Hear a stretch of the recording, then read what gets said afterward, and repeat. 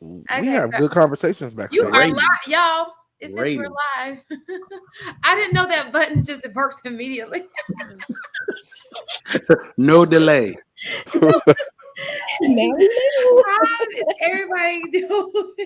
It's Friday. Friday.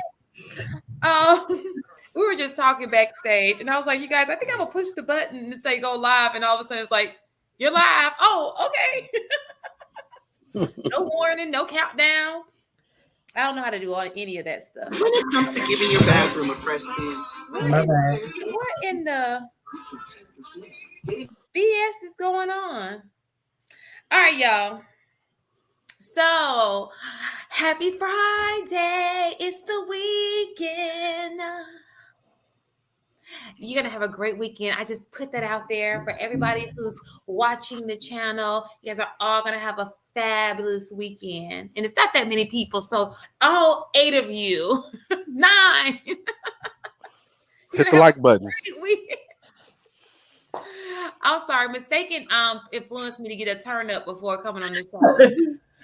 Wait, for that one person who didn't hit the like button, since there's only 9 of y'all in here, go ahead and hit that button right now. The like button. Hit that like button right 9 now. percenters. Actually, I'm gonna hit it for you. That was probably me. Like It jumped. Everybody who came in didn't get the good wishes like I guess. Over hitting that like button. All right, you guys. Today, let's introduce our panelists. We have Mistaken, Trigger Mike, Coach K, Tan, and the AP. My name is Shan Monet, formerly known as Shantae, and this is a Chic critique. You guys, we're talking about Miss Independent today, the woman that all minority men love to hate. And I'm going to get into the reason why I said that in a second. But do you guys have any plans this weekend?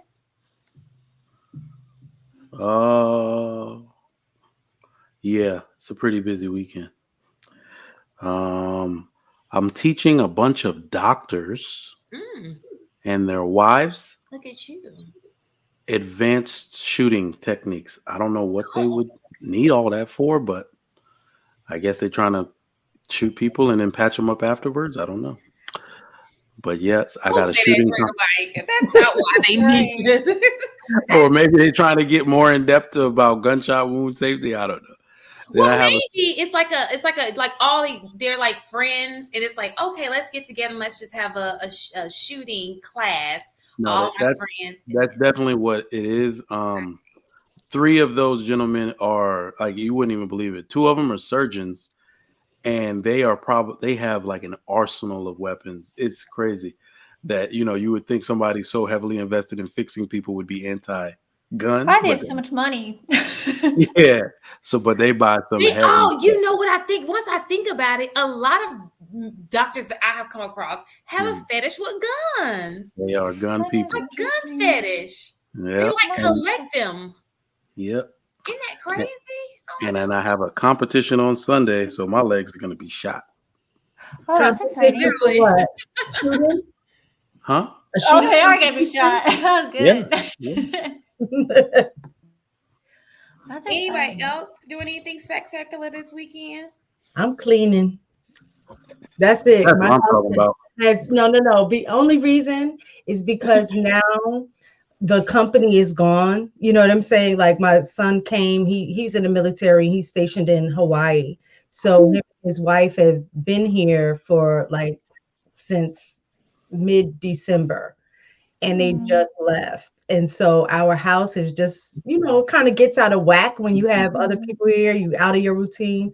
So my husband was like, I see you, not in the right spirit. I'm like, the house is just, so that's what I'll be doing this weekend. Oh, that'll be good. That'll be good. That's my peace. Coming into a clean home is just so peaceful. So yes, I'm gonna get my hair cut and buy some sneakers. Oh, how very Negrotian of you. feel like if you ask 10 black guys what they doing this weekend, that's 8 of their answers. Like, Don't do that. What kind of sneakers? Since I don't purchase, hold on one second. Since I don't purchase Under Armour or Nike anymore, I am going to get some Under Armour sneakers. Okay. That's exciting. That's something to look forward to. Always. And the Yeah, haircut. tomorrow Oh, go ahead. my Go daughter ahead. has But I to take can't Nike. believe you took me serious, though. I'm not really actually going to buy sneakers. I'm just going to get my hair cut. Oh well. That was That's from the not conversation backstage. I'm sorry. all right, Trigger Mike Mike. caught it. Gotcha. All right. All right, guys. So we're going to go ahead and get into the topic. We don't want to lose a few people that we've got on deck. I understand it's Friday. Do your Friday, you know. Just make sure when you come and you view it later on, you push that like button, share, subscribe. But wait, hold on. But since we have on 38 people here right now, it's easy to get them likes up right now. So go ahead and hit the like button while you can. All right, so we're talking about Miss Independent, and the reason why this came to my attention is I got challenged by one of our old panelists, and one of his concerns was, well, the more educated Black women are, the more likely that they will get a divorce. And so my argument with that was partially right, because I remember reading back in the day that if there's an uneven, like for example, there were reasons for that. We'll get into that, like the in-depth part later on. But there were reasons for that. But then when I went to look for my research that I had found with him, my prior research before having a conversation with him, I came across that education for women used to be protection. Basically, if you were educated, you had a higher chance of your relationship lasting longer. But now Pew Research ended up doing a study, and it suggests that is true for white men, but not for minority men. And when they said minority men, they were specific about Hispanic men and also Black men. The same did not hold true. But just blindly, I kind of dug a little deeper into it. So I kind of have a few of the things that came up with, but just off of what you think. Why do you think that is? anybody?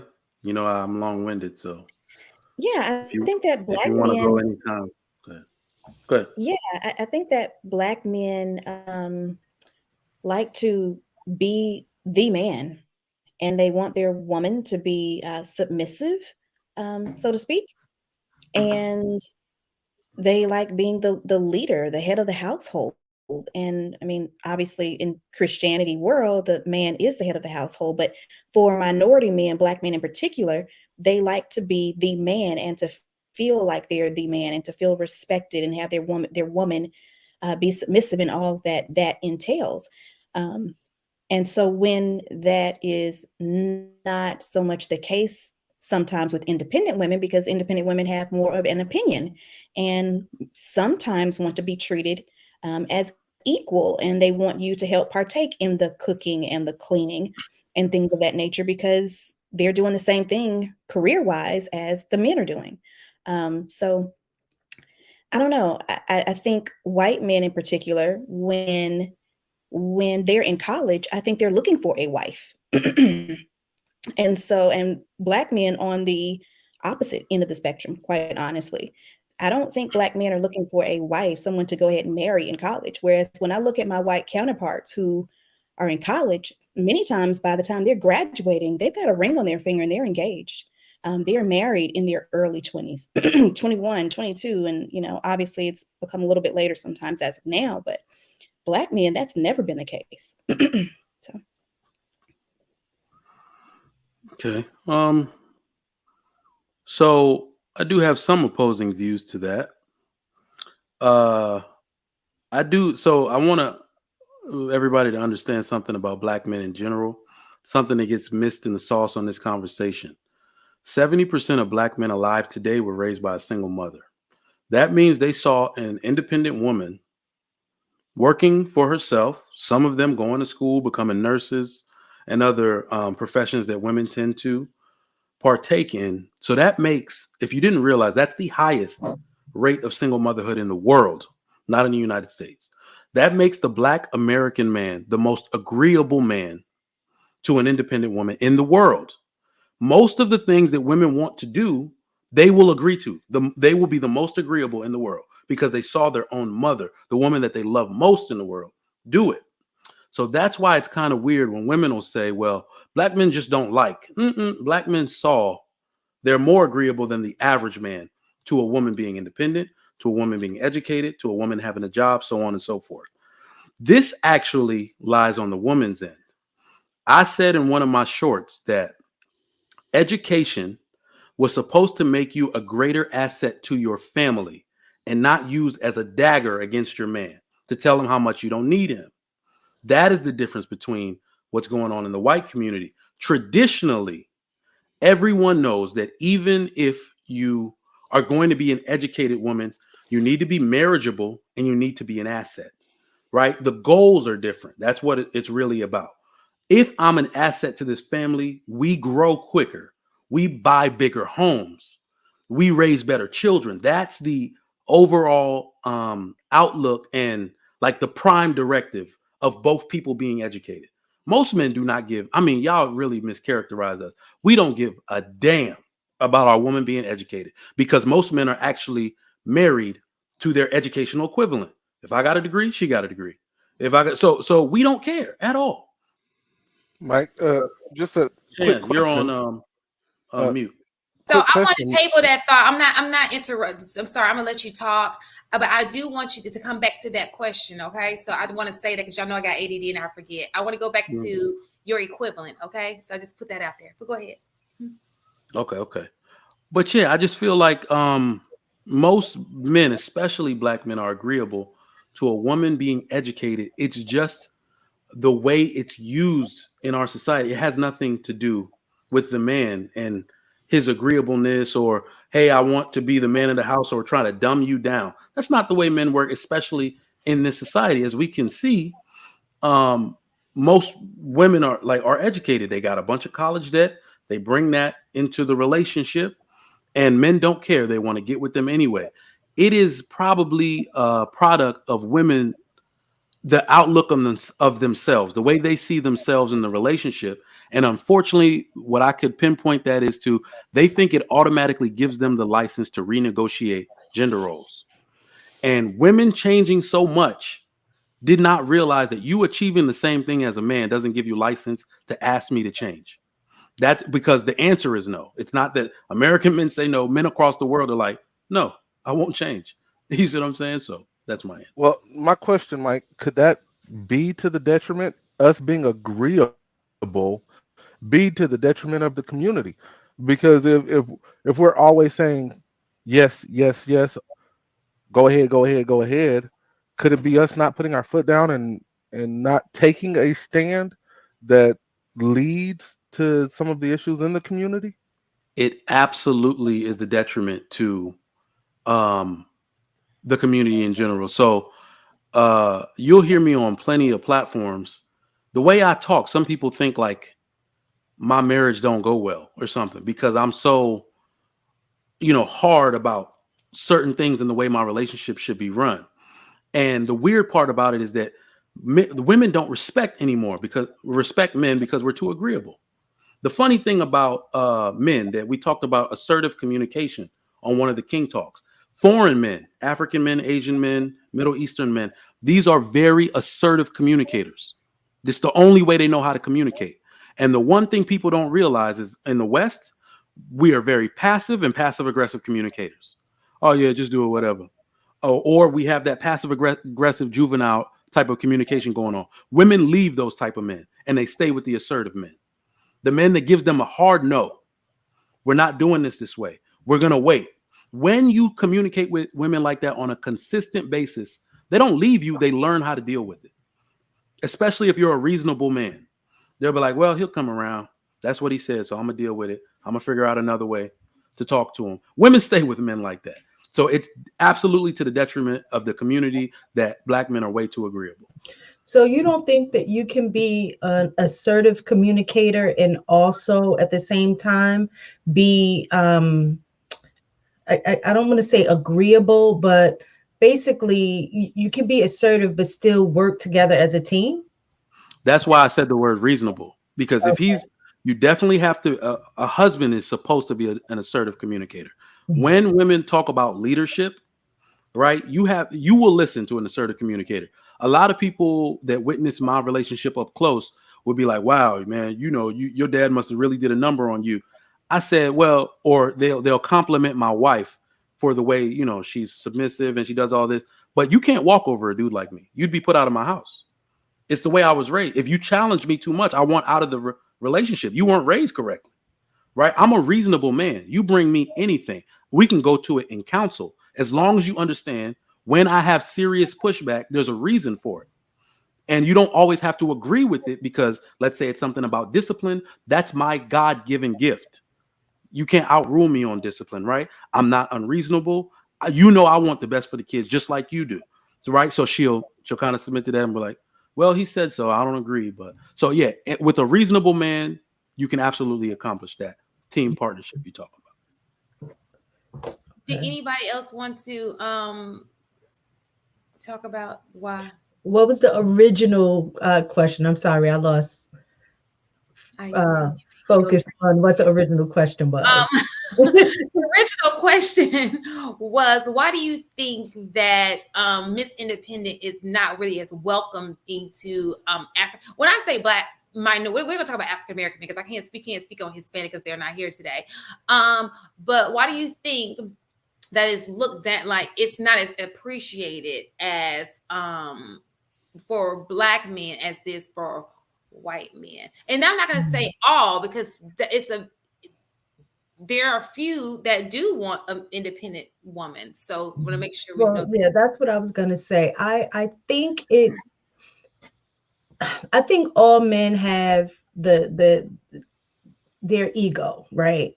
And I think a lot of times with black women, that a lot of times when they're independent, so to speak, or a certain level of education, their thought processes change. And I think sometimes that thought process and the way they go about communicating kind of challenges a man's ego. And I don't think that that is necessarily the way that we're intentionally trying to do that, but I think it comes across as that. Because I think when I look at where I was at prior to going to college, and even just moving forward and getting, like a graduate degree, things like that, my thought processes begin to change because I was exposed to much more information. And because I was exposed to much more information and learned ways to, like you said, do research. And so conversations that my husband and I had previously, I viewed him as the expert just because he's, smart. He loves to read those things. But now I was able to engage in a different level of conversation with him because the conversation wasn't just one direction at this point. And so I think sometimes for some men that change in not necessarily challenging them in a negative way, but challenging their thought process or challenging the way that they are deciding to do something. When you've gained more information about certain things, you're going to question. And I think that's what they have an issue with. And they may interpret the questioning as challenging, and is not necessarily that. And so then this whole attitude of, oh, independent, you don't, need it, you're challenging me. I think that plays into it as well. So I when I think when I think independent, first I think just a regular functioning adult. So when you say Miss Independent, I think about the early 2000s song Independent, however it went, which changed the mindset. And Miss Taken just touched on this. It did, in fact, actually change the mindset of African American women. It went from just being a functional adult, I can do it by myself, to just living. I got my own house, car, I can take care of myself. To that transitioned into I can do everything by myself. I can love by myself. I can like they don't need a man for love is what I'm saying when I say love. I can raise children by myself. Precisely. So it true that the mindset of Miss Independent changed. Now, if we're talking about educated women, we hear it over and over again, and I know I'm going to use a buzzword. Women are hypergamous. So when they go to college and they got that job, they're the I believe the men that do most of the complaining are the ones that aren't on her level to begin with. And she's looking for, and I would like to also say that I think that black women want black men. She's looking for another black man, but on a higher level than her. So it's two different things going on here. The one that has the education, that has the job, feels like she's better than the men beneath her. And I mean, does she have that right? I mean, kind of, because women want they don't want somebody on the level with them because that's not going to lead to success. They want somebody better, like on a higher level than them. I just think that that's the way it works. So, Well, like, go ahead. I was saying, if they get somebody on the same level as them, they can absolutely achieve success. Absolutely. That's what I also think it depends on the age and stage in your where you're at, because I do think the younger you are, the more willing you are to deal with somebody who is at your level.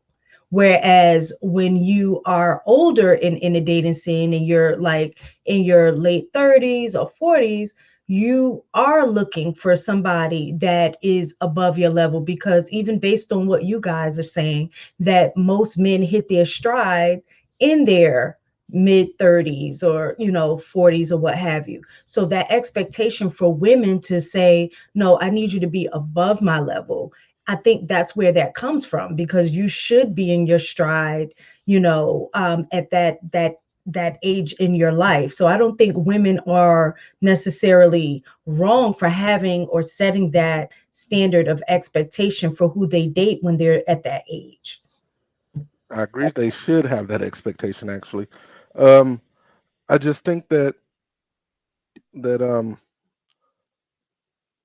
those women typically don't think it like I don't think ed- highly educated and with well-paying job women. I don't think they think of it as Miss Independent. I think they really see it as I need somebody equally yoked or higher, right? Mhm. And it's those that have that I'm independent because I'm working at the grocery store, but I can pay my own bills, and they they take that as some sort of I'm doing better than my mom did.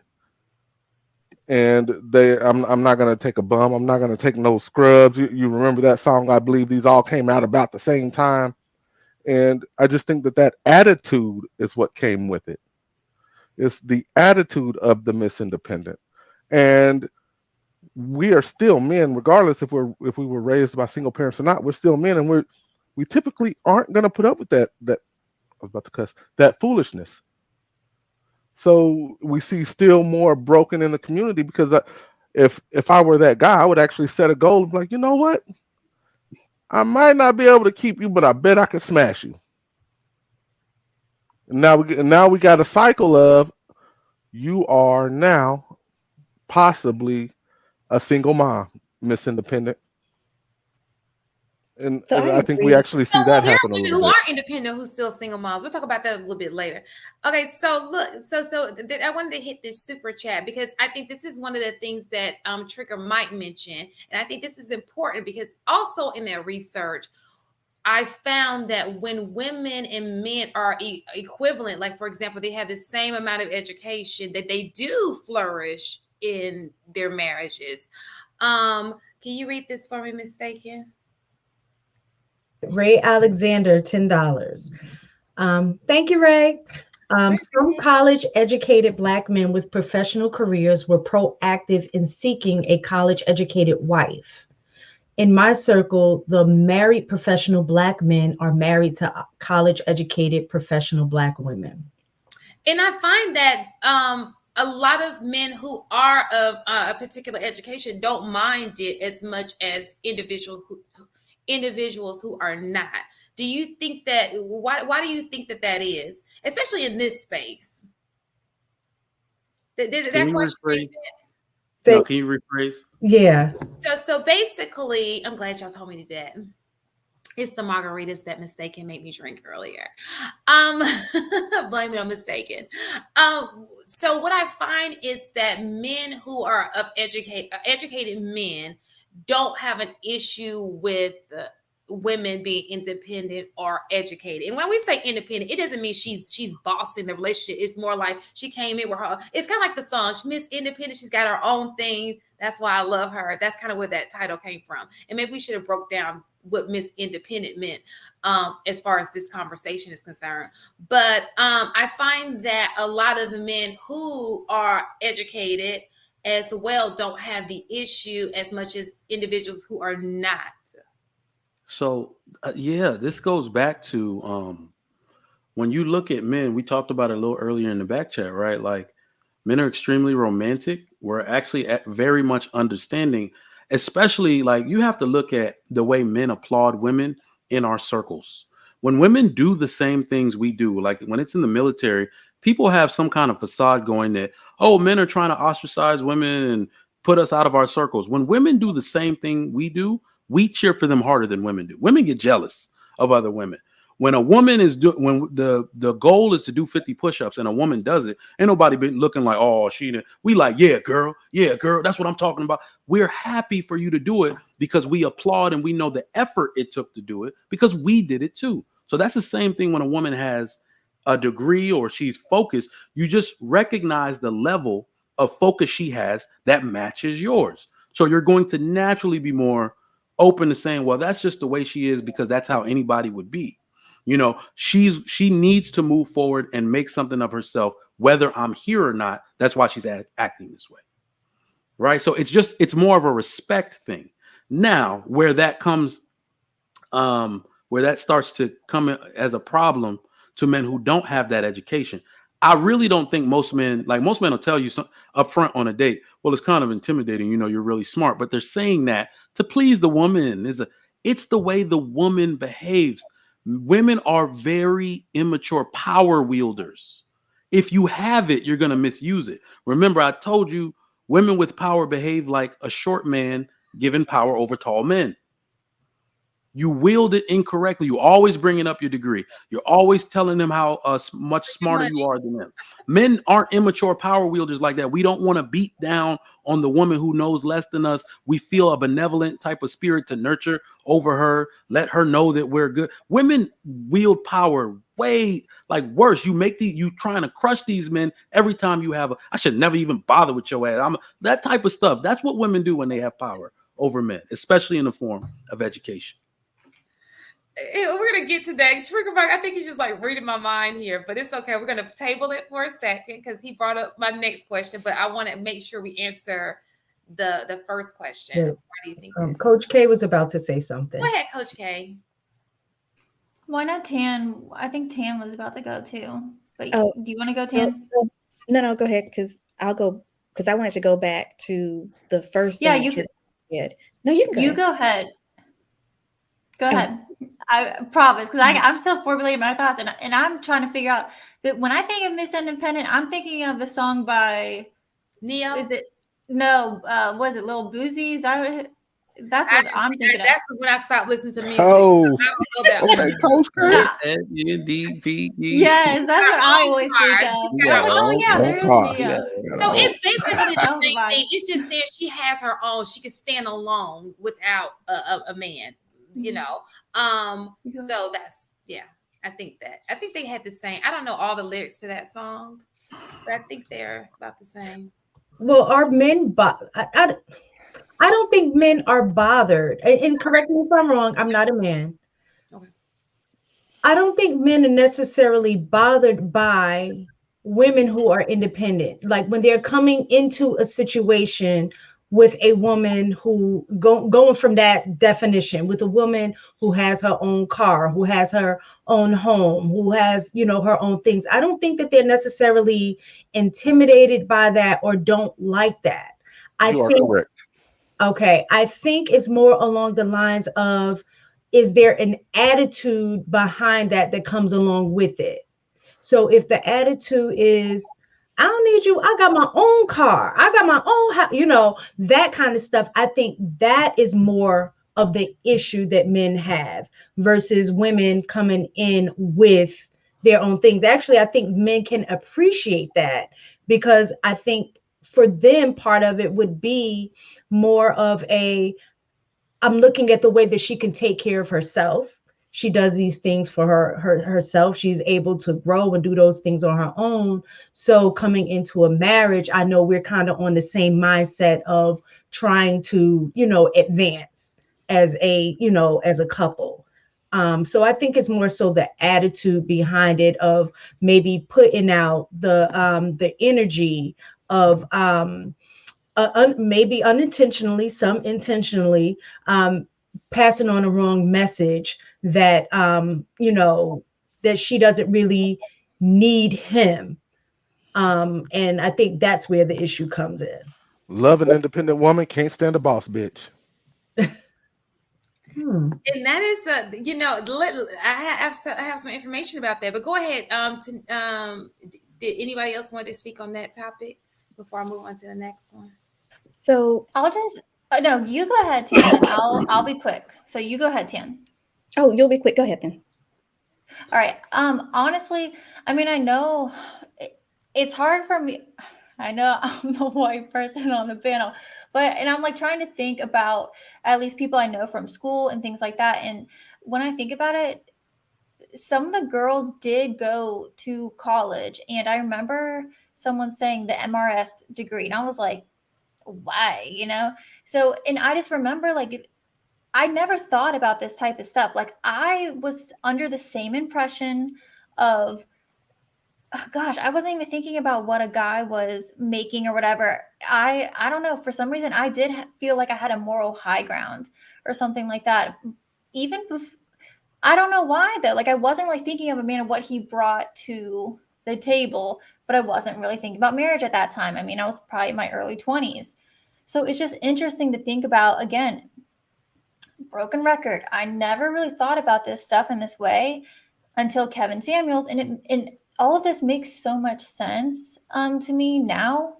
But I don't know, and I wasn't taught to really be like this. I mean, I had a single parent, a single dad, but I don't know. It's just interesting because I definitely can relate to having that kind of attitude in a way, and I see it even with my own sisters.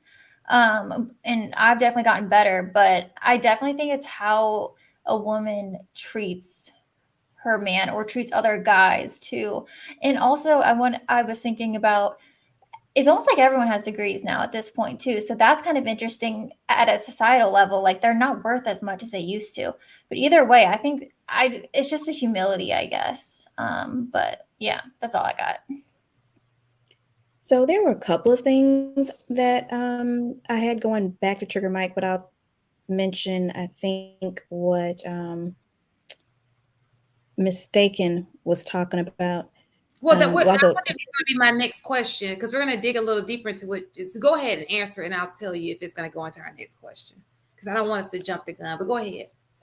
Okay, so I'll go back to what Trigger Mike was saying in the very beginning when he was saying many Black men were raised by single moms, and you guys saw independence firsthand because you were raised by a single mom. Well, I guess that intrigues me because as you were talking, I started to think, well, yes, you were raised by an independent mother, but who did you see your mom being submissive to? Like, you saw the independent mom, but you necessarily, if I'm envisioning and just talking aloud, who did you witness your mom being submissive to?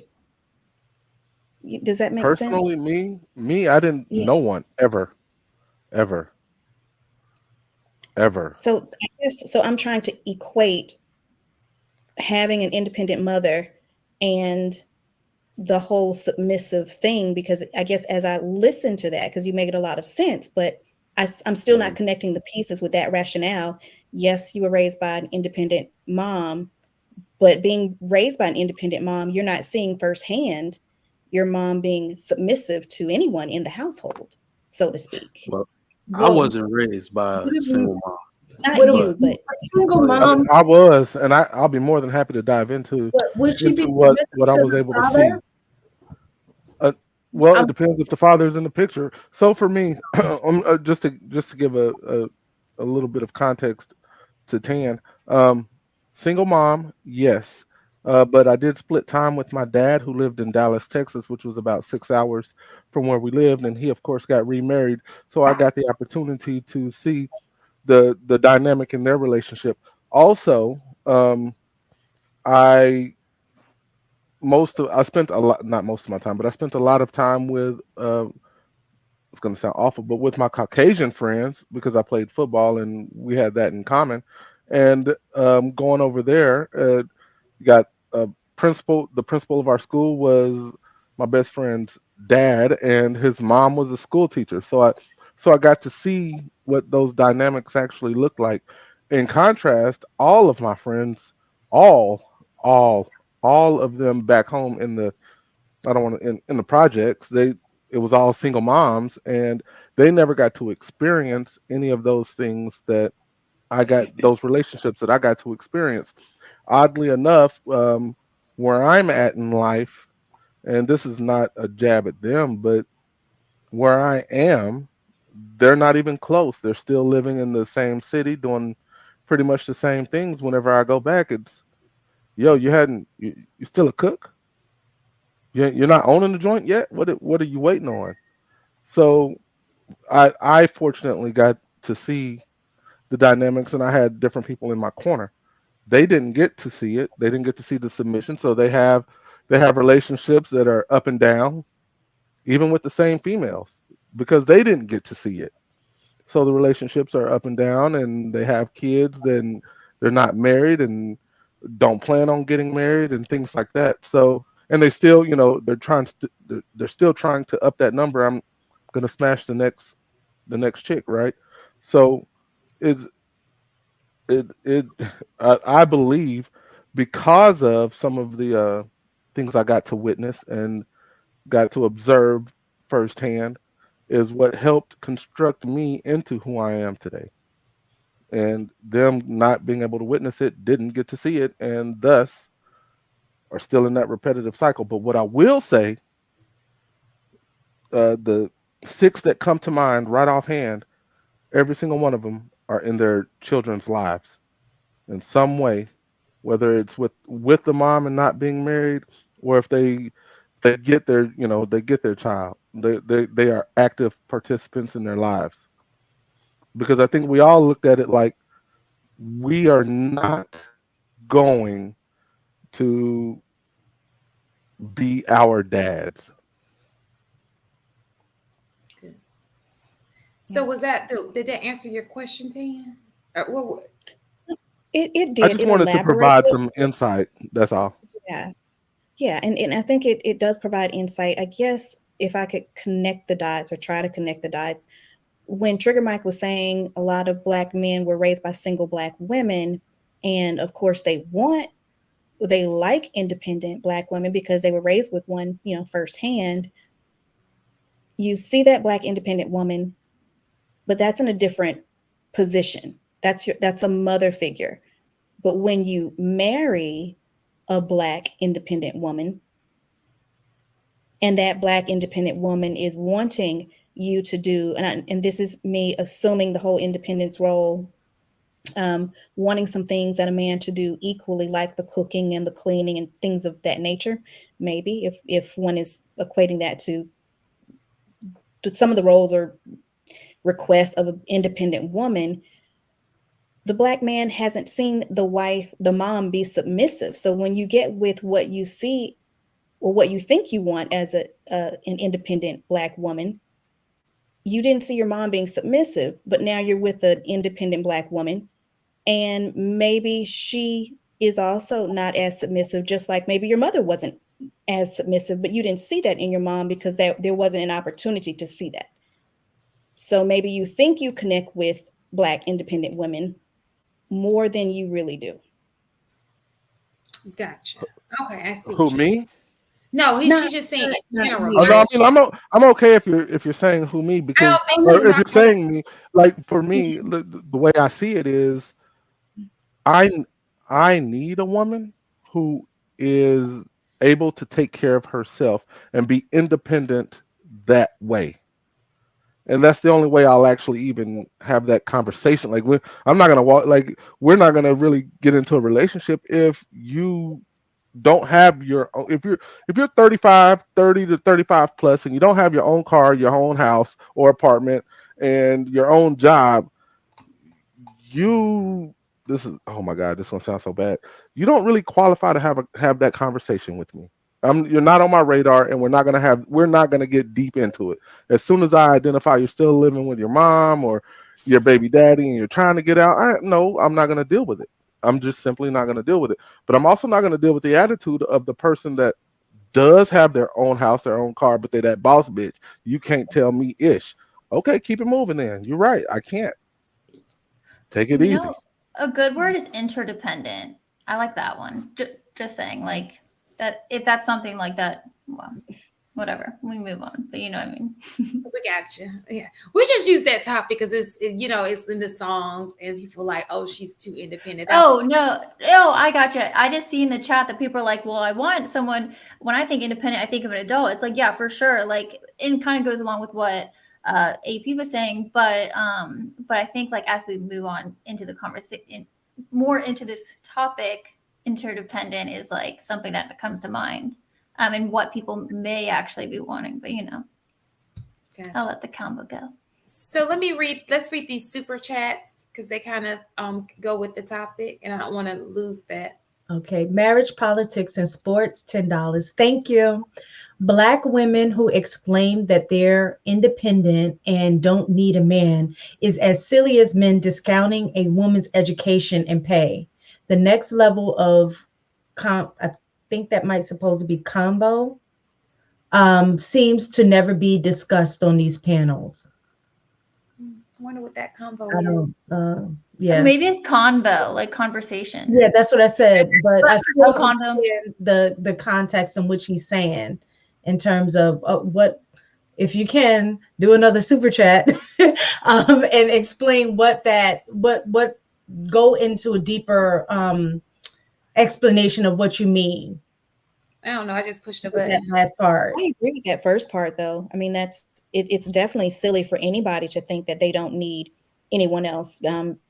To Coach K's point, we're all interdependent. Whether Yes. the man is independent, whether the female is independent, you always need somebody else. Always. But let's be honest. Since we're on the subject, when women say they don't need a man, it's because the man has just pissed them off. Let's just be honest. Because at 9 out of 10, she's back out there trying to find another man. Okay, so that it's not adding up the way Miss Independent. I don't need a man. Is always looking for a man. If you don't need him, why are you still looking for him? So I think that whole line comes from. Look, I have an option of being alone because I'm okay alone, but I do really want a man. I'm just not going to just choose any man for the sake of having a man. Maybe that's what, because let's just be honest, women want a man. I think some of the radical ones, though, in the colleges, I think they believe that. Like, they hate men. But obviously, there's still a difference. Yeah, there's some crazy ones, but I still see that there's a difference for sure. It's sad, but there's definitely a difference between needing a man and wanting a man. When you think going back to the songs like the AP was talking about back in I'm a Survivor, the INDEP, like all of those songs in that era, that time frame, it really did. It was a mindset shift for Black women. It really was. It was touting, it was encouraging. And maybe the intent was to encourage Empower. women to feel Yeah. empowered by being independent, but there was an ego, or to your point, like to the AP's point, somewhat of an attitude that came with it. And it was around that era because music is the wave of the world. Music is a feel good. Music helps to guide the wave, if you will. And it was a shift. It was a mindset shift with women. But there's a difference between needing a man and wanting a man. And during that time frame, women did feel like, I can do this by myself, I can do that by myself, I've got this, I've got that, I've got this, and I don't need a man. But that is the surface level stuff. I don't need a man, right? If we Right. talk about the other stuff, of course you need a man for some of the other stuff. We can rattle off the what's the word I'm looking for? There's a word I'm looking for, but it had it left my brain. But we want a man for certain things, but there are other things that we do need a man. Just like a man needs a woman for certain things. And I'm talking about beyond sex at this point. And I Just think that that's part of the issue too in a lot of these conversations as well, is that I think the ego gets so involved a lot of times, on both ends, where in these, especially in these spaces where men will talk about how, oh, men don't need women. You know what I'm saying? Like, oh, we would be successful. We would be able to do all of these things, whether whether a woman was involved in our lives or not, just because we're men, you know. And I think the women's response to that is also on that opposite end of like, well, we don't need a man. Like, what can you provide for me that I'm already providing for myself? You know, that kind of thing. But in reality, like Coach K said before, we are interdependent because no matter how successful we are as individuals, there's just certain traits, characteristics, abilities that we possess simply for being, based on our gender, just our makeup. So there are going to be some things that men are going to lack because they're not women, that makes that fits that puzzle piece. And the same thing with women. There are things that we're going to lack that having a man will benefit. So it's both of us acting as an interdependent, match, with each other to fill in those gaps. And when you operate in that manner, it's like, wow, it's just crazy, is good because you need that balance. I have that was a super chat we were talking about. So he came back and said this. Oh, well, no, this is it. He came back after this one. So, but let's hit this one first because we're going in order. Tara, Sorry. Marriage, politics, and sports, $5. Independent or desperate. Most single moms were submissive to the government. I don't think that government chick is independent. I wouldn't look at a government chick as I being wouldn't either. independent. I I think think she's a dependent. right. She's just a dependent on the government. Independent means you're not, nobody else could claim you. Well, it is an oxymoron. Most women that claim to be independent are dependent on something or someone. It's funny. And for this conversation, we're talking about not the woman. We can say I can say I'm a princess. We're talking about a real independent woman who has her own stuff. We're not talking about the fake independent. I'm going. Yeah. So y'all have heard me say before that the need for a man is not gone. It's just delayed. It's just delayed because the question women have failed to answer is, yes, you can get your own stuff, but can you maintain it? And America's did such a good job. I mean, men have did such a good job, right? Women have secured entitlements for themselves. They've ensured programs for themselves. Mm. They have made sure to push the social and political climate to where it caters to women, Mm. right? But then when we ask the real hard questions about society, nobody can really answer it. Can a Right. woman sustain these things? It is yet to be, the answer is yet to be yes. Let me just ask Sustain y'all a question. what? This is the way Trigger That's Mike what looks at things, right? We've had women in some of these professions since the 70s till now. That's about 50, yeah, 50 years. Have you seen a practicing lawyer, not a judge, because judgeships, very few people that were lawyers become judges. Have you seen a 60-year-old practicing woman in a courtroom? No. Most of the doctors that work part-time are women. Women tend to leave high energy, high stress jobs early. So yes, they can get the education. They can do all of these great things for themselves. Can they maintain it the way that men do? That is where they start to falter. That is when the I don't need a man becomes, oh snap, I should have But took that more can I serious. push back a little bit on that? Mhm. Um, I would say part of what can contribute to that, and the studies have shown that the um, the workload for a woman is totally different for a man, especially when they're married. So the thing is, a lot of times that even though you have women that may be in those same careers as men, the high stress level jobs, the difference with that is that if they are married and with children, Mhm. the workload on them is heavier because the expectation for how they're supposed to take care of the home, most of that is also placed on the woman. So Okay. as a man, when you're married, your expectation is that the woman is going, even though society, we're trying to move away from that or say things are 50-50. But truth of the matter is it's never 50-50 when it comes to the home. It may Mhm. be 50-50 in paying bills per se, maybe with some couples, but when it comes to maintaining the home and the children, stats show that most of that workload still falls on the woman. Yeah.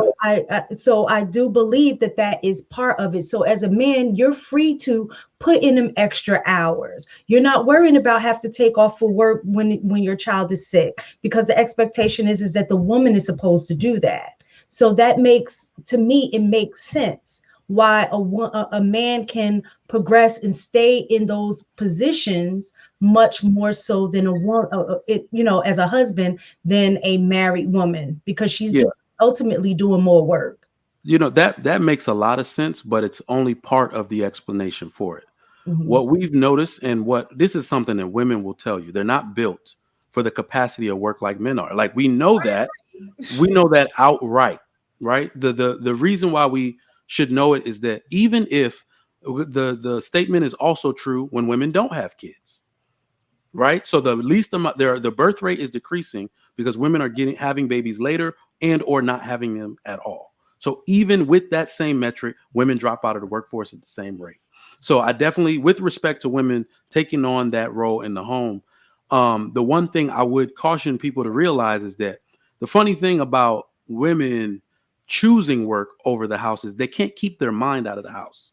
I've had this conversation with people, Hmm. right? So when you notice a man plays himself and leaves his job, right? He sacrifices his advancement at work because his wife made a deal with him.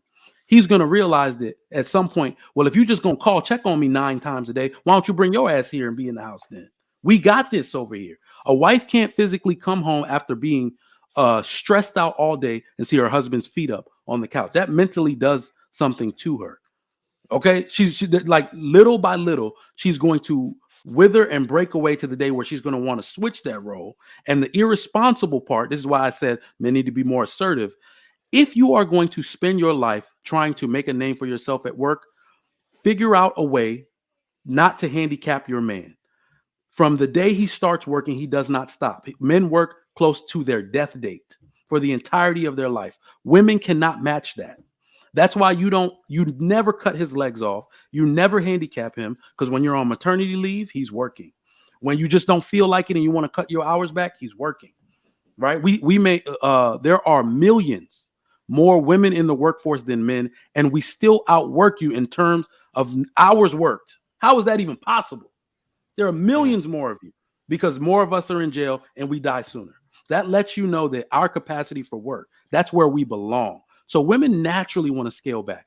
As soon as your kids, listen, mistaken, just imagine this. You were at work, you have kids, you know, when they were kids, your husband sending you all the pictures from all of their award shows, all of their sports games, and you just at work, because this is what dad's got to deal with. You just at work, you can't participate in none of it. Now he with all the moms taking pictures, like, this is so great. How do you think that affects the mom? Oh, They will die that's inside. Yes, they will die. Absolutely.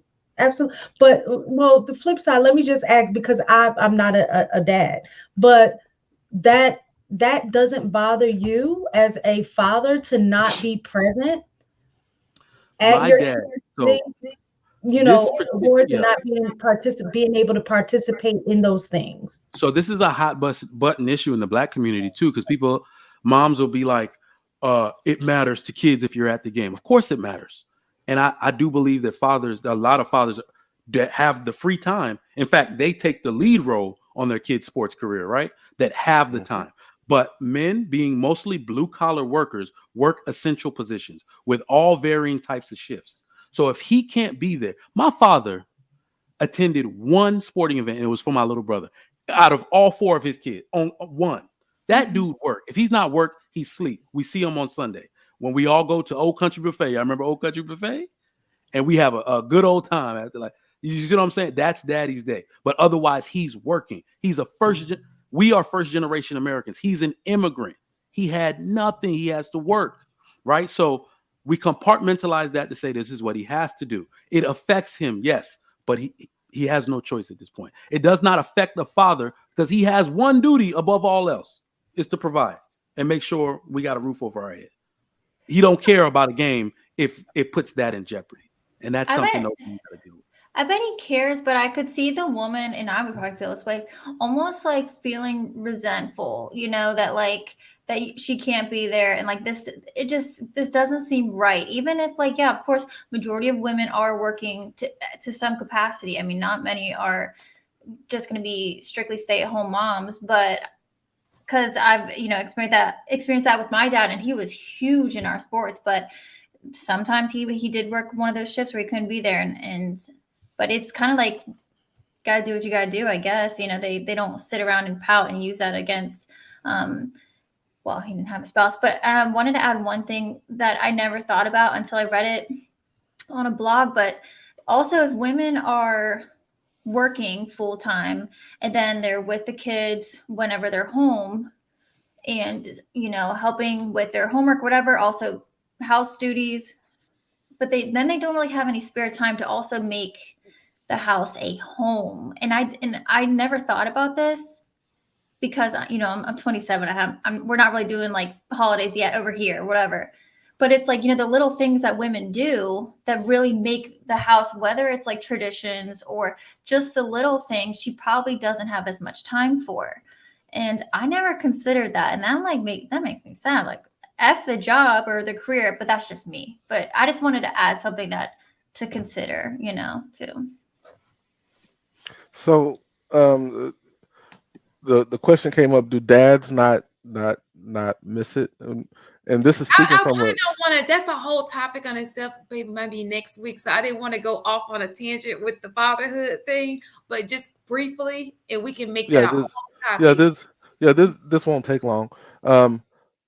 As a dad that worked, like, things are changing for me, and I'm happy about it, but works a lot. And I basically made one softball game all last year, one the year before. What I will say is, yes, it bothers you a little bit, but you already know what you have to do to make sure that she can play softball, to make sure that she has everything that she needs in order to be successful in what she's doing. So it's like, yeah, it sucks I missed the game, but then I also talk to her about it whenever I get home. So, Yeah. I mean, and that's you how it also, was. this Yeah, is guys, how this is not the topic. sorry. Okay. Mistaken. Damn. Jeez. Miss Independent. something that Mike said, but Tan, go ahead. You were going to say something? I lost my train of thought. With no fatherhood. Damn. Well, I think I remember one of the things, going back to what someone was saying a moment ago. I can say that at one point I was in the situation where my husband got laid off, and that was right after it was right after my maternity leave was over. So our daughter was about 3 months old. He got laid off, and he stayed home to keep her. Daycare was expensive, so he kept her. So that was 3 months, because I went back to work after 3 months. Yeah. So to your point, I didn't feel any resentment. I'll be honest. And I'm one person, but I just want to make sure that we do our best not to categorize women. And oftentimes on different podcasts, that can happen where we just put all women in one little bucket. But I didn't feel resentment towards my husband. As a matter of fact, I thought that it was beautiful, the way he connected with her, the way he would tout that she'd fall asleep on his shoulder. He had, I forget what it was, he called him his shoulder, the shoulder that she fell asleep on. Like, it warmed my heart. Now, did I want to miss out on certain things? Absolutely not. I didn't want to miss those things, and I hope that I was, around for those things. But for me, I guess because I loved my husband and I loved our child, there was no resentment, not at all, about him being home with her. What about regret?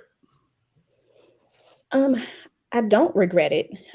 He was home with her for probably for a few months, and I don't regret it. At that point, we made a decision, and it was we made a decision. Does he go back to work immediately, or can he stay home right now and keep her while she's 3 months old, and not put her in a daycare with the rest of the germy bacterial kids? This was a temporary situation. I thought we were still talking about like games. Oh, very, very much so. Oh no, okay. No, very, very much so temporary. Okay. But maybe that was the reason. Maybe because it was temporary. But you can't go back to work. You can't stay home with the baby and just be a house dad forever. That's what y'all want, huh? That's not what I want. That's not what I wanted. No. But I don't Daddy think that's what but Mike, that's not what any of them want.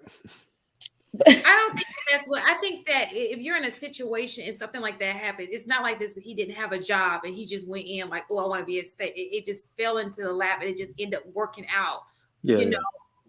At that moment, So. Oh yeah, I know a lot of truckers that do that. They just don't take. They work.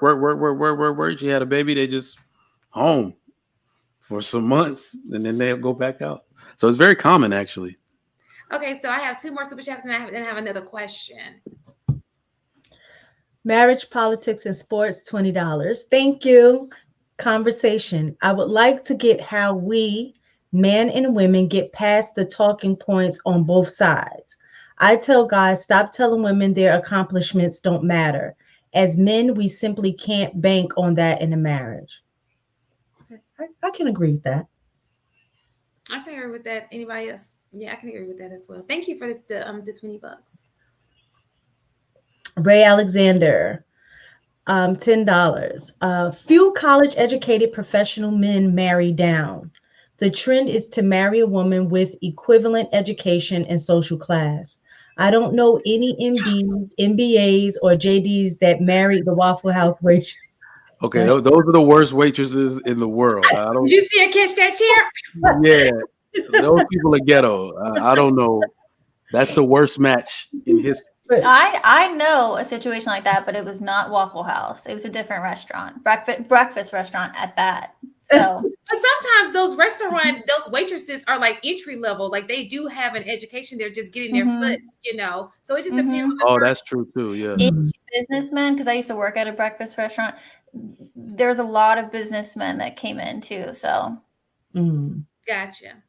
Go ahead. Marriage, politics, and sports. Again, you on a roll tonight. Thank you. Sugar daddy for the night. See his wife in the picture, ladies and gentlemen. He coming By for the your way, the distinction of whether a woman wants or needs a man is a smokescreen. It's a distinction without relevance. In the majority, we need each other, period. I agree. yeah, yeah. The sugar daddy. I'm sorry, MPS. She in her. Sugar Okay, Listen, yeah, we it's yeah. sponsors, honey. We take them. Thank you. When all the crap hits the fan in a married household, the man is responsible to step up, not the woman. Oh yeah, Okay. she will actually step down. She will actually step down, so you ain't So got to when worry all about the that. crap hits the fan in a married, oh, I don't. Yeah, okay, gotcha. I had to reread that. It's just weird because that hasn't been, I guess, on that comment, that hasn't been my experience in terms of not just my personal experience, but people that I have been around. Mhm. That the women that are, and I don't know if it's because of the generation I'm from or not, but the women that have been in my circle have experienced situations in which they had to step up for the household for a time being, like Tan did. So I don't think that that is uncommon, where a Yeah, woman at some points have to step up until the situation changes. yeah, So yeah, it's definitely situational.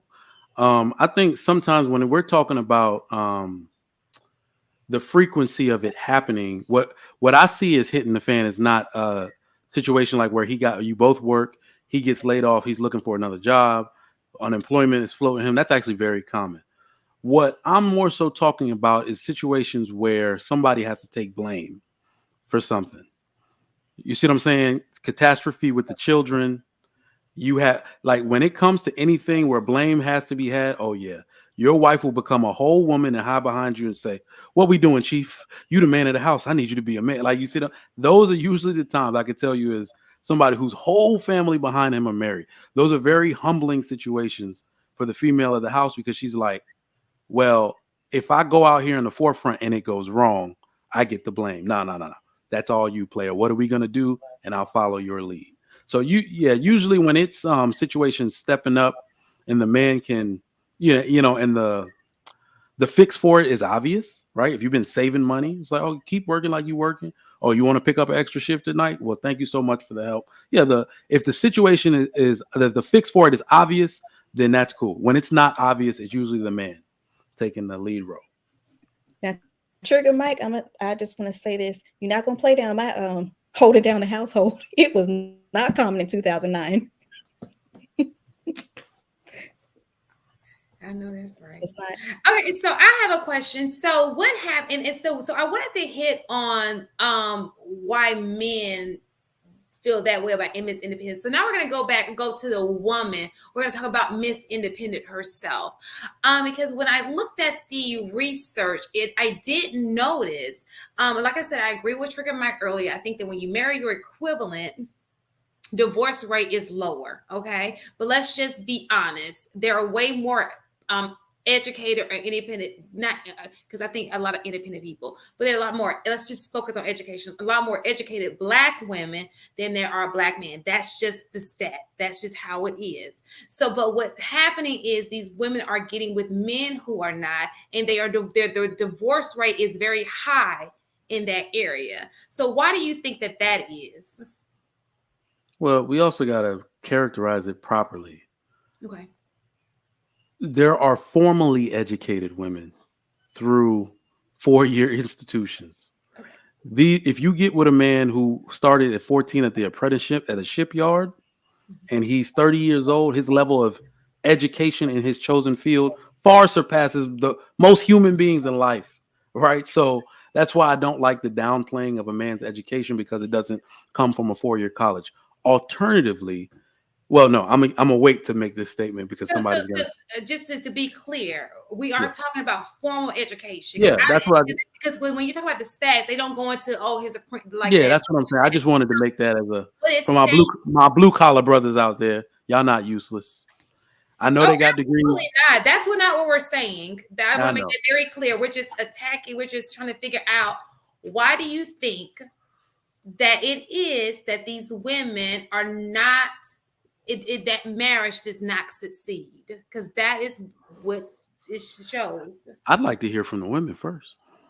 I was thinking the same thing. Mhm. I haven't really formulated my personal answer, but I've been reading Think and Grow Rich lately, and I'm not that far into it. His writing is kind of hard to read. I'm sure many people have read it. Lots of good gems, but it's interesting to read what he does talk about the need for women, and as far as a wife goes and her influence, and how his desire to kind of like the hunter gatherer to bring her things or to provide for her. And I'm just wondering, in addition to how this independent woman treats the man, but I'm also wondering how he feels as far as his ego goes, about himself. Does that make sense? Because we're talking about the guy, how he feels, right? About the independent woman. I think we're talking about the independent woman herself and why she's failing in marriage. The I first thought part the was the man. Yeah, I I thought thought it we were was the talking about the man. marriage itself. Like, why Yeah. is it when a woman who is formally educated is with a man who is not? Like, why those Right. marriages don't work? Was that the question? I think. Hmm. Okay, yeah.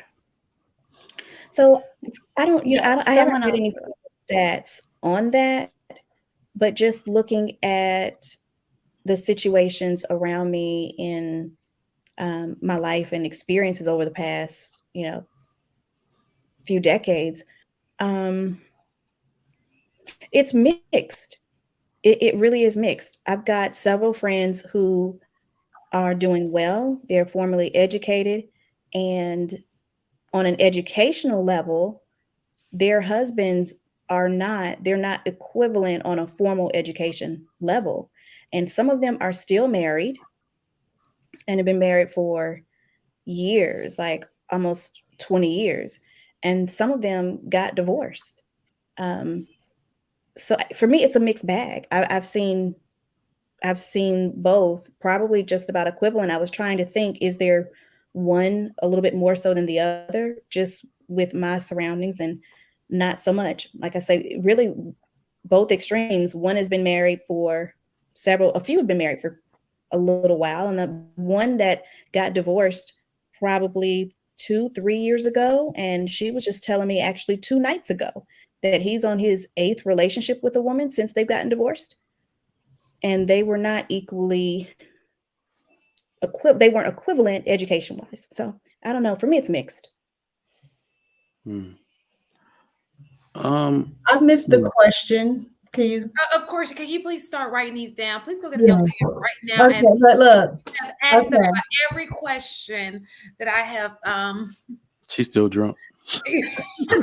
No, I tell you what it She is. don't remember the I question don't herself. Over here and I didn't trying to drink. get it together, keeping the You questions to know what it myself, is? and she It's what loses. I'm like, listen.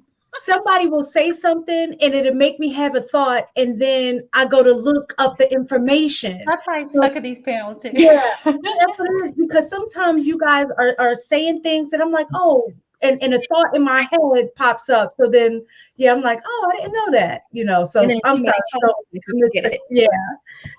So She was basically, the saying, oh, go question ahead. is, okay. So Oh, basically, you, when I read, so we know divorce rates are high. Women are filing for divorce. Mhm. And some of the higher divorces in when a woman is of a higher education, like we talked about, when you have to contribute so much more to the household. I'm pretty sure those are the things that have to do with it as well. But what is it about a woman who is formally educated to where, okay, so this is what I'm basing it off of. I saw one where it says that when people have equivalent education, they do pretty well in a relationship. So I took that, and then it said, well, women who are educated, divorce rates are high for people who have degrees. And then I saw another article that said that when you marry someone who is not your equivalent, and I'm sure they were talking about education, the divorce rate increases. Mhm. So we were saying, what is it? Why do you think that is in the psyche of the woman who is the formally educated? Does that make sense? Did that make Yeah. Mhm. I think she wants So better. if we look at the way, Look here, so Isaiah says, "Stop playing like y'all don't know." I think they tiptoeing, Isaiah. I well, think yeah, they are tiptoeing. yeah, it's a sister code. I could feel it. It's I palpable. feel it too. Well, no, But I was about to say, to me, it makes sense because when we look at society in general, even the men, the co-sign is every show that we have, that the expectation is that the men are supposed to be the lead, they're supposed to be the head of the household, all of those things. So I think when as a woman, the more in our mind, the more that we feel that we are improving, whether that's education, whether it's finances, in those areas, it's automatic that you are going to want to have a mate that is at your level or higher. Typically higher because too, you're always looking for that challenge to, to learn and things like that. So if you marry a man or with a man who you feel is not your equivalent, it's going to be very difficult to maintain a relationship if y'all don't share the same. And when I say values, I'm not just talking about like spiritual values or things like that. It's going to be very difficult when you guys are not, on the same playing field. That makes sense to me. good. Yep. I got several things to note on this. Several. So that boss bitch Anybody else narrative. want to add to anybody? Any of the women want to add their 2 cents to why that they think that is? Let me ask you a question. Let me dig a little deeper into that. Do you think that women with a formal education find it hard to trust his leadership? Why would that even be a factor in trusting a man? I could see it, but I think that's ridiculous.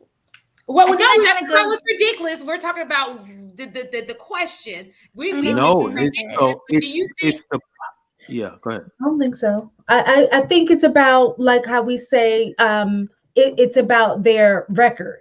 So my thing is if you are showing and proving, I don't think the education aspect has to deal with it, has anything to do with it. But I think a lot of times on face value, when you're just meeting somebody, I think that does come into play where for especially for a woman that if you are formally educated and you meet a guy on, like I said, first face value, and that he's not, there are some automatic tendencies to think that he couldn't be, because everyone knows like when you go to college, part of that process is just not the education part, but it's also the pruning that comes along with it, like just certain things that you're going to learn this, in terms of socially. And so I think when you're meeting a guy who has not been, is just a mindset that comes along with it, that you automatically assume that maybe he's not polished. You know what I'm saying? Until you take the time to get to know them and then say, oh, okay, but yeah, definitely that assumption is there initially if you don't know the person. I We're talking about in marriages. There's a reason why they're Yeah. leaving. We're talking about in a marriage, not when you initially meet them, because at this point you guys know each other. Y'all married. Mhm. Right. So I was going I to say, think going no. back You to go ahead, Tim. going back to that, you're married. I think it was maybe Trigger Mike was talking about it earlier on, and actually the AP also. It goes back to the woman at some point being condescending to the man, and more so reminding the man that of what he doesn't have, right? And so the man feels inferior, the woman feels superior. And when you make, and again, tell me if I'm off base, but when you make that man feel less than a man, I know that's cliche, but when you make him feel like he's not enough, then there's a problem in the marriage. because there's going to be a push and pull effect completely. The woman's not going to be happy. The man's not going to be happy. And you've got a catastrophe waiting to explode. So but I agree most with men that. stay in that situation. It's the woman who leaves. But the man may because stay in the situation, but it doesn't mean he's committed and dedicated. He can go out. if it involves children, he's not going to leave. Men are very logical, and leaving your children because you hate your wife, even to us, and as bad as it sounds, is not logical. Physically It's not, leaving. right? Physically. Yeah, exactly. It's not logical to But us. mentally, men leave all the time. Sure, why not? Sure. Why not? I would say physically too. There's a lot of fatherless households. No, they were never there in most of those households. They Uh, had to Never because married. Yeah. yeah, they were never married. They a just lot dropped of the sperm off and us, left. right, cohabitation situation without the marriage is, the cohabitation situation, they leave as well. The stats show that as well. So they Okay. do leave mentally and physically. But I get what So you're saying, Tan. if we I take said, a "Oh, time, Father," but that's next week. Come on now, let's stay on. if But we go ahead. take I a, do go ahead. if we take a timeline as to when education for women became prominent, it was right at the beginning of the feminist movement, right? 70s, late 70s, going into 80s. All right. And what we noticed, and I notice a lot of women still do this in the 2020s, women say male ego. Whenever you say ego, you talk about a male. Mhm. Female prominence in education and in the workforce led to the rise of the female ego. Mhm. I no longer use the term male ego. Women have an equivalent or worse ego. Women are more egotistical because, like I said before, y'all are like immature power wielders, right? That's where that term boss bitch narrative comes from. Have you ever heard a male call himself like the real alpha doesn't go, I'm an alpha male. I'm over all you niggas. They don't do that, right? It's an unspoken thing. That is testament to women using education as a power move to shift the power dynamic, even in their own personal relationship at home, which is unacceptable. Look at the way, if you want to know where women are going left with it, look at what men do. As men advance in their life, their advancement is tied to their increase in provision to their family. They get more nice things. The children get more activities. The wife drives a nicer car. She usually pulls back at work. You see what I'm saying? All of that. Now, what does a female advancement equate to? Her starting to trip on her husband. That is where you start to see the difference in the way she's treating him because the female ego is out of control with any sort of power that you get. That is what we're seeing. That's why women are tripping on their men. One significant way to see this is that I say this all the time. You can't tell women no that feel like they have power. You can't tell them no. The bad part about it is that every idea you have in a relationship or a marriage is not a good idea. So because they're able, because they're educationally able to make decisions, they think everything is a good idea. That's something I've noticed. You're not going to downplay my greatness. No, he's trying to give you some logic to say this investment may not work out, right? But these men can't tell their women no. That's another huge issue and clash they run into. This power makes women more masculine and less agreeable. So agreeableness is one of your most feminine characteristics. Like that, so it's naturally going to cause problems in your relationship as to what your man looks for from you. The reason why we know this is a Western problem, like women have ego problems, is because look at your foreign counterparts, even the ones that were born in America. They work harder jobs than American women. African women make up pretty much all the black women in STEM. Doctors, engineer, those are Africans, not just black women. They're African women, right? Middle Eastern women, STEM. All these other women STEM, and they're married. Their success rate is 90%. That means the mindset is correct. Even though I do all of this hard stuff, I will either supplement my role as a wife to an au pair. I will move my mom in before I try to change the way I treat my husband because it will be detrimental to my marriage. That is the mindset these women have. Unfortunately, in the West, women believe making more money, getting more education means trying to renegotiate gender roles and create a dynamic that shouldn't exist in a relationship. And I'm also thinking about how the man responds to that. And I'm just imagining in that dynamic, he's probably going to feel a little defeated. Well, that's another thing. He married her, so whatever. And I think he needs to, but because I see this in my personal life, but whatever. Not me, but someone I know. But also too, so if he's feeling like he doesn't have a say, well, then maybe he's not speaking up. Maybe possibly she could be making some rough decisions, and then it's just a spiral, into disaster, like you guys were saying. And it just started off bad from the get-go. But Trigger Mike, you pretty much hit it nail on the head.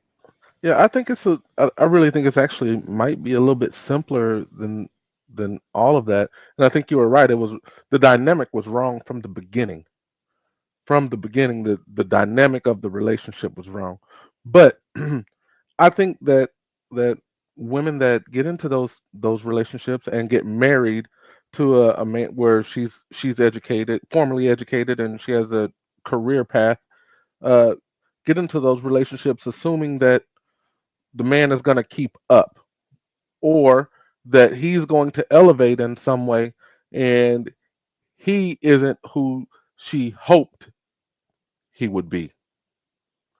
And I think it's that simple, and I really believe that that's what causes the arguments and the turmoil in the relationship, and women will cut out on you. I mean, like the there's no other way to say it. I mean, the stats back it up. It's okay. You're not who I thought you were. I know we got this kid, but I'm out. You didn't That grow to the man that I thought you would become. I'm gone. And I think it's really that simple. that makes sense, but I also think, and that is, I can kind of like find understanding and like grace with that, with those situations. Because men are not perfect, that is for sure. And I'm not saying women, they can make good judgments. Sometimes people don't turn out or don't do what they said they would or whatever. But I also think there are some women too that just want to control people. Like they want to control the man. And I've seen it with women that have more education or are making more money than the guy. And it's funny because they have a track record with guys that they can almost control. And I don't know why the guys let them, but I've seen that too. So Vagina. silly. I'm not going to comment on that. So want to know what's funny? Like what's like the icing on the cake of this conversation? When we say like, because what's prevalent here is that women want their men, educated women want their men to be some souped up version of themselves. Like their man is never enough unless he's the top dog. That's where we get this narrative of he has to be a leader. He needs to be. What they're talking about, a man is a man being a leader of other men, which is none of their business, actually, right? He needs to have the characteristics to lead your home, to lead you. But you want him to be out here punching other dudes in the face for his position in life. I don't understand why that's the way it is. But the funny part about it is what makes it ironic. More women flooding the workforce makes it impossible for men to make what they used to. We have a finite amount of money to be given out in any public sector, any private sector, any job, any company. So women infusing themselves in the workforce mean by definition, but men make less because we have to compete with y'all. So every woman that wants a man to make more should go forfeit her job and say, and bring the dude they want to give the money to. Because economically, that's what y'all did. Want to compete. I think that's part of, I ain't gonna say the problem. I think a lot of times we compete in the wrong areas. And I think for women, especially, I think we had a previous topic before where we talked about, sometimes the subtle mindset that our culture has. And a lot of times, like when you're talking about like foreigners in these STEM, fields and things like that, it's not just women Black women that are lacking in those fields. It's Black men too. So when you're talking about like foreigners, yes, that you should be competing against them. And when we talk about making that push, there is enough money, to do that. It's the effort that it's going to take to, that work that it's going to take to compete against the top. And I think a lot of times in our culture, and I know I'm generalizing, it doesn't apply to everybody, but in our culture, as we tip, I'm just speaking of men because we're talking about leadership and men in these positions, that Black men a lot of times tap out. They want the easier route to get in the bag, as opposed to, like, I'm not going to go to college and stay in college for 8 years to become a doctor, or put in, I don't, the excuse is, I don't want to have all of those student loans, I don't want to do these things, but at the same time expecting the same pay, but then also expecting a woman to want him. No, I'm serious. Expecting a woman to be like, I'm okay with that.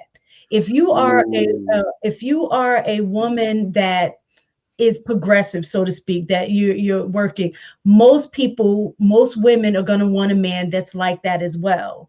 Ooh, So no, they're not. I mean, I'm bringing the smoke going? now. But You done get you go to jail now. go ahead. No, go ahead and look at the stats. Look at how many Black men are in. Now, there are definitely more Black men in those fields. No, than no, you're right. You're right. But women.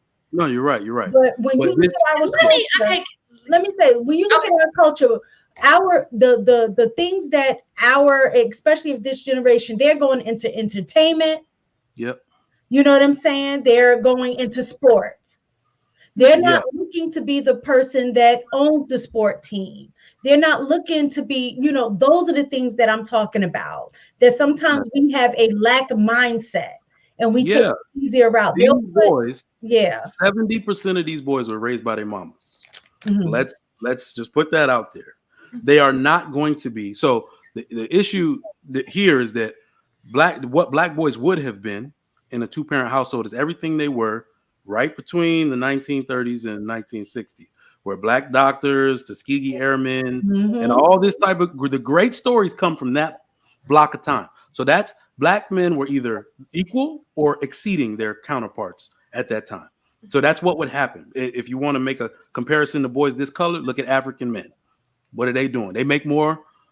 Faction of them make more than Asian men. They make more than all. So it's like this is what black boys would be doing if their fathers were in the home. So that's first. But let me tell you where we kind of got off with this. No, a woman cannot tell me that I do not qualify for submission if I'm a black man. If I make more than Jorge that lays bricks for $100 a day, but he gets a woman who also works and he comes home and she washes his feet. Can't do that. Black men make more than Hispanic men. Black men make more than Hispanic men in this country now, as of the 2020 census. They do. All right. So the one thing that women aren't realizing is you're asking us to finance your luxury off top. Off rip, we got to make $75K to qualify for one woman. That's not true. Most marriages and relationships are going to start off in IKEA. All right. We're going to be in this little ass apartment. This is where our first baby going to come from. All right. Remember, we can't all be the boss at the same time, but I can work my way up there though. Mm-hmm. The black community itself is in a state of crisis, which means that everybody, both men and women, should be in survival mode. Anything that man can get that is stable, that has a developmental structure of pay, he needs to be doing. All right. And then you didn't acknowledge all the things that could be in his way and why he would not want to get involved in the collegiate job competitive market. All of these things going on to where, BLM, it is extremely unattractive for boys to get in the same system as white men, Indian men, because they feel as though they're going to be picked last, no matter what their aptitude level is, right? That's not a big one, but I'm just saying the climate for it shows them that's not something to trifle with. Can I ask a question? So for me especially, I think I'm more attracted to the mentality than I am the salary. So if you come with the deficit mentality, that is not attractive for. If you come and say, "Oh, I can't do," I'm gonna look at you like I'm not even looking at your salary. But the fact that you have this stipulation and you have these can'ts in your head, like I can't, that is so unattractive. Let's start there. Well, But look at the work ethic too. Look at the work ethic. of course, the So mental. black boys, unfortunately, it's only athletes and rappers that they see are very successful to get all the women. And unfortunately, the women keep messing with these guys. So when you see a bunch of black boys wanting to be rappers and on the court all day, they're showing that like they literally stay in the studio for 18 hours. They're showing the same work ethic anybody else shows to be the successful version of a male in their ethnic group. You see what Yeah, I'm but if saying? they don't think that It's they me. can, then they No, I'm won't no. Oh do no, the no. I'm work not saying stuff they should be either. You know what rappers. I'm saying? Yeah, The I'm not saying likelihood, they should Like be with rappers. what Shan was saying. I would think if you invest that same amount of time and energy, the likelihood of you becoming a famous rapper or an NBA star or football player is not at the same level of you investing the time in education to become a doctor I or a agree. lawyer or I okay. agree. So and you got to realize too, we give an overrepresentation of the black men doing bad. Remember that Thank you. we give such an overrepresentation of that. Do. Over 54% of black men don't even have kids. They are middle class earners that are doing cybersecurity. They work for the city. They're electricians, and this is the point I really want to make, so people don't annoy me. Black women especially have no business saying a black man is not an asset to them, because a black electrician that makes 65K because he works at a company, then he gets on Thumbtack and does jobs like that, has no student debt because he had an apprenticeship, is more of an asset than a female counselor who makes 65K with 75K in debt.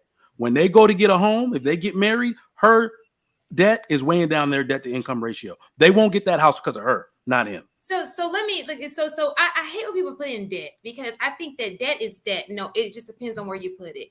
You can get a college education for 50,000 if you do what you're supposed to do. Under 50,000, a car costs 50,000. One is a revolving, one is installment debt. So one is investing in yourself, one is investing in something that depreciates. So let's not talk like people are just not in debt. You get in debt for a car, you get in debt for different reasons. So one is investing. Sure. So let's not. We won't use that debt. Well, let me can I finish my- go ahead. and as an educator, there's so many scholarships available. And when you're talking about med school, and I've said this before, right now there is a scholarship that black men, not black women, for black men, free of charge at Tennessee State University. It's a cohort, Tennessee State University, undergrad, free of charge. And then you go to Meharry Medical School free of charge. So there are scholarships out there, and if you do your work, if you invest that time into your education that you're investing into athletics, then you're gonna get the scholarship. Okay, so Is that like the same scholarship you get once from again? Okay, there's some points I wanted to make. Can I say really quick? There's a doctor that I know. She said she's 300 grand in debt. I was like, oh my god. Yep. But let me say this: when you come out of debt, Is she white? let's take a look at this. Out of just Rude. No, I was kidding. Yeah, she is. But her husband is not. She's the breadwinner. But And yeah. the reason I say that is because even for women, even for women, minority women, those opportunities are available as well for them to go to school for, having, right. So that's why, out of curiosity. So I just don't know the cost of med school, No, that's actually average. Let me say this. Okay, let's do some math here. Medical school costs $200,000. Okay, let's just take her $300,000 debt. How much do average doctors get paid? Somewhere around the 200. Right. It depends on the specialty. Let's it goes up with specialty. It depends on your specialty. So let's just say she left with $300,000, $300,000 debt. And we're talking about surgeons, all types of doctors. Let's just say the $100,000 $150,000, almost $200,000. Okay, that 1 year is almost the amount of that debt. You see what I'm saying? So how about that over and over, and for 30 years in, you've paid that college off and some. Well, I not just only told that, you female doctors don't work for 30 years. but hold on. But not only that, because they're in the medical field, they also would qualify for Yes. the debt, the write-off, like after paying for 10 years. So technically you're paying on those student loans for 10 years because And they it's would have the they would qualify for the public service loan forgiveness because All of right. their field. So technically when you think about it, yeah, I may be $300,000 in debt, but this is a 10-year plan, because after I hit that 10th year, it wipes out. So in that regard, that investment paid for itself. All right. So I'm not I need sure to, if that's. I don't know any of this because I didn't go to med school, but she's like in her 40s, so I don't know what she did though, so it could be She different. probably for- didn't apply. probably didn't apply. It's I don't available to freaking know. teachers, and it says I all don't freaking know. so And then Right, obviously okay. she's not paying it off, so There's certain things. she's They just work living in up in that emergency mocha. rooms. so I have to make a I don't know. statement She's about 4 kids. what Mistaken was saying about all of these scholarships and all these things. That's great. They're going to stay there unused. Again, 70% of these boys alive today were raised by single mothers. Somehow, a single mom, not all but too many single moms, that had one son and one daughter. The daughter is a college graduate, and the son has a 4th grade reading level. He does not care about school, nor can he adequately complete that schoolwork because somehow his mom put him in all the sports. She remembered to play, take all the videos for max preps, but she did not prioritize his schooling. Not all, but too many. That is why those things will stay unused. We need black men in schools. And people keep saying, we need more black teachers. How? Black men don't go to college no more. Being a teacher involves a college degree. So you will not see black teachers, black male teachers pretty much ever again. Ever. Because they don't go to college. It's that particular thing where we can talk about what needs to happen all night long. Look at the problem on its surface, staring us in the face back there. Right? Until these daddies get back in the home, or really that's not going to happen. Until it die off, everybody needs to die off. I'm sorry, we all going to die. Everybody needs to die off and rebuild itself, right? We need to break off little tribes that are doing well. Those little tribes can get together and maybe create a community again. But the problem right now is too far gone. If the average black boy has a 4th grade reading level, school is the last of his concerns. Gotcha. Okay, let's read these super chats real fast. And then I want to add on to that conversation. Oh, shit, I lost the super chats. Okay. MPS $5. As a man married for 35 years. Oh, shout out. Congratulations. I didn't say a woman never steps up, but the man is expected to. Blame is the right word. MPS, because women are hypergamous and it is difficult to get past that. Ray Alexander, for long-term compatibility in marriage, a high income alone is not enough. A couple's education level, social class, and values are also important. Agreed. Agreed. Darius Horton, there's a clip going around when a pastor says, if you don't let your man be the man, he will become a version of a man you don't want. That's powerful. Mm-hmm. Alana, why are any women listening to black men in 2023? Because y'all can't live without us. I agree. I can't. I bet you she riding somebody Black D tonight. Though. I'm sorry, that was too much. I'm me sorry. too. Shoot. I'm sorry. But it's probably true. Okay. I bet you listen to him when he lays you on your back. But okay, all right. Alana, $5. Black men, horrible relationship stats of all people. Black women have longer marriages to white men. Well, actually, she right about that. We did read that study. Um, Huntic. I always dated women who held degrees, and what I found is the women who typically held a master's are the ones I enjoyed talking with across various subjects. Thank you guys for the Mhm. super chat. Did more come? I hope did more come in when I was.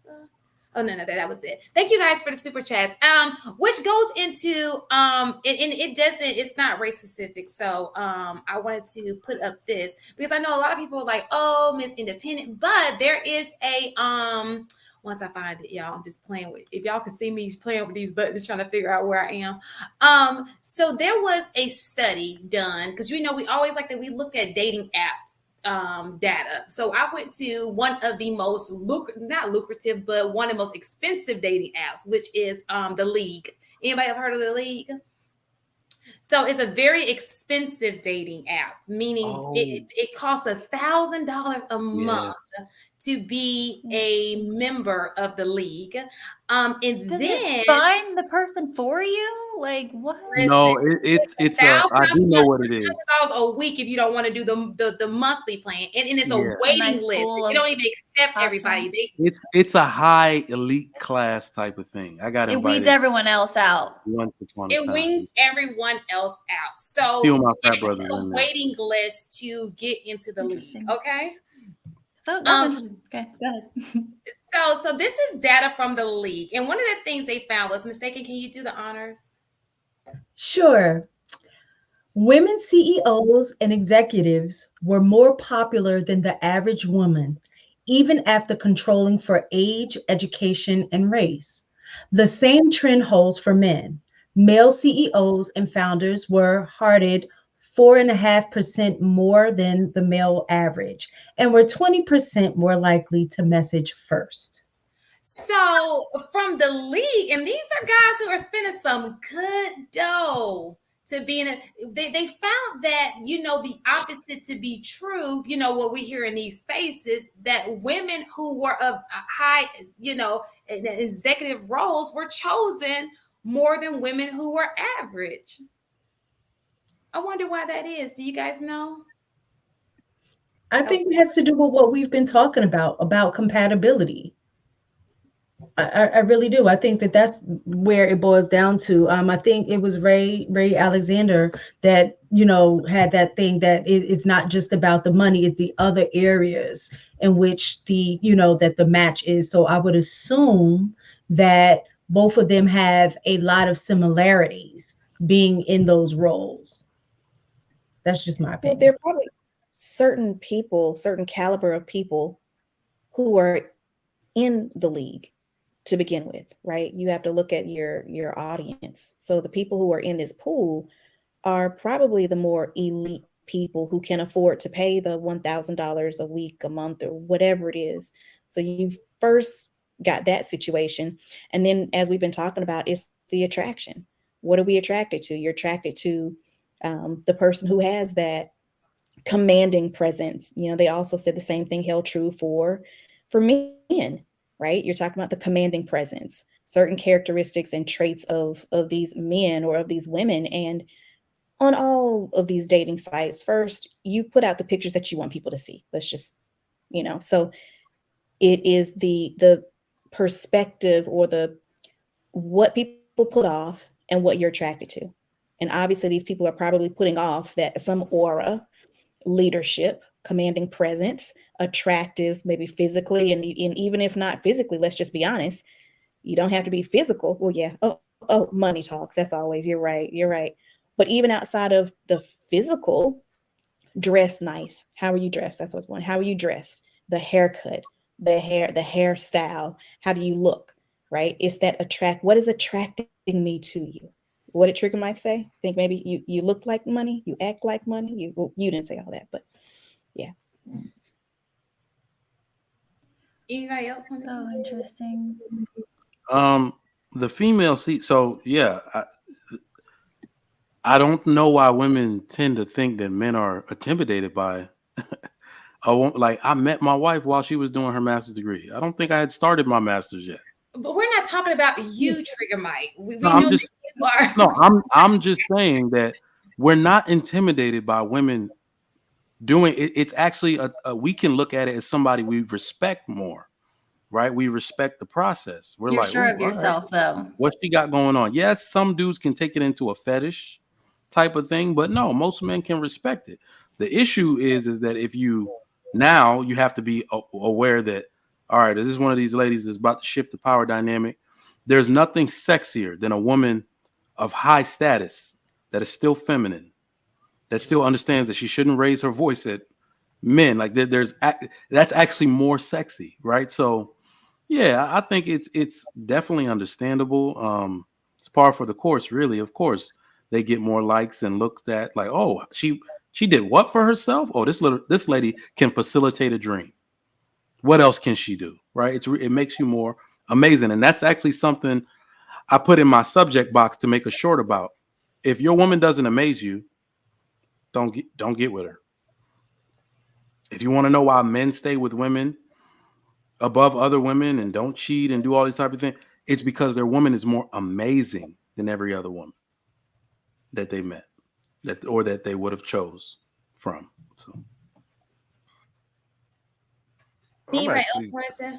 Go ahead. I'm just curious more about the what is the marriage stat of the league? Like, what are the marriage statistics of the league show? Well, you know, it's I low, mean, I don't know. I'm it's curious. low key a okay, so swingers let's club. just be very clear. Oh, okay. The So league. Let's be very clear. The league. I've been on the league. It's not many of us on there. Let's just be very clear. It's a few, but not a lot of us. And so that's one thing to take in consideration. If we take also in consideration the study that I said that I saw on Pew, which I would drop both of those after the shows because I like in the comments. It seems to be that maybe these guys, it may be a race thing. You know, you understand what I'm saying? That could be the reason. It may be a race thing. see my whole thing is about people finding the right person for marriage. If you're not pushing towards marriage, the rest of the conversation is ridiculous to me. Yeah. It really is, which is why I typically message towards men, hey, don't waste time wasting time. If she's not for you, keep it moving. And don't break her. Like we will hang around just to bust and break a female, like get that nut, and in the process of getting that nut, whatever we had to do to get that nut, we've broken a female. And I like we need to get away from this. We need to get out of that mindset. This over sexualized mindset. And just like the purpose of is to have kids, find the mate, keep it moving. Everything else is just ridiculous to me. It really is. Well, we're assuming that these people aren't, like I said, I think that we're thinking about a Bumble or a Tinder. I hope nobody is spending that much money just to play around with, these are, if you see the lineup, these are like guys, like maybe they don't get out much or because they're working. Like these are very professional, That saves some time. Yeah, so these are not just guys who have time on their hands to just be around here out in the street. Yes, they pay because they don't have the time. Something that's interesting too, that I saw was, and I've been seeing people say in the chat, which I agree with, that it's not so much the education, it's more so like how the women are acting. And I think it does make sense, and it doesn't make sense that men, harp on women for that have their degrees. You do see that a lot in this space because your wife is going to be raising the kids, you know what I mean? Like more, even if she is working. So it's like, you kind of don't want a dummy, to be, I mean, that's inherent in us anyway. Or innate in us rather, but yeah. And that dummy, if people don't understand that educational level, that trickles. So she's Yo, a little, your kids be a my little, wife reads to our Right. kids every night. She's doing that right now. They got phonics books, Amelia Bedelia. Oh, Oh, that absolutely. stuff Amelia mattered Bedelia, to I me. remember that. Yeah, like that stuff mattered to me. And Mm-hmm. damn, there was another point I was gonna make, but y'all go ahead. Sorry. Do you think that that has a lot to do with shared values? Maybe it doesn't work out because I mean that's a big one. It's almost like religion. You know how much value you put in education. If it doesn't match your mate's value in education, then that may be a problem. Because I had there was one conversation we had. We talked about black doctors, and I got so much pushback from men. And I thought they were like, you can't tell. Basically, you let's be realistic. And I thought I would never marry a man who one comes into my household thinking it's impossible for somebody black to be a doctor. Because you're gonna try to bring that down on my kids. And how you gonna tell my child he can't be a doctor? That's What? ignorant. That's a mentality. That is the craziest thing I've ever seen. If you would have seen this episode, I think Tan left because she was there that day. But there was Yeah. Sage was on that screen, and I was like, oh my god, and it was just coming at me like you're not being realistic, and I was like, because I said we need to see more black male doctors. It was like you would have thought I'd said something crazy. The Well, men were saying that Yeah. that's not. you gotta understand the They education were level coming of the for men. me, Coach K. But I'm that's I'm mastered prepared. Ask me if I think it's possible for both my kids to be doctors. okay, and that's the No. thing too that I see as a white person in this space, and it's something that does bug me. And I don't ever say it because it's just not my place. But it's like sometimes I see, or even like when I was on Lapeef, Let's Talk with B Taylor and Pearl, and B Taylor brought up, is my husband white, and then she brought up the average salary, which I'm pretty sure black men is not far behind No. white men, right? And Less than I wanted to $9,000. and I wanted to say, as I got to thinking about it, people talk about the history, and I think that's important. That's actually pretty damn good. You know what I mean? Like the fact that, it's obviously unfortunate, and I would never say, but I'm saying that it's like you're not giving black men enough credit, but also too, like why would you think that though? And I understand you can be realistic about the things that are going on, which are still, prevalent, whatever. But it's also like, I don't know why you would put that narrative on yourself or on other people, because they are going to consume that and they will believe it. And their actions are going to reflect that, So it's like, then they make sure that that's true, that they don't become a doctor. You know what I mean? I don't know. I just hate seeing that. But someone might say, oh, it's your white privilege, whatever. But I hate seeing You're it. talking about the deficit mentality. They Yeah. the deficit mentality. Yeah. Well, you also got to realize too, it's not even just a thing about the males. We have, I don't know if I feel it, that for some reason it's a part of the feminist movement where in order for women to prop themselves up, one of the objectives of feminism is that it has to make men feel low and put them down. And the example I gave earlier of in a single mother household, the girl can have a college education, but the boy has a 4th grade reading level is testament to that. It's like, well, how did you drop the ball on his education? And they grew up, both of them grew up in your house. You see what I'm saying? So I think it's almost innate, like coddle the boy. Oh, he's had enough stress in this world. Girl, you better make some of yourself because you don't need no man. It's the weirdest thing to understand today in this world. But think about the boys. Like women have been creating those boys for almost 3 generations now. Mm-hmm. So they think from a fear mindset. Intelligence scares them. It makes them feel inferior, right? So they've been placed in that mindset. It's not where they belong, right? It's not something that they would do if they were raised, if their father was in the home. Their father would have made them risk takers, not risk avoidant, right? These are a bunch of risk avoidant men around here. Mike, let me ask you a question, because I know we've had a lot of conversations, and I do think the way that we and Shannon, I know you're probably gonna get on me, but it's just out of curiosity for this, that when we preface single households, single, we always say single mother-led households, as opposed to also, like, the wording matters, fatherless households, right? Yep. Because the father is not there. So my question is if, especially being in these spaces, if we continue to say how important fathers in the household is, because it influences the outcome of the children, especially I would say even males,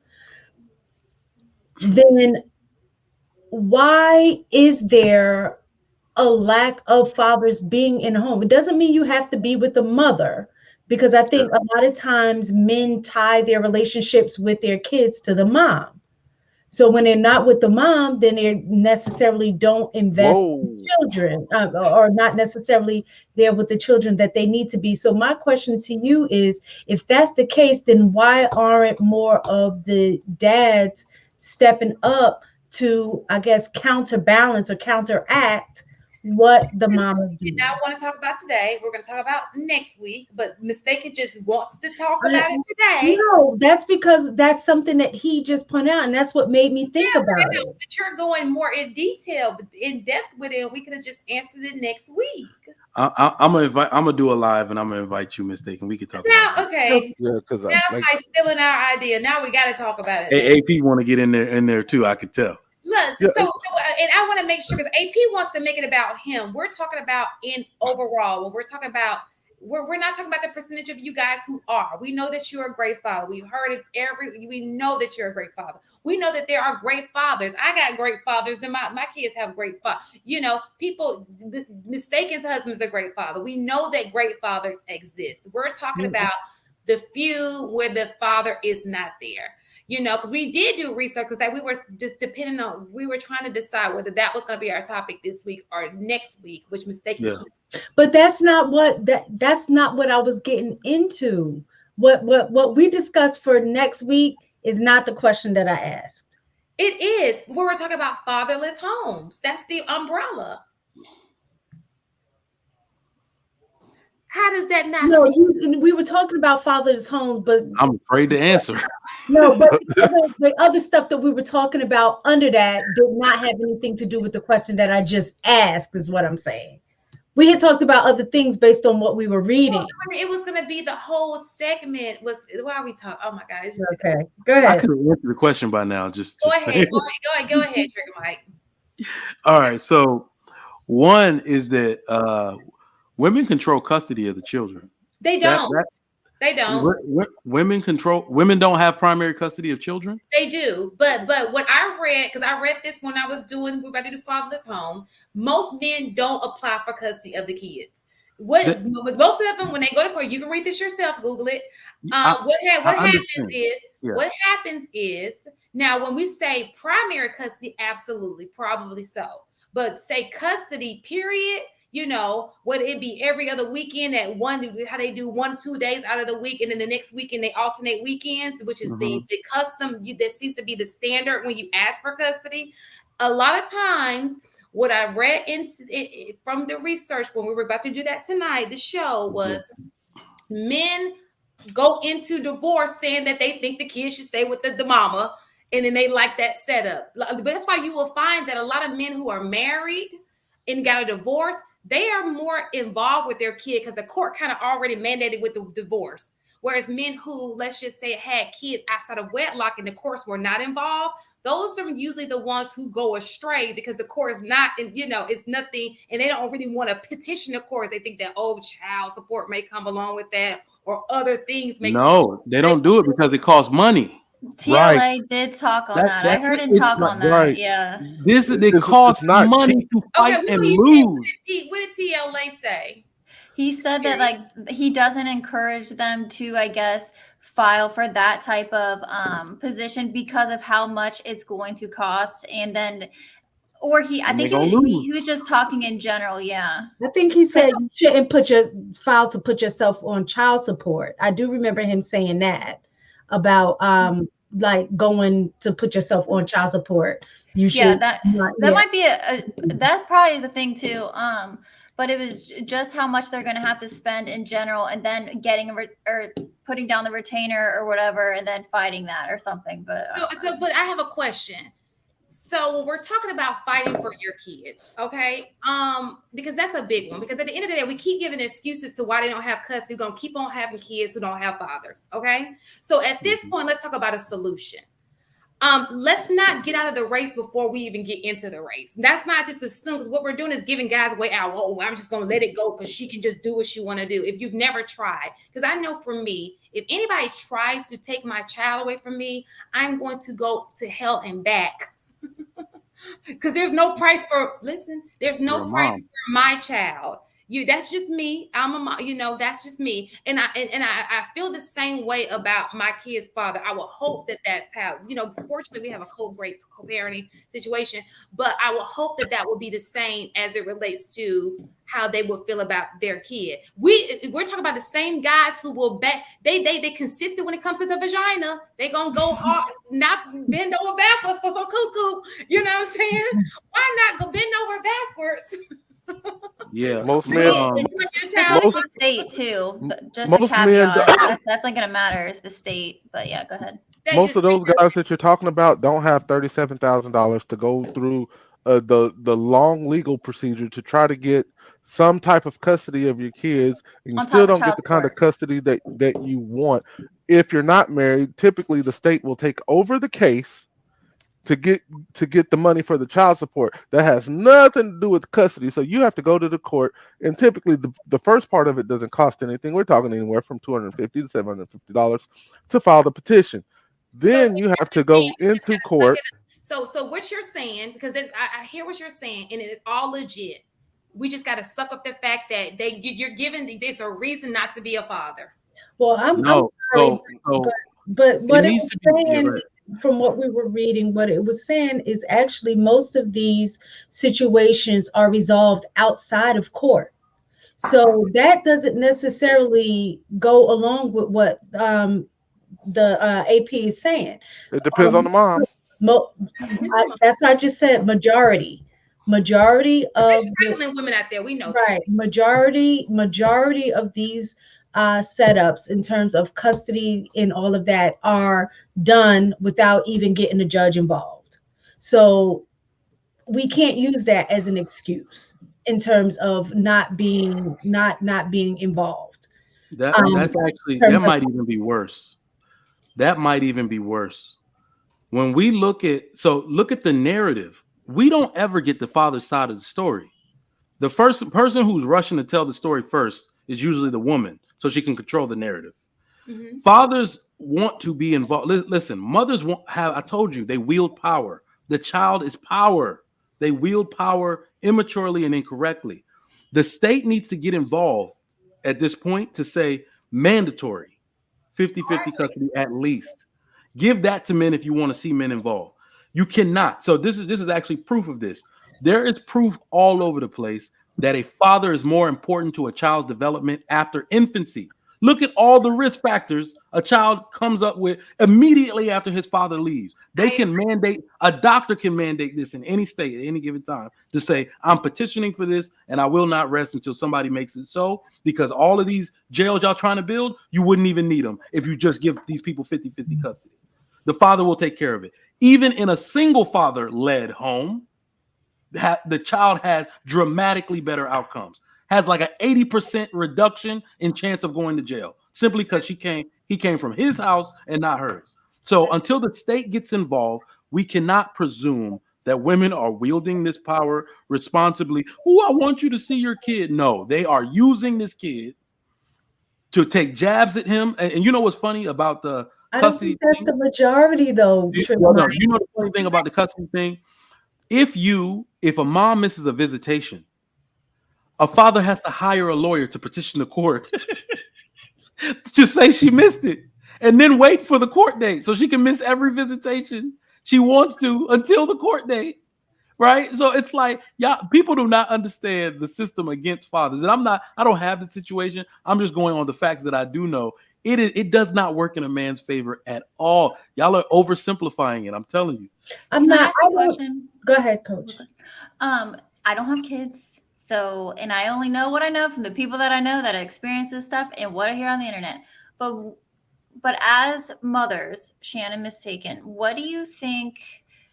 Because we can all, it's easy to believe that men are, there's some bad deadbeats out there, right? What do you think is holding you back from like believing that it's possible that there's a lot of deadbeat moms out there, or like even majority maybe? We come in contact with them all the time. In the like what percentage would you say? I guess a lot of them. Well, I don't know. They're deadbeat. They're just not proper.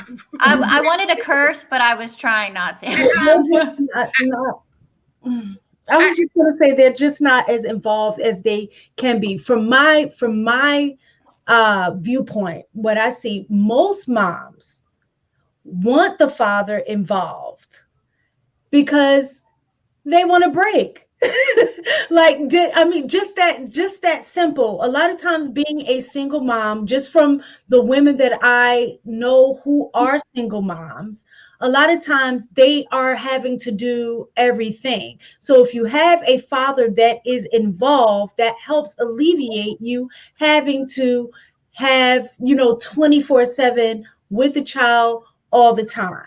Now, the caveat to that I have also seen is that sometimes there's stipulations to that, where the mother will be like, well, if you have, such and such, then I don't want you to do this. I don't want you to do that. Like they try to control the way that the father fathers. Stay on their terms. So they're not deadbeat, but they do that shit. Sorry, I didn't want to cuss, but I had to say it. Well, no. So let me just say this. So let me give you a scenario, and this is the real issue, and this is what I would like to see happen. I don't want, if a woman is not letting you, I really want men to be like, nah, I'm not taking that shit. I want it that bad. You understand? Do you know who you talking to? Mike, can I? Women, we're saying this to women, and you expect them to just comply? Wait, I'm sorry. No, you're saying this, wait. If this was a marriage, let me just say, if this was a marriage, if the person you marry is not the same person you divorce. So you expect this person to be amicable and say, this is what I want. This is how the kids are. After they're pissed at you and you're ruining your relationship. And we know that's not even the case for married people. So now let's take people who were never together in the first place. A woman who feels scorned that she's not with the dude and that she had the baby, maybe so they could stay together. And now he's trying to control the situation. Do you know how agreeable that woman is to that man? Come on. Let's be serious about these women. Okay, so let me ask you a question. I'm a nice guy, and I wouldn't even be able to break that firewall down. Okay, so I have a question. Mm-hmm. If you're saying that there's really no, so it's really no need to talk about fatherless households, because you're saying that there's it's no way around it. It's just gonna happen. I actually, that's exactly what I'm saying. Unless you were blessed with an amicable situation in which a woman took the role and keeping you involved in that child's life, I'm not an advocate for none of this shit. I'm an advocate for marriage. That's it. Facts. It's that's it. I ain't got nothing else for you. I legit would have knocked the woman up and married her and be like, God damn, I'm gonna make this work somehow because it's what's best for the children. And men I don't advocate for nothing unprotected else. sex with these women that we're talking, like the women that we're talking about. Just don't have sex with them, period. Yeah, get unprotected. Right. Like I'm saying, that's kind of the point I was making a few moments ago. As men, stop. Just stop. It's really that simple to me. You want to see change? Stop. No, AP. But we're not going to. Right. Okay, women. Hey, women. Close your legs. Close your legs. Right. You stop. Yeah. Close your legs. So, that's not going to happen either. Right. So we're gonna do something on both ends. So naturally, there's accountability for men, but I need the world to shift the narrative here. Okay. Let me see. I was working on this earlier. It was really cool. I was writing it out. It was like a rap. I'm about to drop bars on you. Okay. Women are, y'all are addicted to something. All right. More than the penis, y'all are addicted to something. Can anybody tell me what it is? Attention. Not just attention. Y'all are addicted to hope. Ooh, okay. Damn, I wanted to guess. Y'all are addicted to hope. Ooh. And that the dudes that y'all mess with, that a lot of women are choosing, they are hope dealers. I agree with The that. man that you're supposed to be with doesn't deal in hope. He's out making himself into a man of value, so you don't have to hope so much. He just is who he is. Okay? Now, that false hope that he's dealing out, women fall for it. Okay? Hope will get you so far. And anybody that's ever watched any drug drama, anything made like dealing with drugs, how do you stop somebody from dealing? How do you if instead of killing him and jailing them, how do you stop your competition from selling that drug? You kill them. No, other than Don't you killing give them. them a deal? No, you cut off their supply. Yep. Or you take their buyers, Here's you what turn we their do. buyers against them. That's why I talk to women. I'm trying to get women to understand these men are selling you false hope. Men will never stop doing that if you give them the ability to. It's biological. Their goal is to score as many goals as they want to. You're supposed to be the goalie and saying, nope, you can't score over here.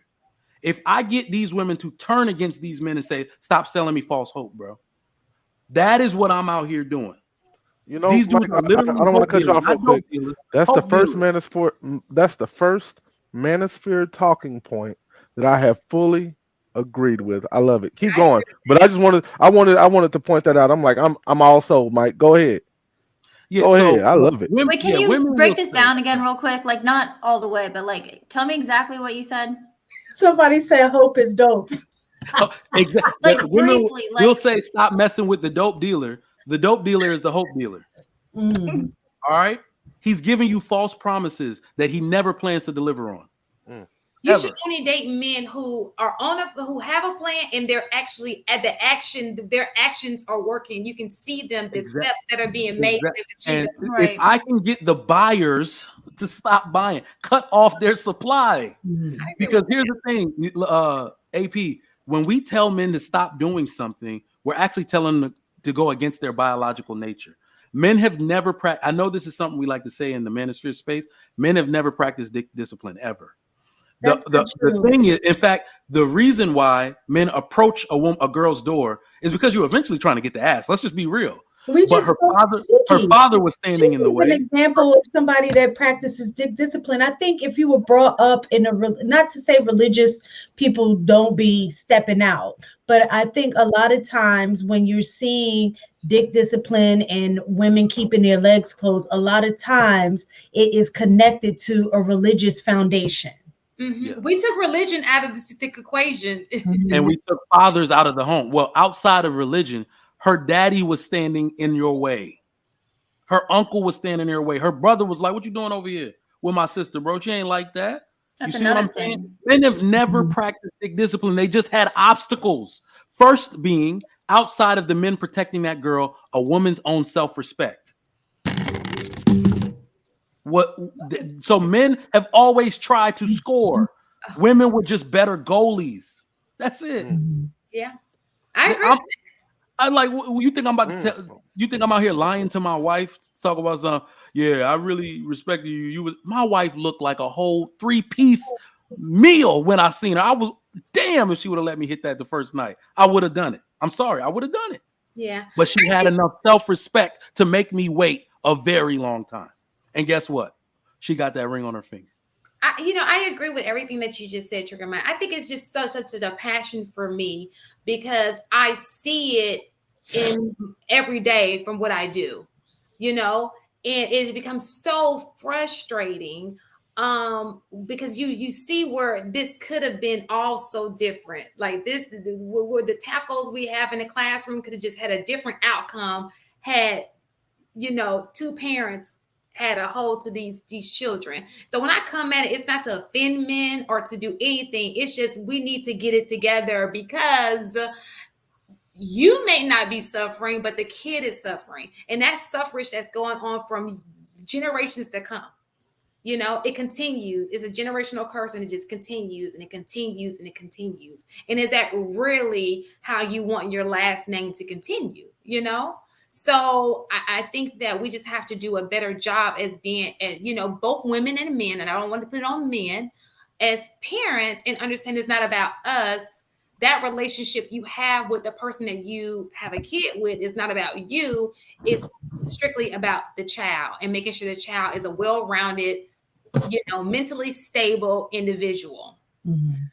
I think I'm just going to say Western culture in general, because obviously I'm shaking my head like, yes, Sham, because even in the white community too, it's like, but I think a lot of society's problems, they just stem from just the breakdown of the nuclear family. I mean, there's so many different things that I see, just cultural issues, as far as like America goes. And it's like, breakdown of the nuclear family, breakdown of the nuclear family. And also too, something that I don't think people talk about enough is like, I think it's called a success sequence.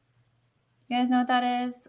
Where I haven't heard of that. Break it down, but I think I may. I'm pretty sure that's what it's called, but it goes into graduating high school, not having kids out of wedlock, and I think marriage or something. I gotta look it up. But anyway, I just don't think people are pushing that enough. But this is a whole Western issue.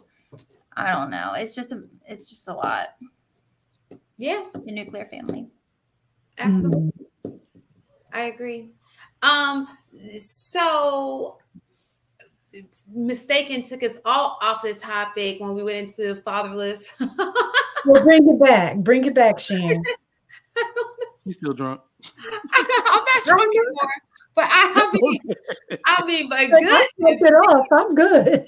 Like, no, I turn the camera off and drink water before get it out of here, to get it out my system. But back to the topic, Miss Independent. I so speak. Oh God, what was the last question that Tara got us off of? Oh my gosh, I can write it down. Well, y'all gave me my topic for my first show. Well, my show starts on Monday. She gave you a topic for our next show was supposed to be, but I guess that's got to change. She gonna come up with the topic. No, it ain't. We the gonna neighborhood hope dealer. The neighborhood hope dealer. That's dope as hell. Like it. But let me ask you a question: if we're saying that if women are formally educated, and we just made a mention that a lot of men are not, and that's declining in all men. It's not just black men; it's the decline all across all races. With that being said, what are women supposed to do? Isn't it gonna be hope? No. Y'all need to be happy that we. So here's the weird thing. Part of our nature is to have hope, and I think they put that in us for a reason. A lot of us probably wouldn't be married if we didn't have hope. Yeah. So a lady's got to do something. So this has been what I've done since I've been. Do not always follow what they're not even white men. White men, like Asian men and Middle Eastern men and African men, make the most money. Follow what they're doing. So these men have been disappearing from college for years. So obviously they still make the most money in society. So they are doing something, right? So it's not that you got to understand that so many women have degrees now that college is not what it used to be. So we need to stop propping up the degree, especially when the degree is in underwater basket weaving. Okay. These men are going to boot camps. They're doing cybersecurity. They're doing things that actually require 8-week courses. And we're actually going back to learning on the job. Those are the highest paid people now in anything. They go to Microsoft, they learn at Microsoft. They go to Amazon, they learn at Amazon. So, that is what's going on now. It's not that hope is like there's no hope because men are trash. Men are just doing different things from women, as we should. Anywhere y'all are overrepresented is anywhere we don't need to be, if we're being honest, because we're not the same. So let me ask you a question. How does that look? I mean, do I want a trade guy working on me at a hospital? Absolutely. A trade guy what? Working on me at a hospital? Like, you can't say that because there are places that we need people to go into school for education. We need people. No, remember, this is all stuff men used to do at perfect proportion.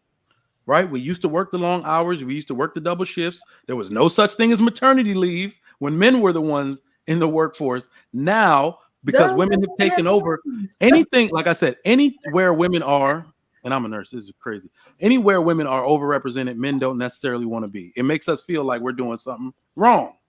We're just not the same. You see what I'm saying? We're like, all right, there's too many women here. Let me go do something else, right? So, anywhere y'all decided, any work force or field y'all decided to flood, we left. Now we're in tech.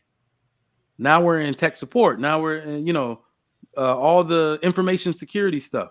That's what if that's what makes money, that's where we're at. So it's gonna be women. This is the funny thing about it. Women flooded the workforce, but women don't like to interact with women. Women don't like to work with women. Women damn sure don't like female bosses. So it's almost like I was gonna say y'all created a problem, and I want to see how it works out because women have always actually liked working for men more.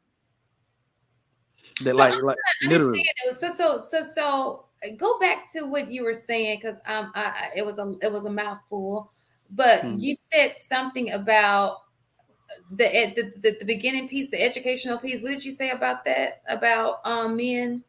You're saying that they're skipping out of it, and you're okay with that. That's what you said. Skipping out of school? Yes. Yeah. So think about it. All the professions, men are no longer teaching in schools. They're declining. They're only represented in higher education. And now that's declining. I think it's like 60-40 and dwindling. Women are going to take over higher education. So men are going into different fields. So think about it this way, ladies. You only want the look. It has nothing to do with the amount of money that's made. Men are actually making hella bread. The more women that work, yeah, exactly. The talent. I swear to God, if I was a woman today, give me a plumber, give me a mechanic. All these women can afford these things now. You are going to need services that y'all don't do. Well, see, Mike, I don't think it's just about the job. I also think it's about the mentality. I don't think any woman would have an issue. I mean, I'll say most women would have an issue, even if she's educated, dating a Plumber or electrician. worker. They Right. do. Hold They on. do. No, what I was saying is, but what they don't necessarily want is them to stay there. At some point is, okay, let's elevate. Are you always going to be working underneath somebody, not maximizing your full potential by owning the plumber, a plumbing company of your own? Things like that is the mentality that Hold on. I think. This is something that's very important to note. Mm-hmm. Not only can everyone not facilitate that dream that way, it is not a requirement. I am an entrepreneur. My wife is an entrepreneur. Entrepreneurship is extremely dangerous, especially when you have children. The best thing that ever happened to most people on this earth is a job with benefits. Because the second you go out on your own, those shits are gone. That's a fact. Your own health care. That's why I got married. You don't even qualify for Obama. First. Like, what are people talking about? So if you want to know why the Passport Brothers are out here finding women, the women in other countries, their biggest claim to fame, like the one thing they can't get enough of, Filipino women, Hispanic women, a man with benefits, i.e. a Navy person, where that's a government money is the most guaranteed money in the world. That is their dream to have a man like that. They actually don't want him to go out on business on his own. Don't leave the government. They but always say. We get that. We're not saying government jobs. You're taking government and putting it in. I'm just saying, do not leave. We're saying specifically for the jobs that you're talking about, no other job but the ones, the electrician and the plumber. I think that what she is saying is you can't capitalize on that being that plumber who is the mega money plumber working for somebody else because he's in your pot. He's taking your talent and he's making off of because the man who I want y'all to open up Thumbtack right now. All of these men have side hustles. They're not going to. The thing is that I think if you are willing to take a man who side hustles his way to that extra dough, that's the safe bet. Do not ask him to own the whole company. Go on Thumbtack right now and look at how many people that are willing to come to your house after they get off work. To me, it's still the mentality. That's what I'm trying to say. Most men are actually doing that. That's the crazy part about it. They're actually doing it. But young women want the look of owning his own business or having his name on the truck or whatever. But that's true too, because I know from working at the breakfast restaurant that there were guys who were formerly plumbers or electricians, and then they just started getting into helping people who want their houses flipped or whatever, and they would do the whole dang thing. So that was, I mean, And I that's my thought that was really point. cool too. Again, that's the mindset that I'm talking. I'm not, even if it's not entrepreneurship or what Mhm. have you, it's The Yes. hustle mindset. But So, young so women do not think like that. They no, they no, want no. the And look. here's the They crazy part want about it. the Here's the crazy part about it. Got you. At women, so not only do most men do exactly what you're talking about, most men have to feel it out until it's safe because they got families to take care of. The issue is that women want men to think like this when they're going to be like this when they're 45. They want them to be like this when they're 25. That is the difference. Men naturally acquire this feeling through experience. They have to make sure it's going to work first. Mhm. Because what he can do is empty out y'all bank account, try it out, and lose all y'all damn money. Then you won't want to divorce him. I have a question. So my again, because I know I've raised this question over and over again. One, Black women are not the most educated individuals. There's a higher percentage of us who are not educated. Okay, so this should even be a talking point, like when you're talking about the majority. The majority of Black women are not educated. Okay. So, with that being said, why aren't these men just choosing those women? What do you mean?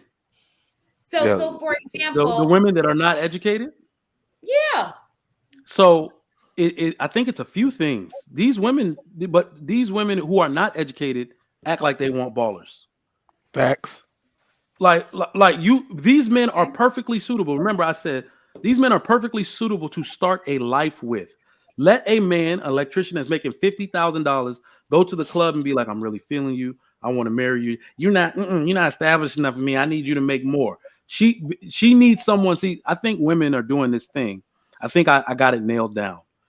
If a woman, let's say, tried some college, um, women that don't qualify to be housewives want to be housewives. They want a man to finance their luxury up front. Mm. You don't cook, you don't clean. You won't even be an asset to him. So this is the thing. It's like, you want to come stay in my apartment? No, you can buy me a house. And maybe in 5 years we can buy a house. Well, you ain't enough for me. That's what the average man has to do. You got to work your way into that. No, they want it up front. Without contributing to it, they want it up front. Well, I That's what think is men are again dealing with. the age group that you're looking at when you're talking about modern woman. I definitely am not what I would say. I don't fall in that age group. Like if you were born in the 80s, 70, I think the mindset is totally different. So I think what you're referencing is more of the, this generation, because of what they've been exposed to in terms of media, the expectation that they could just get on media, they can do a YouTube channel or do whatever, and then make all of this money. So their expectation is totally different. It's young They people think for that the sure. easy money comes easy. I mean, yeah, they that, want the easy route. And right. I'm starting to see that in the classroom as well. I'm starting to see that because you used to be able to see the young ladies like, oh, more education focused, but they're starting to get just like they're like, I'm not going to college. Yeah. You're gonna see I'll get an OnlyFans. I I've do an heard OnlyFans. I'll do yeah, Feet I've heard pics. them say that I'll be a stripper. Like I've heard these things things you would have never heard back in the back day. in the day. But they don't No. plan on finding a husband though eventually. Like they don't talk about marriage eventually either. And it's just interesting, at least because I'm 27, so the girls that I'm around, it's like, so what are you gonna do? What's your plan? They're out here trying. But Yeah. but if you don't do so why is it that she has so when we talk about the plan, okay, and Mhm. we're not just going to take OnlyFans out of it. When you have two individuals in the classroom and they're like, oh, well, we don't want to go and get education outside of high school. Mhm. That's okay, right? Mm-hmm. That's Yeah. preferred right now. Yeah. That's preferred. Is Mhm. that what Outside we're of high school, yeah. I Wait, mean, what? wait, No, so I'm we're saying talking don't about go both to men. college. You say Not it's, right now. I would say it's preferred. It For depends girls because for a and guy, he has option to trades, and then for women, I would say for the She has most optional part, trades too. There are women trade their beauty school. There's there's money in that. yeah, Especially the yeah. Yeah. I guess I consider that. Yeah, that's true too. They could do that's another form of school too. Yeah, I don't. I mean, I don't. I think it just depends. As long as you have an idea, because I think I'm not against the education part. And I think, and again, I said earlier, I think people are wrong for saying that it's, that they don't want their woman to have a degree or whatever. I think they just misconstrued the whole thing. But it's like, what are you planning to do with your education? Because a lot of women will, and men, I'm sure, but mostly women will go and get silly degrees that aren't going to amount to anything. Yep. Potentially, and maybe thinking that they're going to be a stay-at-home mom.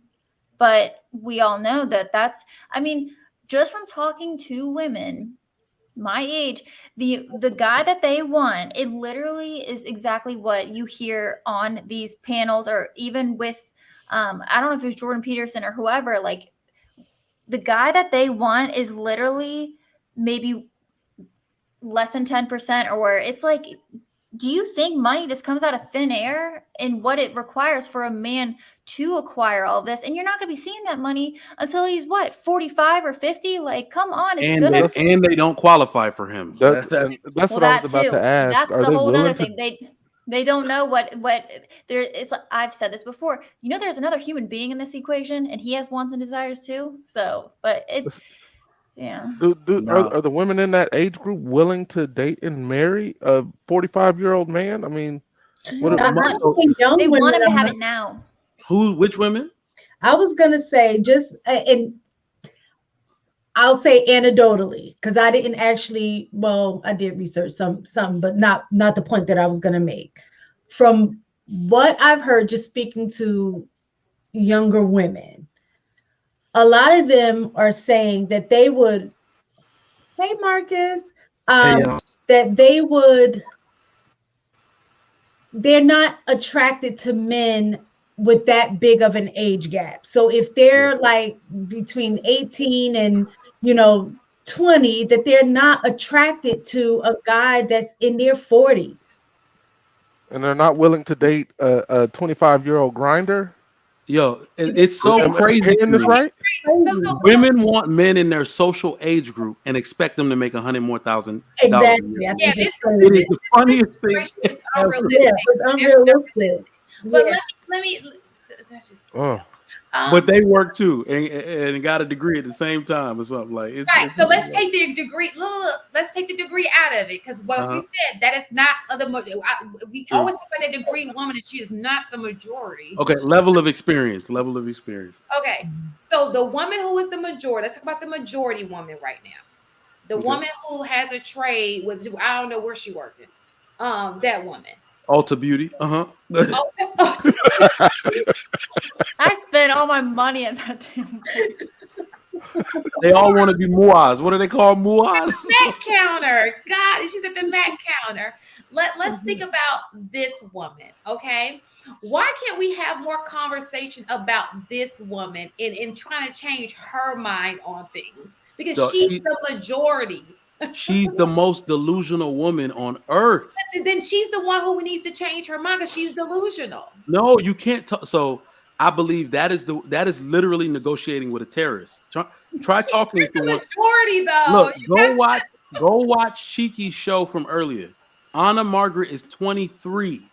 She has been a stripper on OnlyFans. That is not a good example, Trigger Bite. Come on. Anna's a terrible example of Jesus. So if she is delusional, she is delightfully single and saying that she wants to smash as many men as she wants to, and then be ready for a man at 30. So let me ask you a question.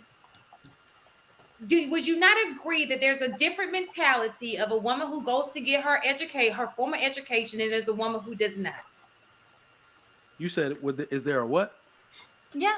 Would you agree that there's a different mentality for the woman who goes to get her formal education than the woman who does not? Even if it's basket weaving, there's a mentality that she's a little different. Because if you're saying that you can't even talk to look, because you just said, I said, let's focus on the majority. And you didn't even want to focus on the majority, because you're like, no, they just delusional. You put them all in the box. They're all delusional. So with that being said, you have classified that there's a difference between the two. Okay? So I think there used to be. You said what? There used to be? There used to be. Because hear me out. There used to be a difference. And of course, there are women that there are upstanding women that, you know, outstanding in their studies. They maintain their body. They make sure that they're seen as viable candidates for marriage. Like it's the group is getting smaller, but Social those women media. come out of exactly out of college and preserve themselves for that because that's the way they want to be seen. Okay. But hear me out. There's no difference between the degreed woman's actions and the men they're smashing and the 23-year-old OnlyFans model. There's no difference. Their baby daddies all look the same. So they're both a hot mess. So why do Yeah. we focus on the Wait, minority hold on and real not the quick. majority? I can tell you what's a hot mess.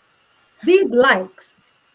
There's 92 people up in here. There's 9 likes. Get them likes Get up. the likes It's a up. hot mess. Tap that like button right now. All right. I get that a woman, but what I'm trying to point out is I hear so many people talking about and I know we talked about this tonight because that's our show, but I'm just saying in the manosphere, we talk about the educated woman when she's not even the majority. Why can't, if she's a non-factor and education doesn't matter, why do we have to even talk about her? Let's talk about what the minority. You understand? Unless you're saying that there is something about her that's different than the minority, which means her education does matter, whether it be the way she moves, she carries herself a little bit different, she looks a little bit different, she cares about different things a little bit differently than before. So if you can't acknowledge that there's a difference, then why are we even talking about her? Let's just focus on the majority. And majority of Black women are not educated. They're just not. Yeah. They're They're in not. trades. They're addicted to social media. They all are. So they do. They're all of them are addicted to most of them. all of them. All of them. Right. So Didn't they ask somebody on a panel if you could get married right now to the right man and abandon your Instagram, would you? What did all the girls say? No. They're all addicted to social media. Do y'all understand my question? Am I No, I don't. Somebody Okay. help me out. So does anybody understand my question? Not really. So okay. We talk about the educated woman. I hear in this space, not necessarily in this chunk, because we were talking about it for a reason, but I hear about it in this space.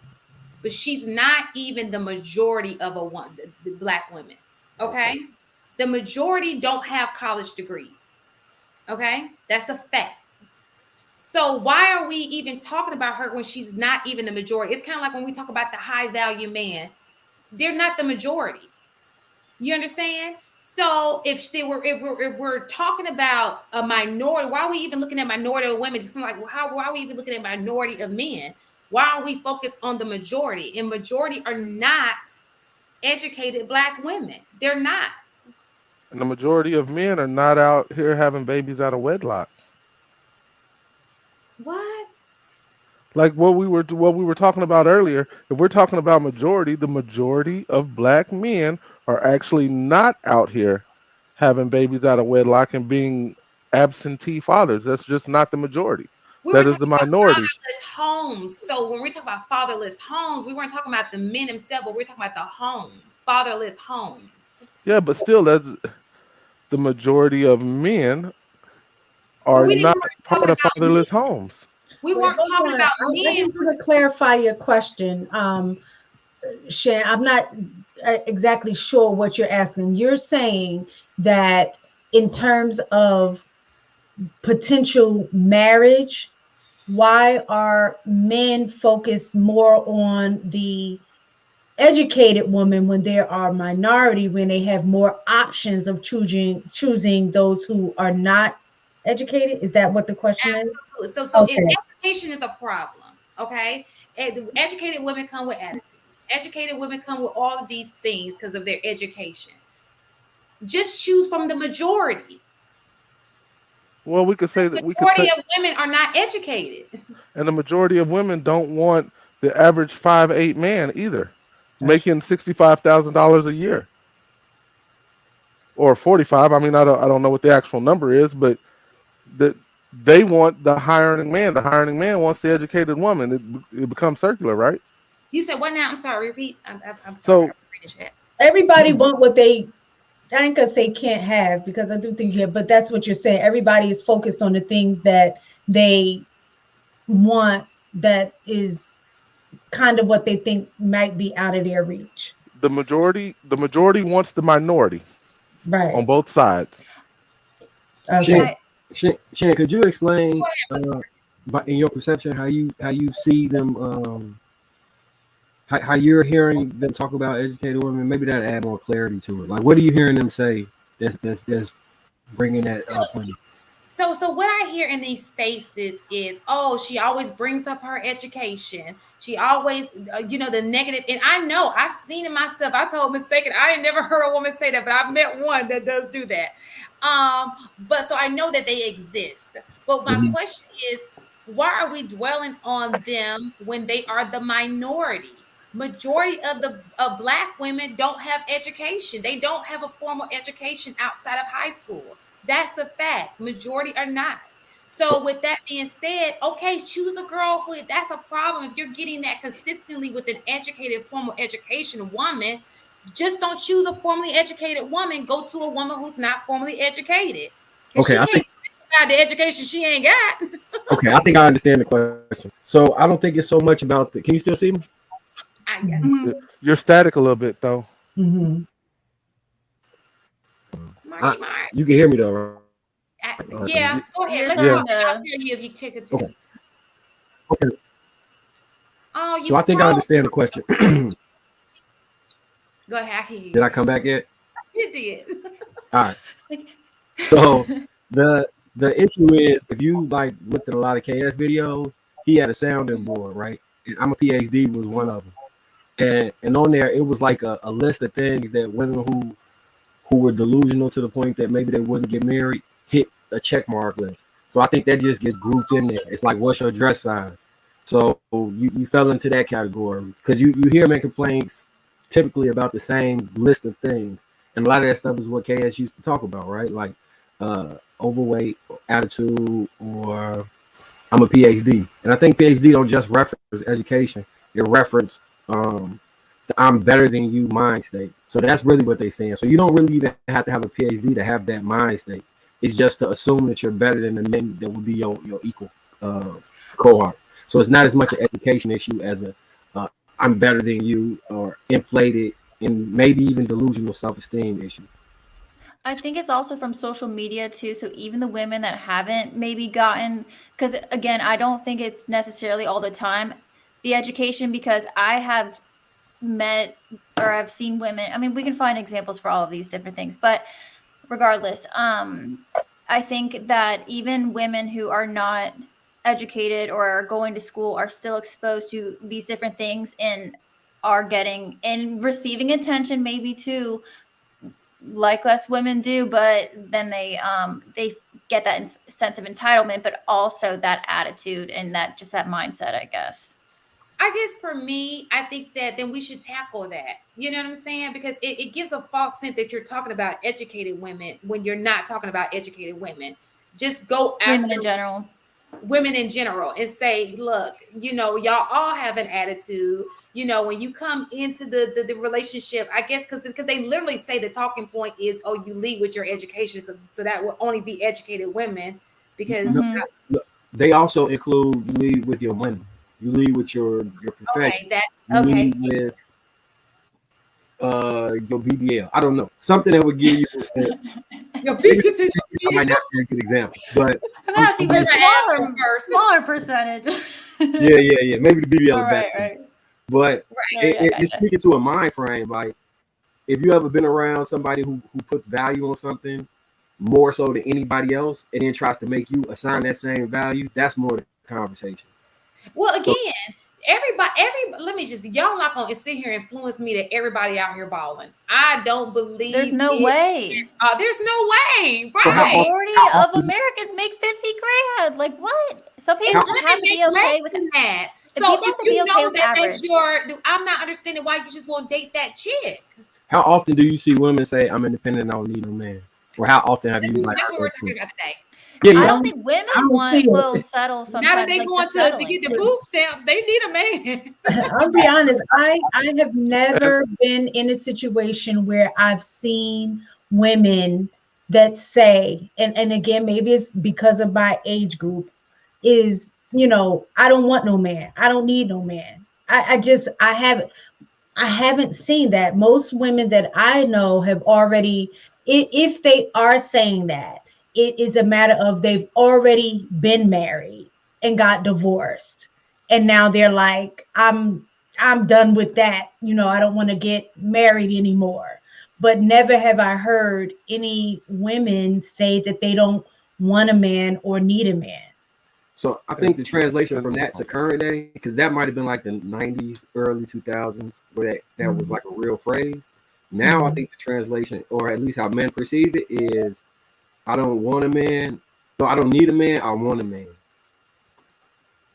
Do you hear? And that doesn't sound sustainable over a long time. You know what I mean? And I think that all women, I think when they say that, they're not thinking, because I think all women need a man. They just don't think of, they can't think of right now what they need a man for. Because there's been times where you'd be like, it'd be great to have a man in the house right now for something. And you don't think about it until that time comes. So I think that I have heard women on the internet, not in real life, but on the internet, use those talking points. But I call it bluff. You know, I think it's all bluff.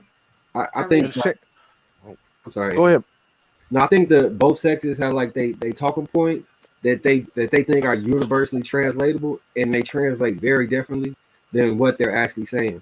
Because if from listening to the women say, "I don't want a man," I don't need a man, I want a man. What I believe they're trying to say is, my life is pretty good, and I don't want you to feel like I'm beholden to you in order to survive. And because I'm not beholden, I want you to know that I actually am choosing you. So to me, what I'm saying is better than I need you. It's I want you, because I have everything I need, and yet I still want you. But that's not how men hearing that. Men, we typically hear that like we want to be needed. That's a fact. If somebody, you know what I'm saying? Somebody called me and say, "Hey, can you help me move? I don't need you to, but I like you to." And then somebody else called me and say, "Hey, I need you to help me move. I really need you to." I could be better friends with the person that said, "I want you to help me," but I'm going to help the person that said, "I need you," because I'm going to prioritize them differently. I think we allow the difference in the way genders communicate to create divisions that may not really need to be there. And we may be saying something similar, but the way we interpret words and we interpret communication is vastly different. Gotcha. And Marcus, you might want to log out and log back in. They saying that your mic sound like it's under your shirt. All right. And Shan, real quick, I'd actually argue the opposite of your point, and kind of the opposite of what Mike was saying earlier. I think that men, we are willing to go down in levels. We don't necessarily need the educated, I'm putting quotation marks around it, the educated woman. That's not what we look for. But the problem, what happens too many times, is that when we try to talk to someone on our level or below or slightly below, we are not what they want. They're not in most cases, from what I see, they're not willing to accept, like I was saying, that 5'8" guy making the $50,000 a year. So they want the 6-foot guy making $100,000 a year, plus six figures, whatever you guys call it. And I see that way more often than you see it the other way around. So I don't think that it's necessarily a man problem on that side of it. Anyway. Well, I guess my question is that necessarily true in the fact of, have we come to the point where I think you want more on both ends? Men want the fit, feminine, blah, that whole thing that they talk about, and women want the, what they talk about, the 666. But I do believe that reality shows that neither one of them are getting that. When we're talking about the vast majority of people who are getting married fall within that average range that everybody say that they don't want. And even when you see people in relationships, they be with average people. They're not with.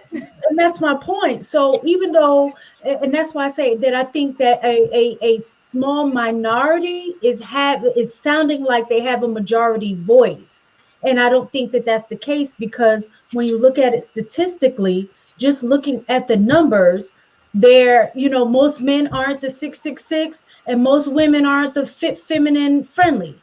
So you have this big group. So all of those are outliers. So majority of everybody is marrying within, that average range. So it's a false narrative, and it's the loudest voices are the minority of the group. It is pushing it. Exactly. I'm like, all right, let's look at these super chats real fast. Gray, I advise my mentees to secure an MD or DDS debt-free by joining the National Health Service or by getting a military health profession scholarship. Look at Ray. Y'all take a snapshot of that. Snap. Hunting. Is it Hunting or Hunt Inc.? I'm sorry if I'm jacking it up. I apologize. I'm blue collar and my wife holds 2 master degrees. My salary is triple hers and we hold great conversations. See, that may work for you. That's compatible. Yeah, that's what we're talking about. But that may be what she, it all fits the person. We're, a lot of plumbers are married. A lot of electricians are married. I'm not understanding why we always have to promote that, like they're not getting married. They are married. What, the plumbers and electricians? Yeah, like every time we mention things, it's like, oh, promote plumbers and like they're not married. They're married. I don't think it's so much. Go ahead. No, you got it. I was just going to say real quick, I think it's more so to point out to the women that aren't considering that those men are actually great options, and that's why they're married. You know what I mean? Because, like, again, go ahead. No, go ahead. No, I'm listening. I'm sorry. No, I want you to finish. No, that was pretty much it. Yeah, I think that. Listen, I don't want people to. Shut up, and that's the thing. I think that we try to persuade people. That's her loss. If she don't see it and she doesn't want to see it, move. That ain't your chick. You shouldn't have to persuade anybody to look your way. You shouldn't have to do any of those things. So with that, she's just not for you. And that's for women and men alike. Who are those women for though? Like, they may not be for nobody. They may be for them streets. But somebody said it was Jamal, a dog. Jamal Clark. I'm gonna just read your comment. He said it's the resources that he brings and not the degree. So again, I also think that ties into mentality, because you have, like, I look at some of these like rappers, they have access to resources, but the mentality is crazy. So they're going to end up with a certain type of woman, a woman with sense. She mismatches. That's a straight mismatch. So sometimes it's not just about resources, the other things that are attached that comes along with it as well. Some women are just strictly about resources and don't care. But I think majority of women fall in that thing, like, yeah, would like access to the resources, but I know I would not be able to marry this man because we're just not compatible. Somebody needs to create an app that lists all the professions and all the height and all the criteria that people want, and then cross-reference it to like one of the social networking sites. And then once one of these guys get checked off, cross that off so women can see the available dating pool, and same app for women where they got the weight, height, and the attitude issues that's been listed by ex-boyfriend. I'm gonna think about this. I'm not gonna be. Why'd you just say the idea? I'm gonna think about this. It'll only be $50 a month though, compared to we're talking about earlier, Marcus, about the league being a. Let me just say this: people keep throwing this whole marriage thing out, and I read I read a article. I read two actually. One, baby boomers. There are more single people now than ever before in their old age, and not because they weren't single before. They just divorced. One. Yeah, they call them Or gray dead. divorces. Oh, widow. Yeah, widow. Yeah, they call them gray divorces. Right. And then think about people who like my grandmother. My granddaddy died years ago. My great grandmother outlived my granddaddy for 20 years. So, and she continued to stay single. So we can't, even if you're married, that doesn't mean it protects you from being single at some point for a period of time. So I think when you put so much dependency on another person anyway, it's gonna affect you. But so let's just keep that in mind as well. But obviously, so the question was when Marcus said, well, what'll happen when they guess the pool is small. Some people just don't care. What else are we gonna go? Streets, they don't care. They feel like, hey, you're gonna be single anyway. Some people just think that way. I don't know. I think like with our grandmothers that went through that, because I know a fairly amount of widow women. What they still was able to do because they built that previous family structure is lean into their family when the person died. And the way it's trending now, it doesn't look like people have families to lean into in their older age. And I don't know, like the club ain't gonna hit the 50 and 60. It's just not. The BBL gonna drop. It will drop, and your money ain't gonna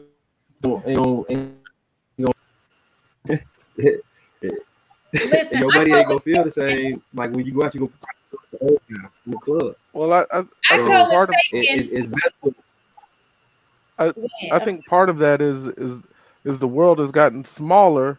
Families have grown apart.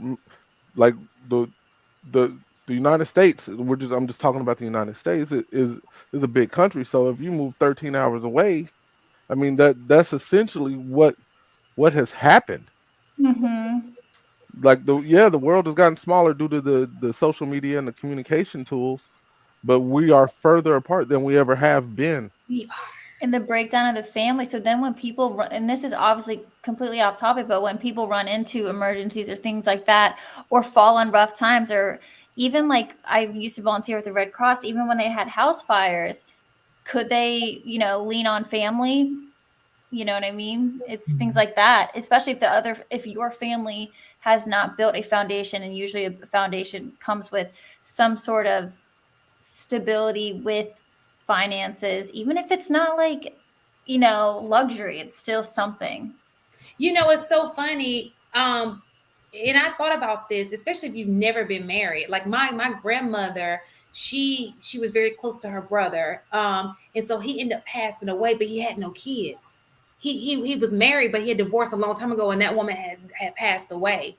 And so who did it fall on?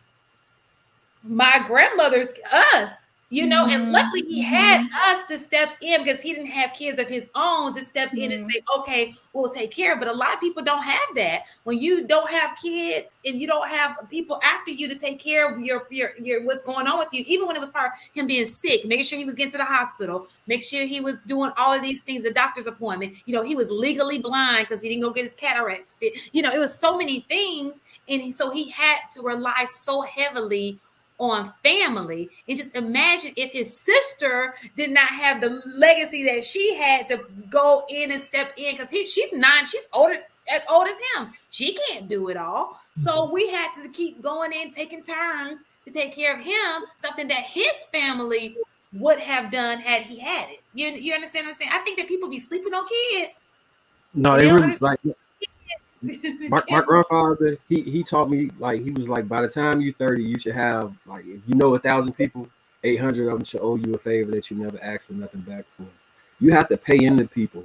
Even if you don't expect nothing back, you have to live your life in a way where you provide a service to other people. So if you did ever fall on hard times, not that you would expect people to do things for you, but people would be way more willing to come to your aid than, oh, damn, I'm cracking. I'm out. I'll be right back. What's going on with the crack show? Somebody said he was cracking in the chat or something. That's I why. did. Oh, you mistaken. So I think that people sleep on that. They think of legacy as being legacy is there to help you. That's an investment also. When you get of age, those are people who are going to decide where your fate, where you go, how well you're going to be taken care of in your old age. That's important, at least to me. So. Mhm. It may not be important to people because they're thinking selfishly. They're thinking about okay now, and they're thinking, oh no, I'm gonna be this. Then life happens. Y'all, life happens. I had a friend. He was 30 something years. Well, he was my child's father's friend. He had leukemia in his 30s. And he stopped getting chemo because he couldn't find anybody to take him. And he didn't tell anybody. It was just like, and I'm like, what? Like, you could call me and I would have taken you, even though we weren't even close like that. So, and just think that was at a younger age. Imagine being on an older age, and you don't have people to look after you because that becomes a responsibility. Health is a responsibility. And so you have to have somebody who's dedicated to your health, just like you are. This is mine taking you to doctor's appointment, especially if something's going on, back and forth, riding it out with you, that companionship. Would it be not necessarily your lover, but maybe a family member? Those things are important. I think that people just don't. Why you need to get married? Huh? Well, I was just gonna. Trigger Mike, you've probably seen that a lot in the hospital setting, like this side of when people are sick, like especially older people or whatever, depending on like the patients you worked with. But I hear from my sister all the time. She's a nurse, and it's just sad stories of just people not having family. This is the part. This is the logical part when we say that women need men, and all of this stuff. Like they don't understand the other side of it. Just today, I was telling it was Anna. I was like, have you thought about what's going to happen or how you're going to feel when you're 33, 43, 53? See, have you thought about any of that? See, the interesting thing is that women are declining in the number of kids that they're having, or they're not getting married, or they're not having kids altogether. Do you understand that there's going to be no one to take care of you? All of this BS that they're talking about, I can take care of myself until when? A girl made a funny joke to say that her life is going to be no different, that she's just going to see my widow in the nursing home because all women will end up alone. Ladies, if you don't have a man, you won't make enough money to afford being in a nursing home. Most women are going to end up homeless. They're not ready for that. Well, they're relying on their children. Society, Social Security, disability, SSI will fracture if half the women in society who are going to be single need that much help all at once. It's going to be non-existent. The money to pay for that stuff, it won't. Your man is supposed to be in the house paying the rent for the bills. As soon as he dies off, one of your children whom you gave generational wealth to, or can sell your home that you had with your man, can use that money to take care of you. The generational wealth is gone. The chance at financial freedom is gone, all because you didn't get married. And now you stop having kids, so those kids won't be equipped to take care of you. Women don't think about this stuff at all. Well, I'm gonna be honest, and this is just a little bit of pushback, is that when we're talking about that, let's say with like you're saying, women are not thinking about getting married. I think men are not, talking about getting married either. When we're talking about in these spaces, we hear it a lot that they're actually saying not to get married is not a benefit.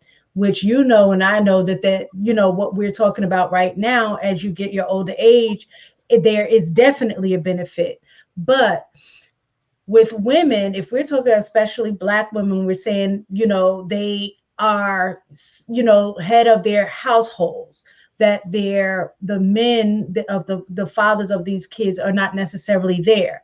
So when we look at the average lifespan of women and men are typically dying earlier than the women.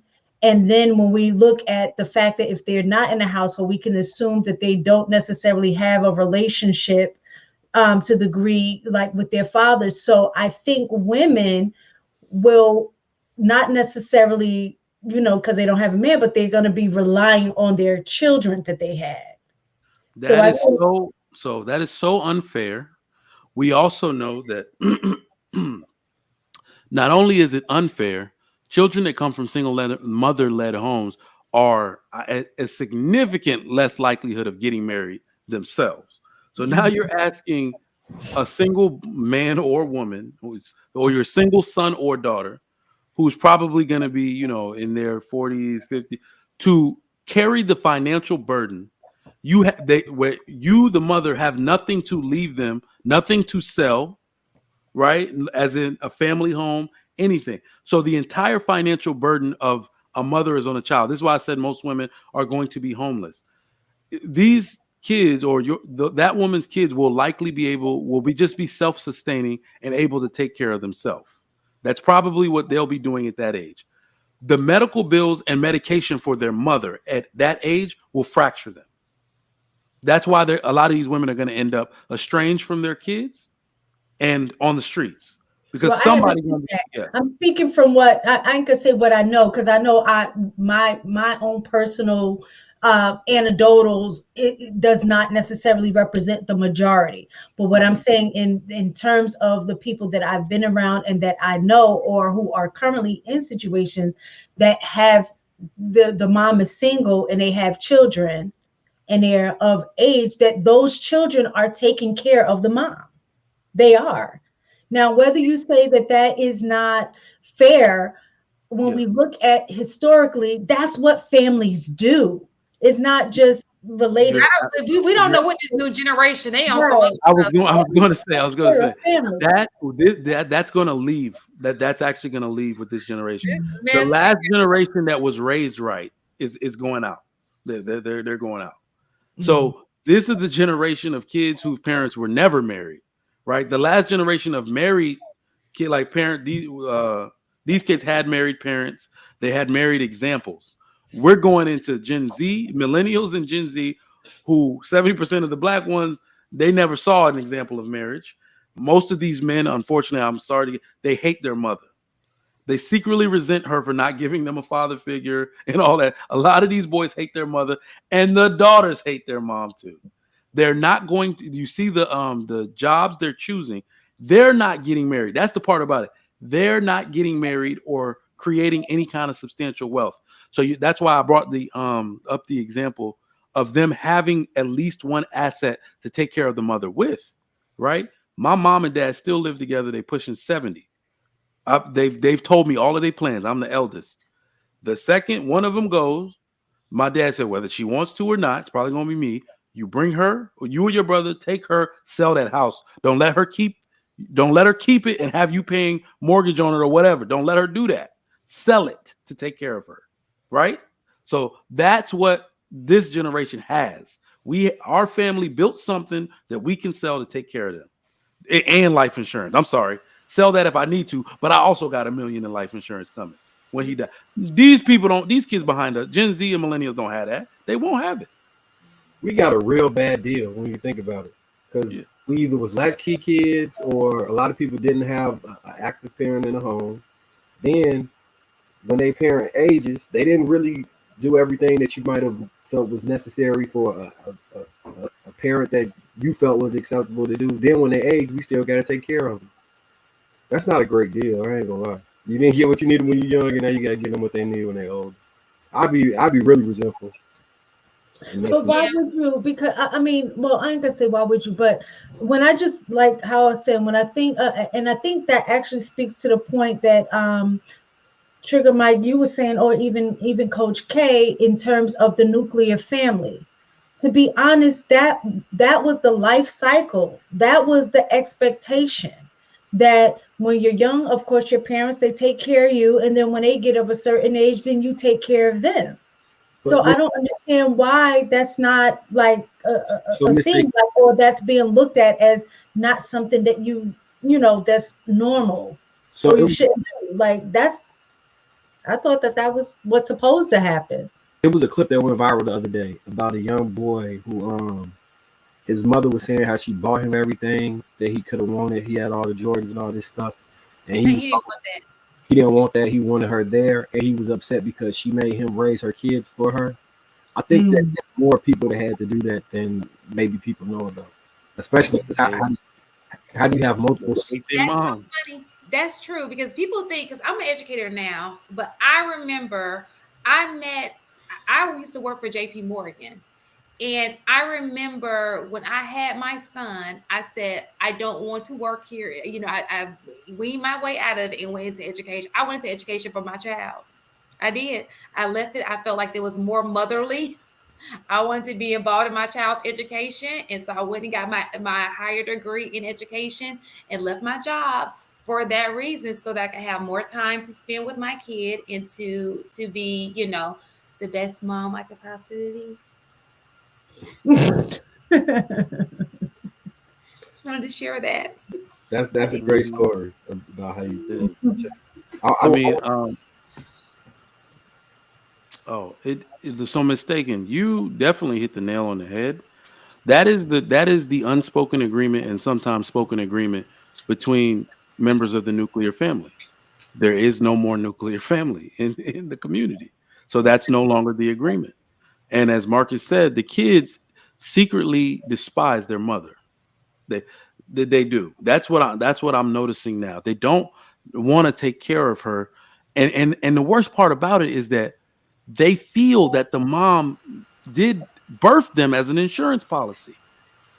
They feel like it's unfair. Or they felt like they if she birthed for insurance policy. Some women are actually having kids just so they have somebody to take care of them when they're old. They're saying this out of their mouth on IG. The son husband thing. They're threatening. So there was a lady threatening threatening the son's dad. I don't need you anyway. My son gonna take care of me. I got all the men. I was like, oh God, he's gonna see this when he gets older. This is what the son husband dynamic is. I think the father and mother roles are the yin and yang of the family, right? Yeah. And if you're missing, let's say, I'm gonna take it up for the man. Let's say you're missing the mother. I could easily see that the daughter accepting the roles that a mother might fulfill, and that daughter having the issue growing up, and vice versa. If you're missing the father, you put that same onus on the son to operate as the man of the house. Those things can scar children dramatically, and it can create a overreaching problem, because latchkey kids were pretty much their own parents for the most part. Their parents, you went to school, came home. The parents might have still been at work, and by the time you maybe got an hour with them before they went to sleep. It's really hard to give your kids what they need to, if nobody can watch them, especially in they most adolescent years. Because I think the person you are from like 0 to 13 is pretty much who you're gonna be as you age. Am I breaking up again? I don't know what you're crack-a-lacking over there. Yeah. But what I was going to say, isn't that the norm historically, even way back in the day? Like you had a bunch of kids, and you had kids, and then the oldest ended up rearing the younger kids. Even when we grow up, my oldest sister, we were of that latchkey kid generation. When my parents worked, she was in charge. So I think that has been a normal progression when you have multiple children. So I don't understand how that dynamic would be any different than that now. So it's the difference between being an auxiliary parent and expecting to take on the roles of a whole parent. There are single moms that are requiring their daughters to cook, do the hair of all the girl, like, you see what I'm saying? Like all of that type of stuff. My oldest sister did. I'm saying what I'm saying is, y'all, or less? Does she have what? More or less kids than any of the other sisters? No, we all have 2 children. She was the first one to have kids? No, actually, she was. Well, I'll say my brother was the last, but she was the third. She was the third in line. So it was 3 of us. I'm the youngest girl, and she had children after. It was kind of like my middle sister, then me, then her. So when she was talking about the sequence of events earlier, right, or the sequence of success, or I forget, yeah. I think that when you put that, because I talk about this with my cousins all the time, because all the older cousins, we had kids after the kids we took care of had kids. And I think it makes you more responsible, but it also makes you like not want to have kids. Not want to go through this. Like, it's different being a parent for my own kid. I used to say this all the time. I didn't have the sex. Why do I have to raise the child? I used to be mad about this. Like, yeah, it could breed some resentment. That's what I'm gonna say. It could breed some resentment.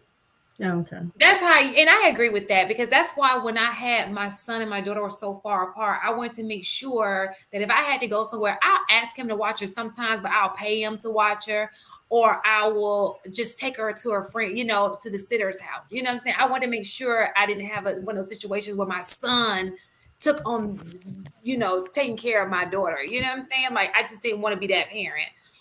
Because I know a lot of parents are like that. But did you have something to say, mistaken? Because I was going to change the subject. No, I'm just saying I'm not concerned. Not that I want to put my kids in that situation, but I definitely know if anything happened to me, if I passed first and my husband was here, my kids will step in, or vice versa. If something happened to him and I'm here, they're gonna step in. Not that I'm intentionally put them in that, putting them in as like they're my, meal ticket or something like that. But that was just the way that You're they're right. raised. You know what I'm saying? Some people, I think that when we're not, I think that we have to step outside ourselves and understand everybody is not as family oriented as we are. You know what I'm saying? You were talking about people like you have a very close knit family. Mhm. I have a very close knit family. It's just the way we do, but that's not necessarily everybody's story. You Mhm. know, some people don't come from that village that it took to raise, everybody. And so those are the people who might end up not having, because that connection is just not there. They don't see it. Like, my kids see me taking, knowing that we have a responsibility to look out for our grandparents. So you instill it in them, and so forth. But I don't think that that's how these generations are being raised these days. I think it's really different on the raising, how people are being raised. Am I right? I mean, does that make sense? Yeah, I mean, I agree with you, mistaken on that's how the village should be putting in. What I'm saying is, it seems to a lot of people like say that generation of parents that was on drugs, or that generation of parents that just for whatever reason were absent, and it wasn't specifically to work. Well, what like that bred a lot of resentment, because what essentially happened is children got robbed of their childhood, and then in adulthood we expected to repay you back for something you didn't do for us when we was kids. That's what I'm describing. Not if you took, like, my grandma, I ain't never got a problem doing nothing for her ever, but she actually, you know what I'm saying? It will be my pleasure to take care of my mother and father the way they took care of me. For these kids, it's gonna feel like their burden, their greatest burden in life, because of the way they're being raised. Yeah, I was changing the catheter and all type of stuff for my grandma. I never had a complaint. Happily do. I can't say that for everybody though, because I'm gonna do it. Don't get me wrong, I'm gonna do it because I'm gonna do what needs to be done. Men do what needs to be done all the time. But am I gonna be happy about it, or I'll be lying if I say in my head I wouldn't be thinking like, you finessed me because you didn't. I'll be lying if I say I would not have that thought process. Ooh, especially when she calling you to get the remote, like you 10 years old, like, oh, get out of my house. Like, for me, even for me, I don't think it's just only my responsibility to help take care of my parents as they get older. Now that I'm married, I also think it's my responsibility to also help take care of my mother-in-law. You know what I'm saying? Like, it's just because all of that is family. You know what I'm saying? I don't know. I think it's great. You literally are one of the rare ones that will ever say the mother-in-law. I love my mother-in-law. I think that too. Like, I love her. I was just actually having a conversation with her last week about, all right, when are you moving in with us? Because she's getting older, and she's just like, I'm not. And I'm like, what are you talking about? Like, yes, you are. She's like, no, I'd rather be in a home. And I'm like, what? No, because Earl is in the home, honey. I'm about to say they get to have seats in the home. It's gonna be a bingo night. Bingo. Listen, I can't be mad at grandmama for that. I'm gonna need love too, Jody. Right. I was kind of mistaken. We need to all invest in an active living home because it's gonna be popping.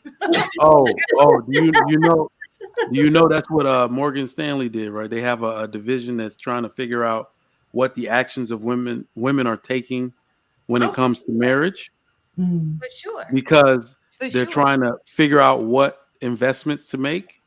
They're like, you better invest in sex toys because women are gonna be single as hell. You better invest in the assisted living, those type of places, because boy, they're gonna be so many women in there because they don't want to get married and they're not gonna have a husband to live with, not gonna have a home to stay in, none of that. I was like, oh. Do you think it's the most responsible thing for like women who are older and men who are older who didn't get married to romanticize their elder years? Like, oh, it's fine, you know, I get peace and quiet, or do you think It is the most irresponsible I didn't thing. hear the rest of the question. What was it? What were you trying to say? Yeah, it's irresponsible for them to do so. So they romanticize it, or what is it? They are delusional about the effects of the moves that they're making right now. They're completely delusional about the effect that it's going to have. Japan is going through it. I think like 600,000 people lost at last count because they're not replacing their population enough. So you can even just say that's jobs lost. What does your economy do if it loses that many jobs at one time? It goes into like, you see what I'm saying? They're causing a recession of people with their selfishness. This is such a bad statement to make, y'all. But I want y'all to listen to it. What good to society is an unmarried, childless woman? What does she do? I can't answer the question, so I wanted a woman to answer it for me. If you didn't birth a worker for society or take care of a man who's working, building, or protecting society, what role do you have in society? Do you mean depending on the age or whatever? Because what I'm saying in general, if half the population, or at least let's say a quarter of the population, is these women, because y'all do understand that women make demand, no matter what a woman does for society, she makes demands of society. These women are going to be demanding the government to take care of them. Well, I think that if she is, I don't know about, I think most single women are, I will hope that they're contributing to society as workplaces. That's what I was going to say. Yeah. Like, she could have been nursing, teaching, all of those things are contributing. That's the thing. The jobs that women do, they're going to be oversaturated. Especially, they're going to get kicked out. That's what women don't understand. Women are going to get kicked out and age out of these jobs that they think they're going to keep forever. They're not. At some point, educators are not going to need to be educators. No, every educator can't be 60 and 70 years old. That's what I'm saying. Right, but that's why they have retirement, pension, all of those things. Well, we'll see, but naturally they're going to leave. Correct. These jobs, there isn't a job for every person that's going to take it, and people aren't going to take these people at 50. But let me just tell you, the way the educational system is looking right now in my classroom, being overcrowded, bring your 70-year-old butt on back. I was going to say that's for teachers. I was going to say that's for teachers. That's one job. Now let's talk about these offices. Like, this is what I'm saying. Women don't work infrastructure. Women aren't doing any dangerous jobs in the military more than men are doing. So that's what I'm saying. At what age are these women going to age out of most of the jobs in society? It's going to be around 50 years old. But they're going to demand that society take care of them. That's the paradox that they're creating. That's the problem. I think that the whole goal, the way it's supposed to work, is you put in your time, and then it circles back around where you're Well, that's why Social Security was created to begin with, was to take care of or help supplement and take care of those who are older, for that very reason that you're talking about. That was the addition. Shan, do you have a statue behind you? A statue? No, that's my refrigerator. Yo, it looked like a little dude. Y'all get I was like, yo, somebody in her crib. It's a refrigerator. Oh, yeah, dude. No, it's a silver refrigerator. It's a knobs on my refrigerator. It looked like a dude with a face. Like peeking through a door or something. Y'all tripping. Yo, I was like, shit. I do not see a person behind me. See some virtual I see that's because I'm able to see. It looked like a white bearded dude in the dark. So, Mike, are you tripping? Let No, me I ask see you it too. something based on the question that you had just said. So you said, what are women? I guess the question to me is, when men get to that same age, what are they going to do? Because we're both in the same, when you're at retirement age, that's the retirement age. I don't So disagree. Men work very close to their death date. Men work pretty much the entirety of their life. Because we die earlier. So I'm not. Exactly. I So don't know how much that's I that's the so answer. sad. Be freaking I don't out. know how much I agree with that argument, but I will say it's a compelling argument, especially because Social Security will probably implode on itself because Yeah. we're not replacing the workers like that. Yeah. That would be a stronger argument to add on to that. That Not if going to we be do there. And women keep saying retirement, retirement, retirement. Women don't make enough or save enough for retirement as it is today. They don't. So that's not going to be. That's why I said we need to stop talking about nursing home. These women are going to be homeless. Mhm. Their children aren't going to want to take care of them. They won't even have the means to, right? They don't have any assets, anything to sell.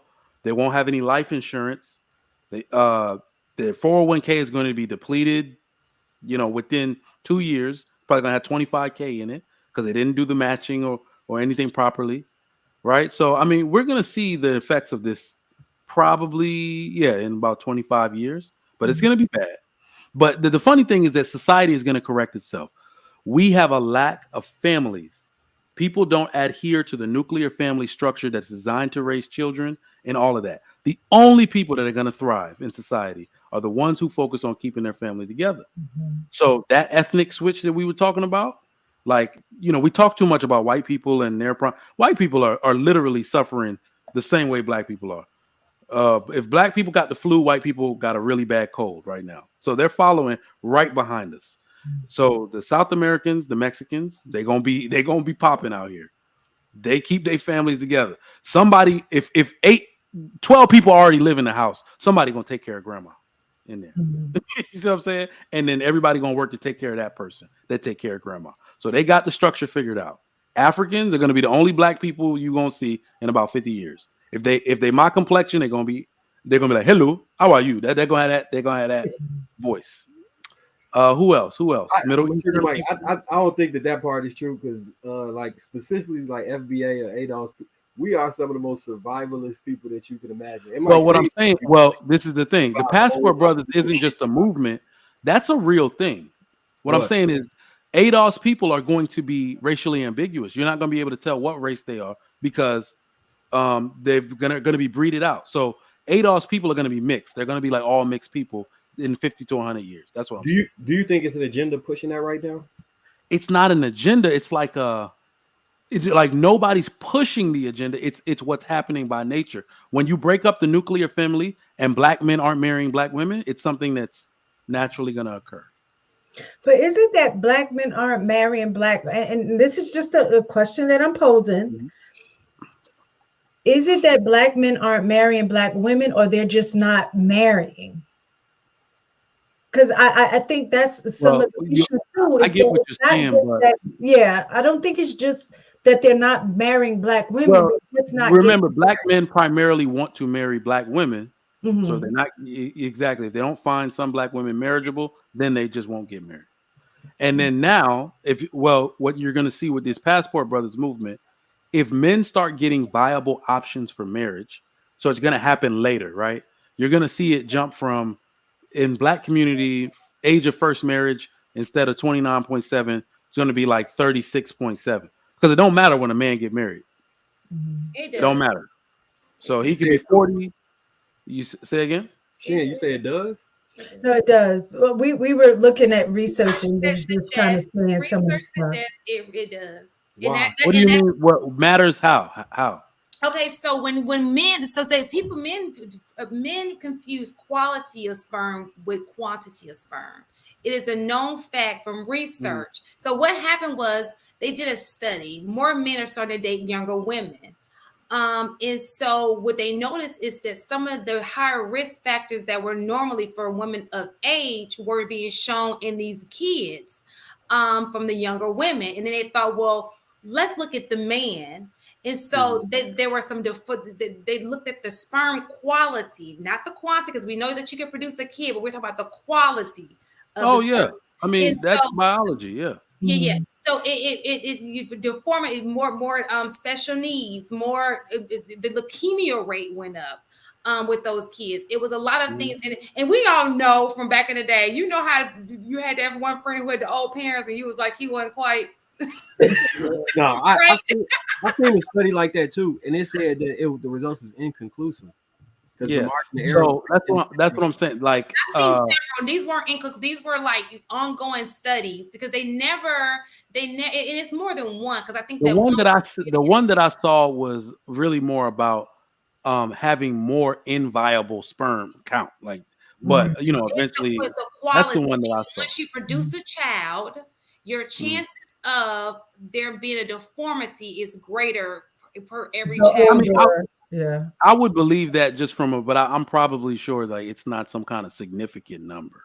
Because that would be 100% a truth bomb that women would use in every YouTube talking point if it was that high. Most people don't read. Me and mistaken. This is what we do. So you can look it up right now. I can step back and you can just research it yourself. And there are definitely more than one study, several studies out about it.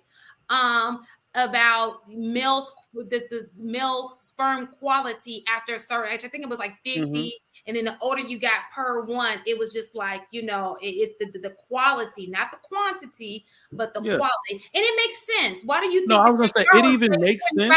And you 50, 60 years I was gonna old. say it makes sense. So I won't even discredit it because it makes perfect sense.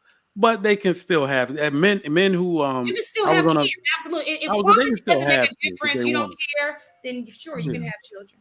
I was like, they can still have kids, which is, you know, my particular argument. So especially if they felt like they missed out on it.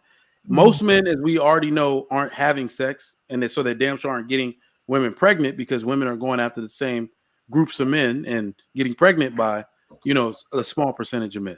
So when they figure out, I just said, and women cannot. That's not true at all. Well, women have the same birth defect factors as they age, but it's actually more prevalent for them. You know, like it's a gamble. The thing about it is, it's a gamble either way. So you don't know. It's not a gamble either way. Listen. You're talking about. Yes, it is. If you go look into, and I hate to say it this way, a geriatric pregnancy. Statistically, for women, the risks are much greater when they start having kids. Sure. I'm talking about the result of the child, like meaning when if you're taking, I would hope that nobody's sitting here going, well, you know what, I don't care about the quality of my child. You know, I would hope that we will all want healthy kids. Yeah. You know, to do what's best. Not to say we should. It's kind of like, yeah, you can, but why would you if you know that that's not the best? I mean, damn, any man, even as a man who doesn't, you know, really want to speak on childbirth, watching the act of childbirth lets you know. Watching the act of childbirth lets you know it's a young woman's game. Good God. Marcus, I was in there are you looking it up? Yeah. How were you a pro? No, I'm just joking. That's a young woman's game, yo. Like and fluid and production. I can't imagine. What's her name? Betty White. Go the decrease. I'll put in the back chat. With her legs in the stirrup. Yeah, I knew a guy. Actually, when I lived in New York, where my husband worked, he was a congressman, and he had a kid. I think he was like 75. Yep. So yeah, and his you know they be getting them with that booty. Yep. That young booty. But what's so sad about that is that having a kid at that age, you definitely ain't gonna be around. You know what I'm saying? Oh, like, you ain't gonna be around. Yeah, that's the sad part about it. Kid gonna get raised by the mom and hopefully a new daddy. Right. Probably hot, probably look hella good. If you was to go back in time, what age would you say is the ideal age for women to get married? 25. Second that. Yeah, you agree with that? Women don't have time to waste. What age would you say is the best age for a man to get married? 30. I would say around the same. Right when they getting married now, 30. I would say 25 as well, between 25 and 27. And the reason I say that is because I know, you talk about how men don't hit their stride until like their mid 30s or what have you. But I'm of the mindset that I think it's better to build together. And so I think at 25, both are still, trying to work towards, get in their stride.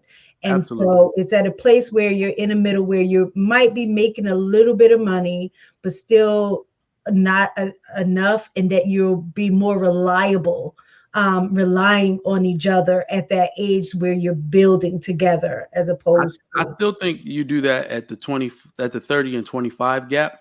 The reason why I want the man to be 30 is because I want that age gap to be significant enough, because I believe we have a respect issue where women are just finding ways left and right to disrespect men in their social age group.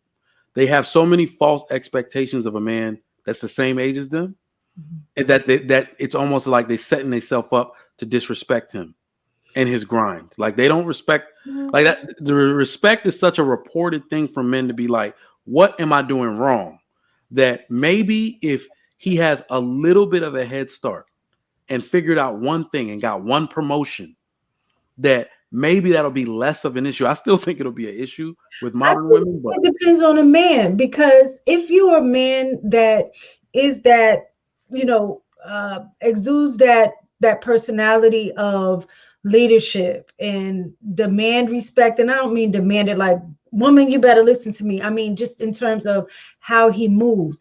I don't think if he's 25 and he exudes that woman is gonna follow that and fall in line. The age difference ain't gonna matter if her attitude is still the same at 25. If she don't feel like she has to respect him, I don't think it's about age. It's just about how she respects a man.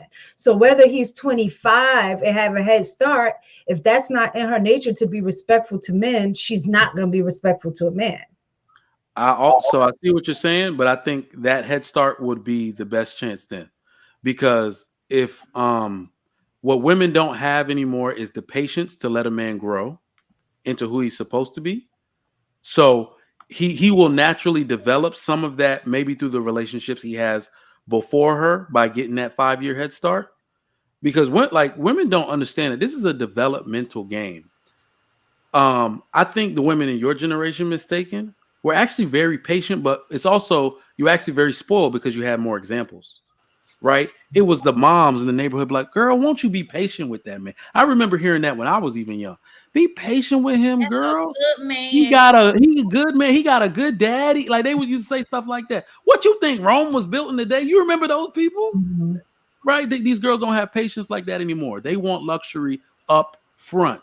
They're asking for Birkin. They think a Birkin bag comes right after college. But them kind of hood girls, though, right? Yeah. Well, no, the bad part is, like I said, there's really no difference between the girl that went to college and the girl that didn't go to college. Their mindset is ratchet because Hood they get girls their can go to college. social media is their church. So let the church say they deserve a Birkin bag. They're going to believe it. I'm sorry, that is such a ghetto mentality to me. Oh, It is a ghetto mentality. Too many women that are supposed to be quality are accepting it as law. That's why I said we cannot expect the men to change their behavior as long as quality women open up their legs for them.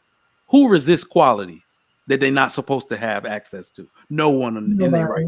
Mm-hmm. That's why I'm trying to cut off the supply to these men by getting with these women, because they're supposed to be smarter than this. Mm-hmm. They come from quality neighborhoods. Some of them come from quality homes and open up their legs to trash men. These men are not going to stop hitting them. They the ones coming up. If Beyonce opened her legs right now and say, smash this, and I was some trash to do, I'd be like, what? Shit. I'm going to do the Dougie in that you tripping. I guess. I be wondering who these girls be having sex with. I don't see it. You be sounding asexual, I swear. I love it with the person I like to. Like, I can't just do it with anybody. I just put value on, like, it's something about being with a person you really want to be with. You have feelings for that. I just don't understand. Like, I can't do it without an emotion to be in there. You understand what I'm saying? Mm-hmm. It's got to be a connection. And when I do it with that person, I love it. Like, can't keep my hands off that person. But for some random dude, I don't even like a dude hugging me and he's sweating and I don't know you like that. Like, So do you know what you just explained? You explained the natural response a woman is supposed to have to sex.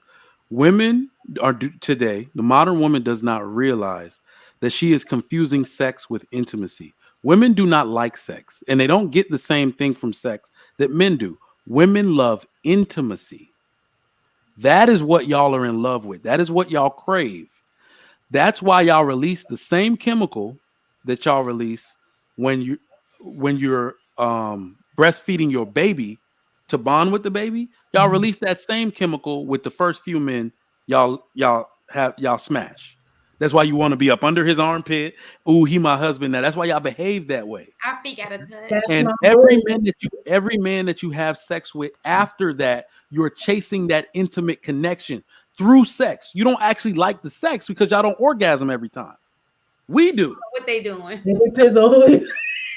It's Well, a what? dog, it's very few women that like be Well, convulsing. I think mistaken is mistake. What mistaken is the fact that she's with somebody who's learned her body. You've been with a person, he's gotten it right because he knows you. I was gonna say, You're I'm not kinda in that boat bouncing too, from so. guy to guy. You know what I'm saying? Like to That- me, there's no what kind of connection are you getting from just going into a dude that don't know? How does that make you feel that this dude just sat here and had sex with you and he just got up and leave? Like it ain't that's like a bad taste in your mouth. Like that's gotta make you feel like the lowest of low. Like why would you even put yourself in that And position? the worst part, where the dude the won't worst even part, touch you afterwards. Like what are we doing? the worst part is that women go from being oxytocin driven, right? When you, this is why women be like super into a dude, and what's the first thing they say when they're super into you? Like the third or fourth time they have sex, they'll reach down and they want to take the condom off because they're like, I want to give you all of me. This is what you're supposed to be doing with your husband, mind you. Because that intimate feeling that you had that you want to connect with him and you want to bond with him, you think that bond is supposed to happen through raw sex. No. You see what I'm saying? That's like every dude knows this. Let a girl be really into you. You be like, dog, she gonna tell me to take that rubber off maybe any day now. Watch. Because she really want to be into you.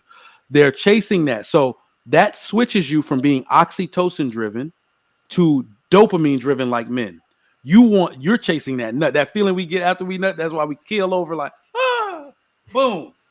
So now that you're dopamine driven, How you the do it more again? dopamine you use through sex, the more dopamine you need. That's why they become freaks. To get that feeling, you need more sex. That's why women are like out here turning themselves out and getting mad at men because they're chasing a feeling they can no longer acquire. It's terrible. It's like a reverse game they playing on themselves. I think nature kind of So gave let me us. just this is what I'm talking about. Can we go back to this? I'm about to call this person. Hold out right here. hold on. Marcus was saying something. You could have. Okay, go Marky Mark. I think nature kind of gave us marching instructions because, which is why I feel like it's really hard. It can be done, but we fighting against like the nature of man. Almost every time, unless something tragic happens, we gonna have an orgasm.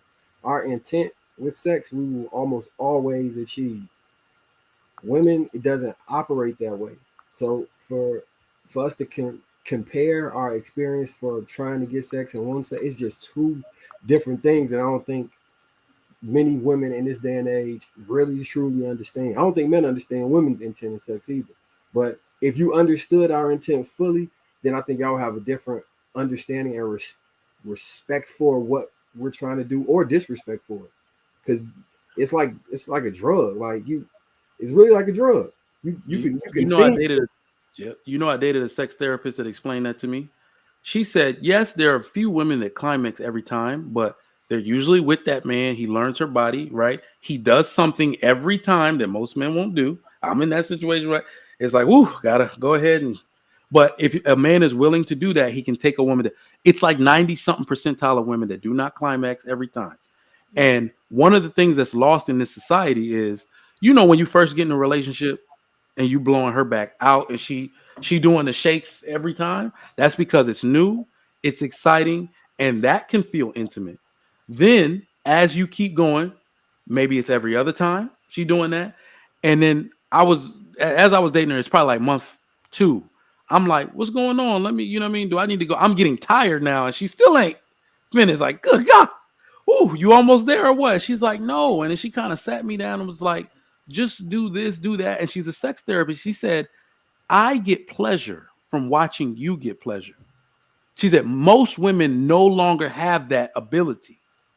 They are chasing the same thing a man is chasing, which is why they won't get it. Right? So she said, if a woman gets pleasure from watching her man, that is true intimacy. That's a connection. She's like, I get pleasure just from you getting pleasure. I like rubbing the back of your head while you're growing. It's like she said, so I basically got fulfilled. I got sexually fulfilled from that. I was like, God damn, this is deep. When she explained, she's like, women don't get that anymore. She's like, well, most women don't have pleasure. They want the actual, thing, whatever. So she's like, if you get pleasure from having, that's the connection with the man, though, right? Yeah. So, right. so I mean, you can have have both. connection. If you have a connect, you can have both for sure. Yeah. If you like I'm that woman. If I love this guy and I want to be with this guy and this is our thing, I do find pleasure in making him happy. Like, it gives me the satisfaction is just, I think that I would appreciate that more than the O. Like, imagine getting the O and he ain't sat like, no, that's just me though. Like that's how I will, it's not about the, I like that. That gives me arouse myself to make sure like it's just something about, pleasing my mate that I like. Yeah. And that's the difference between women and intimacy in your relationship. I think that goes for both partners. Both partners get something from seeing the other partner enjoying. You know what I'm saying? That's something we have to gain. We don't come I remember being 13, 14, the homies used to tease me because this is about to sound real bad. They used to have this thing where they'd say, you're not really outside if you never hit a crackhead. Whoa, I ain't from outside. But you say what now? They would say you're not out. I'm not from outside. You're not a real tribe if you never hit a crackhead. Because at 13 and 14, it sounds crazy, I know, but at 13 and 14, when we don't have that same need for attachment and stuff. I ain't never do it, but I'm just saying we don't have that same need for attachment. The way our brain is driven by sex is completely different. It's the same reason you would see a addict walking up and down the street like nobody. Like you would be afraid to sit in the seat after she sat in the seat. Mm-hmm. She still, I'd have seen her say, I make $2,000 a day. Mm-hmm. No drug addict man could be out there with scabs up, selling his peen, and women to be buying it. It's just we completely different when it comes to sex. Just at the nature, not at the nature stand. Like it's just completely different. And it's Somebody a hard said argument. I need to get a vibrator, but honey, I've had several. I know what a vibrator does. We don't want to know what that drawer look like. I mean, that's still like without a when man. When you're looking for like documents, like passports or something, you open that drawer up for the first time to see what a woman's drawer look like. Trust. Where is that social security card? You know how they got those TikToks, and it's like the TikTok is your friend standing over you, and it's like, if something happened to you, you die, and the friend is talking to the friend. I was like, girl, I hid your vibrators. I seen them in your drawer. Yo. That should be. Yo. I know that's like everybody's work. The worst thing is to have. I dated. The matter is women talk about having vibrators and stuff like that, but at the end of the day, nothing is a substitute for a man. It just isn't. It's not. We know. Sometimes if he's the right guy, like I said this before, listen, men need to understand that vibrator is your teammate. You guys on the same team. You should incorporate it. Teams get together and have the common goal. Yo, he's not your competition. He's your teammate. I had a girl tell me once that she don't need me. She got a vibrator. Called me back. Maybe we fought for like 2.5 weeks. And I'm like, I thought you brought your little buzz thing. I thought that was your friend. She said, okay, but it don't have your man stink. He was like, it don't sweat like you. I can't dig my nails into his back. I was like, oh, damn. Okay, well, that makes sense. That's true. And that's none of the things that we require. We don't require none of that.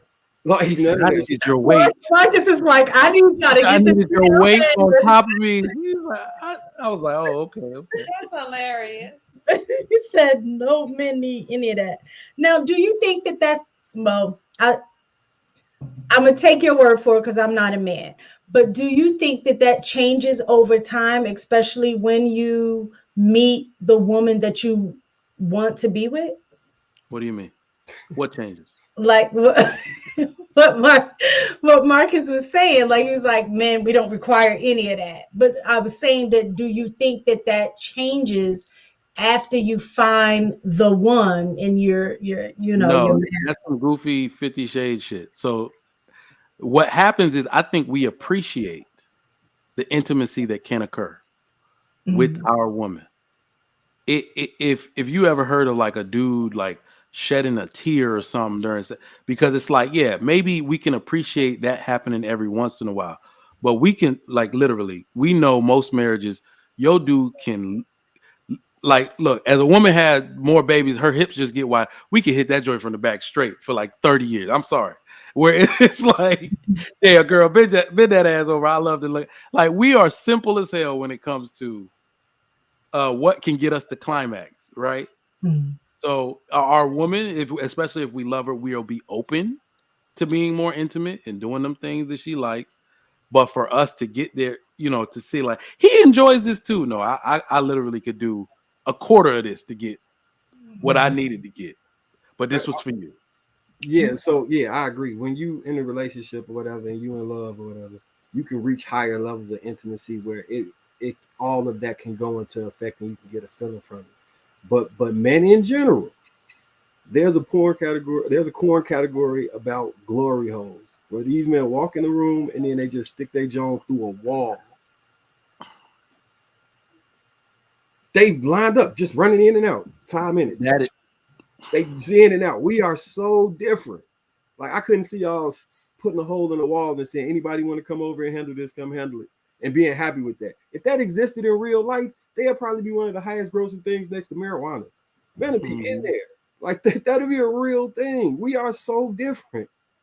Like people conflate it. this is Are also different. People this like don't is like the women don't like to say that we different. women don't like women. This is why some women in other countries do not even like they aren't bothered at the thought of men cheating.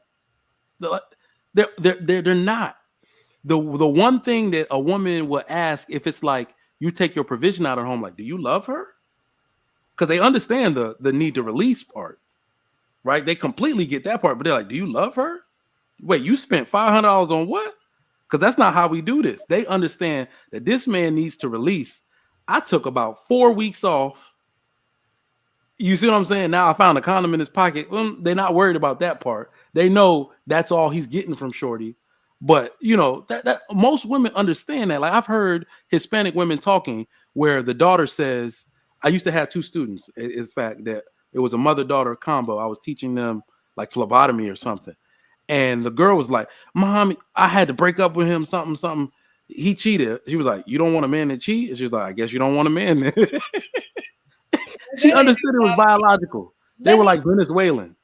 Let's do these super chats. Mistaken. She don't want to go deeper into that. No, I don't care. Like you already know how my Yeah, thing. she don't I care about always that. thought that listen, if a man cheat on you, you don't leave a man to cheat on you. That's how I was. That's what I was taught. So The girl means nothing. Like nothing. It was such a if you absent thought. Like that doesn't bother me. It bothers me. I couldn't. I'm sorry. Hunt Inc. Hunt Inc. Okay. I always dated women who held degrees. Think we read that. We read that one already. We did. Shamar Lawrence, $20. Thank you. Thank you. Supporting the channel. Thanks, Lapeef Network. Thank you, panel and chat. 100. Timeout, $5. Why not leave the kid at the father home for X amount of years, like the movie Boys in the Hood? Are the fathers saying no to that arrangement? We wouldn't. There's no way to tell that, but you realize that moms drop the kid off all the time to be raised by the dad, or they have like a situation and the dad take care of the kid. Yeah, I think they will if they were for. Yeah. I actually, we had a conversation. I was saying that if I mean, back then when my son was younger, if my husband and I had like separated or something, that because I had a son, I would most definitely um have him raise us up, because I know I couldn't make him a man, but it would depend on the age. I think at a certain Yo, age, young boys need like the my nurturing and stuff like that. But at a certain age, I definitely think that and he this is would. yeah, this goes back to what we were talking about before. One of my best friends is petitioning, right? He's in the army. So you got to be careful about how he does it because he goes between duty stations. Mhm. Is petitioning for his 12-year-old son who's acting up in school. Let him live with me. She said yes, only if I can keep the child support. Ooh, Mm. This is what men go through. This is why I'm like, y'all don't understand. He said, what? that's Oh, crazy. I just had another baby. If I can keep the child support, you can have him. This is what men are going through. That's We ratchet. be in powwows trying to figure out how to get the most custody without pissing the mama off. Like, yo, But my I've thing, been but multiple there again, conversations. like I think that who was that who mentioned tap? Like y'all, just the best situation is for the mom and dad to be in the same home. Period. yep, That's the best situation. No situation yep, outside of that is an ideal situation. Obviously, the next will be co-parenting, even days with dad, even days with mom, so there can be a balance. So it just sucks to me that it's like oh, it's gotta come with me or it's gotta go with her, or there's a child support situation. That's just so crazy to me. Like, well, if they do equal custody, she either won't get child support or won't get all of it, something like that. So the women don't want that if they can't control most of it. well, From what I was reading, it's starting she's to say that she's it's a starting to minority move situation. more in that direction. Like when with custody and like with divorces and stuff, that is starting to move more so in that direction. But they were saying historically the reason it started going, because prior to, men used to be the one that had ownership of the children even if the woman divorced. Yep. But then what, from what I was reading, it was saying that the shift occurred because society wise, and even we see it here, that a lot of men are saying, when men are the breadwinners, they're the ones that take care of the families, they put in a long hours. And as a result of you guys doing that, when you go into the court system, that same mentality is there. So the expectation is the father probably won't be there as much for the kid as the mom. So the kid would fare better with having the parent who is going to be able to be there most of the time, and then put the breadwinner aspect still on you. So you know what I'm saying? But now they're saying that that's starting to shift, Yep, work them which I hours. think is good. Run me my kids. I would argue that children raised by the father have a different perspective on authority than children not raised by the father, and that might Well, be that's a scientific and behavioral proven fact. and they might be able 80% to. less chance of going to jail just because you and your daddy out. Oh yeah, the best chance of you going to jail was absolutely there. But again, it's still not a whole child. The Oh best no, no, best no. way to raise the whole child and is compact is for both parents to be there. So that parent, like Marcus stated earlier, there's a yin and yang, yin and Yep, yang. And when you take one out, that's not a balance. There's that kid is going absolutely. to be missing out on something. So we need to figure out a way, even if you couldn't make it out the relationship work, to make sure that both parents are involved, like We involved, exactly. We not need to have a baby mama coalition conference in coalition. which all of y'all call all these baby mamas to the front of the congregation and make them get back with their baby daddy. What we gonna do as human beings, this is one thing we gonna do for the community. We gonna Shotgun co-sign. weddings back. We gonna co-sign on all of their apartments, so they got no excuse.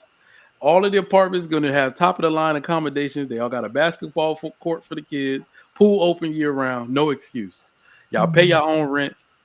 You can't say you can't get an apartment together to live in, all of that, because that turn back around and face yourself in the mirror. That's the real issue. People don't want to face the failure in their relationship because people pretend the other person failed, right? They pretend the other person failed, but what really happens is the relationship fails. The person doesn't like the way they reacted in it, and the relationship itself is the mirror of their failure. I noticed that with people. They'd be like, oh, I can't get with this person. What it is the relationship didn't go the way you wanted. Therefore, you think you're better off going to start fresh somewhere, even if there's a kid involved, rather than do the work of a mature person and work within this relationship. That's why I like marriage and stuff, because it turns a mirror to you. All your worst stuff gonna come out here. And I feel like the way I'm gonna be champ, big body champ, is if I make it through this situation, you can't tell me nothing. Everything that happened, I made it through all of it. What can you tell me? People don't think like that anymore. It's like something went wrong, I'm gonna go start fresh elsewhere. Do you think that the single mother rate would change if people was forced, like, so say you had one baby mama, right, and y'all was forced to be together in the house. If you had another baby mama, y'all also was forced to be together in the house. Like, I think the death rate will go up. So it'd be like people talk about like men having multiple child's mothers, right? Yep. Well, every new mother, you're gonna have to partner up with 6 other ones, 7 other ones, 15 at this point. Do you think that has to be mandated? Yep. Just like you said, I think that's what was that love when y'all was in the bed with each other? I mean, y'all was happy with each other then. What did it just go out the window? Nah, bring it back, baby. They're gonna be forced to be with each other. Shoot. Yep. So it's probably extreme. Look, man, we got to be on some China stuff now because no culture has ever benefited from too much freedom, and now we have too much freedom. Too much freedom. We're to the point where China don't allow the stuff they're feeding us on TikTok. They're purposely doing it. They do, because they don't do that to their own people. They don't do that to their own people. Yeah. That means that they want to put their society above ours. How can you be a society where the minds of your future generation is corrupted versus their minds being enlightened? They are going to whoop our ass physically, mentally, and in every way possible in the next 3-4 generations. America is going to be the laughing stock of the world when it was once the superpower, simply because of stuff we let happen here. So then my question is, how do you dial that back? Like, because I know I remember reading something about when we are looking at social media, television, all of those things, and Black households, our children typically watch more hours or involved in more hours than any other race across the board. So how do we mitigate that to kind of change the tide? All right. So if you're most racist conservatives aren't going to like what I say. This immigration thing that we got going on with the massive you can't stop it, because no matter how you feel about immigrants, these people keep their families together. So the ethnic switch, every empire goes through that. They go through an ethnic switch where people they just switch themselves out. If it was white Anglo people, it's white people of a different type. If it's black, descendants of slaves, now it's black people of a different type. So don't stop the ethnic switch, because if it's families involved in it and a culture of respect for others' property, respect for people's individual bodies and property, those are good principles to base your culture off of. If it's respect for education, your elders, those are good things to build your culture off of. So Mexicans, South Americans, Asians, Middle Easterns, Africans, don't disrespect them anymore, because they're literally the future of America. If you want to beat and compete with China, you're going to have to depend on those people. The other sad part about it is there's going to have to be death. All of this living your best life culture, those people actually literally have to die off. You see what I'm saying? They have not at all. So you just advocated for bringing in more Africans and killing off the Americans. No, I'm dead serious. What I'm saying is, and no education. Nobody becomes educated.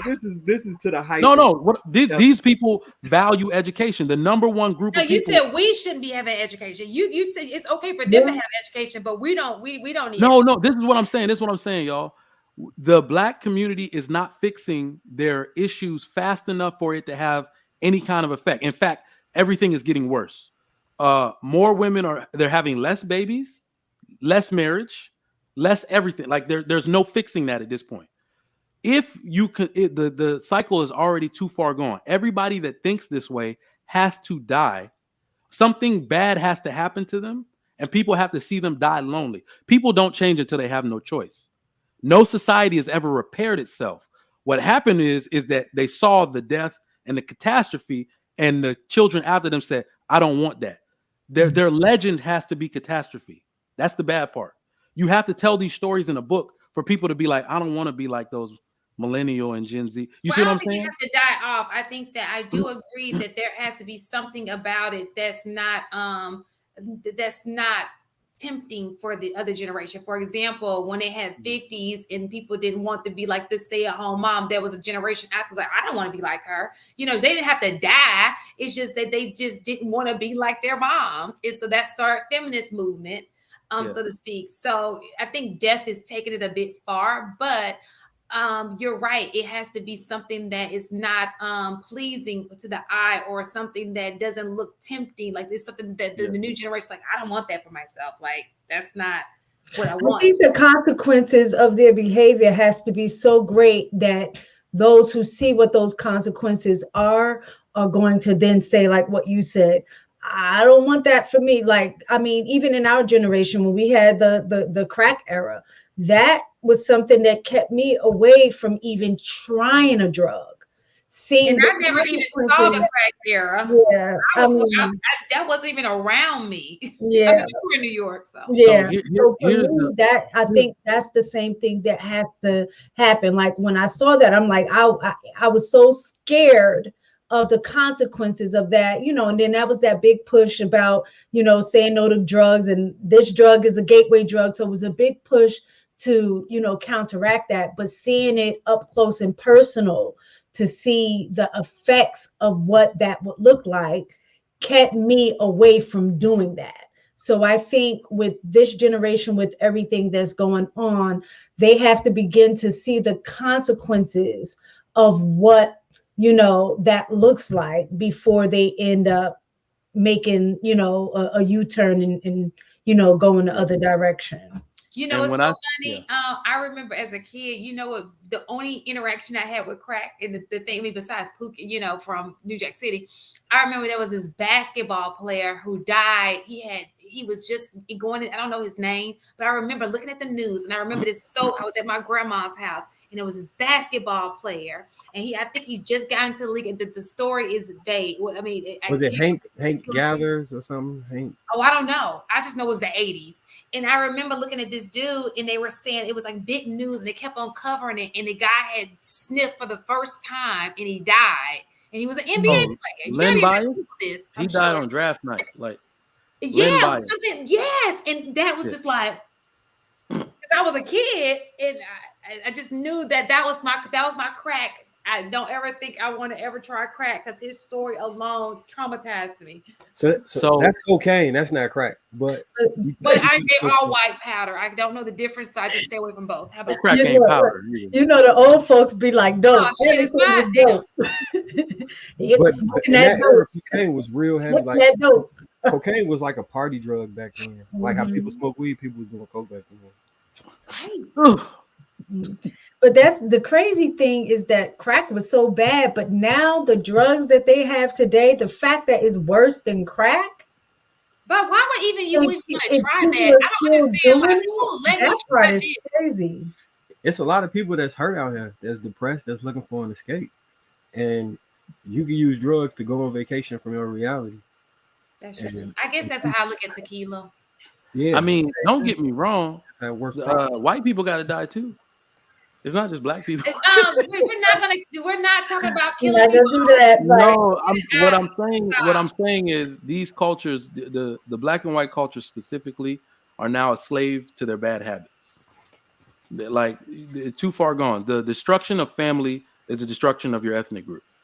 That's really what it boils down I think to. that the problem is economic. We value economics more than we value family. Like it's Exactly. Everybody fun Yeah, with but family. Yeah. I was gonna say, but individual economics will never beat group economics. That's why those ethnic groups that I mentioned are going to dominate. They're going to be the regular ass Americans, right? So they get their wish, and they're going to replace everybody. I mean, it's not. So you saying we should just vote to kick all y'all out, so we don't have to deal. I was gonna say if you really feel some kind of way about it, yeah, just start a civil war and try to kick everybody out, but that ain't gonna work either. But you know what I mean? That's what I'm saying. The incentive, let's put it this way. The incentive, if we were to say, let's call a come to Jesus meeting and repair the black community today, the number one agenda would be take away all incentive to keep black men out of the household. They're not doing that. All of the government stuff that's still in place to keep a black man out of the house is still there. It's not going anywhere. Look, I think the incentive should be to. I'm gonna go against you. Is I think that education. What incentive? For what? And I think that if you are on government assistance for whatever reason, it should be temporary. There should be a cap on government assistance. Oh, I agree. I think that unless you're showing, for example, if you're showing hardcore evidence that you're a Walmart worker and you're just not making enough, and you got all these hours and it's just not enough, that's totally different because we can see you're really working. Because the problem is somebody's got to work those jobs. You know what I'm saying? Nope. Listen to what I'm saying. Somebody's got to work the job. So I think I have a problem when your work is not matching, and you're getting these assistants and you ain't got a job. Like you're just sitting down. What are you doing with yourself? You just chilling over here. Like you're not even working. You're not even working, putting in the time. That's when I have a problem. I don't really have a problem with the person who is working and they show that they're working and they're working hard. It's just they're just not getting paid a lot. That I don't mind helping that person because they're at least trying to work and they're working jobs everybody wants. But I do have a problem with that chick who's not doing, or that man who's not doing anything. Yeah. So this is another problem. So remember, I said some people have to suffer. I'll stop saying die. I'll say suffer. We have to go back to no pun intended, a black and white society. The issue is that, especially I think when women make law, women make rules for entitlements, they leave a lot of gray area. People take advantage of the gray area. Sure. Where it's like, oh, temporary this, but only if you do the whole entitlement system is a bunch of gray area. That's why it gets taken advantage of. If you can literally so this is what I'm saying. We need to go back to you got to understand what entitlements have done. People who don't make enough money still think they're entitled to their own apartment. Nope. You see the way the Mexicans do it. 12 of them are in a house. Take that house away from them. I agree with that. And let them go back to their mama house. That's what I'm saying. These people think they're entitled to things they're not entitled to. I got you. You see what I'm saying? Take all of that away. You don't get any apartment. It don't matter whether you make money or not. Don't give them things they don't deserve. Because the worst measurement is that how can people will say American people live in the slums. No, you don't. These ghettos out here, these hoods have running water. Mm-hmm. That's not a slum. That's not a hood. How did the one thing a person has here in the hood over an immigrant is citizenship? How did an immigrant come here with no citizenship and outwork you? Absolutely. How did they come here and get citizenship and become a homeowner before you? I agree with that. It's because they had no entitlement.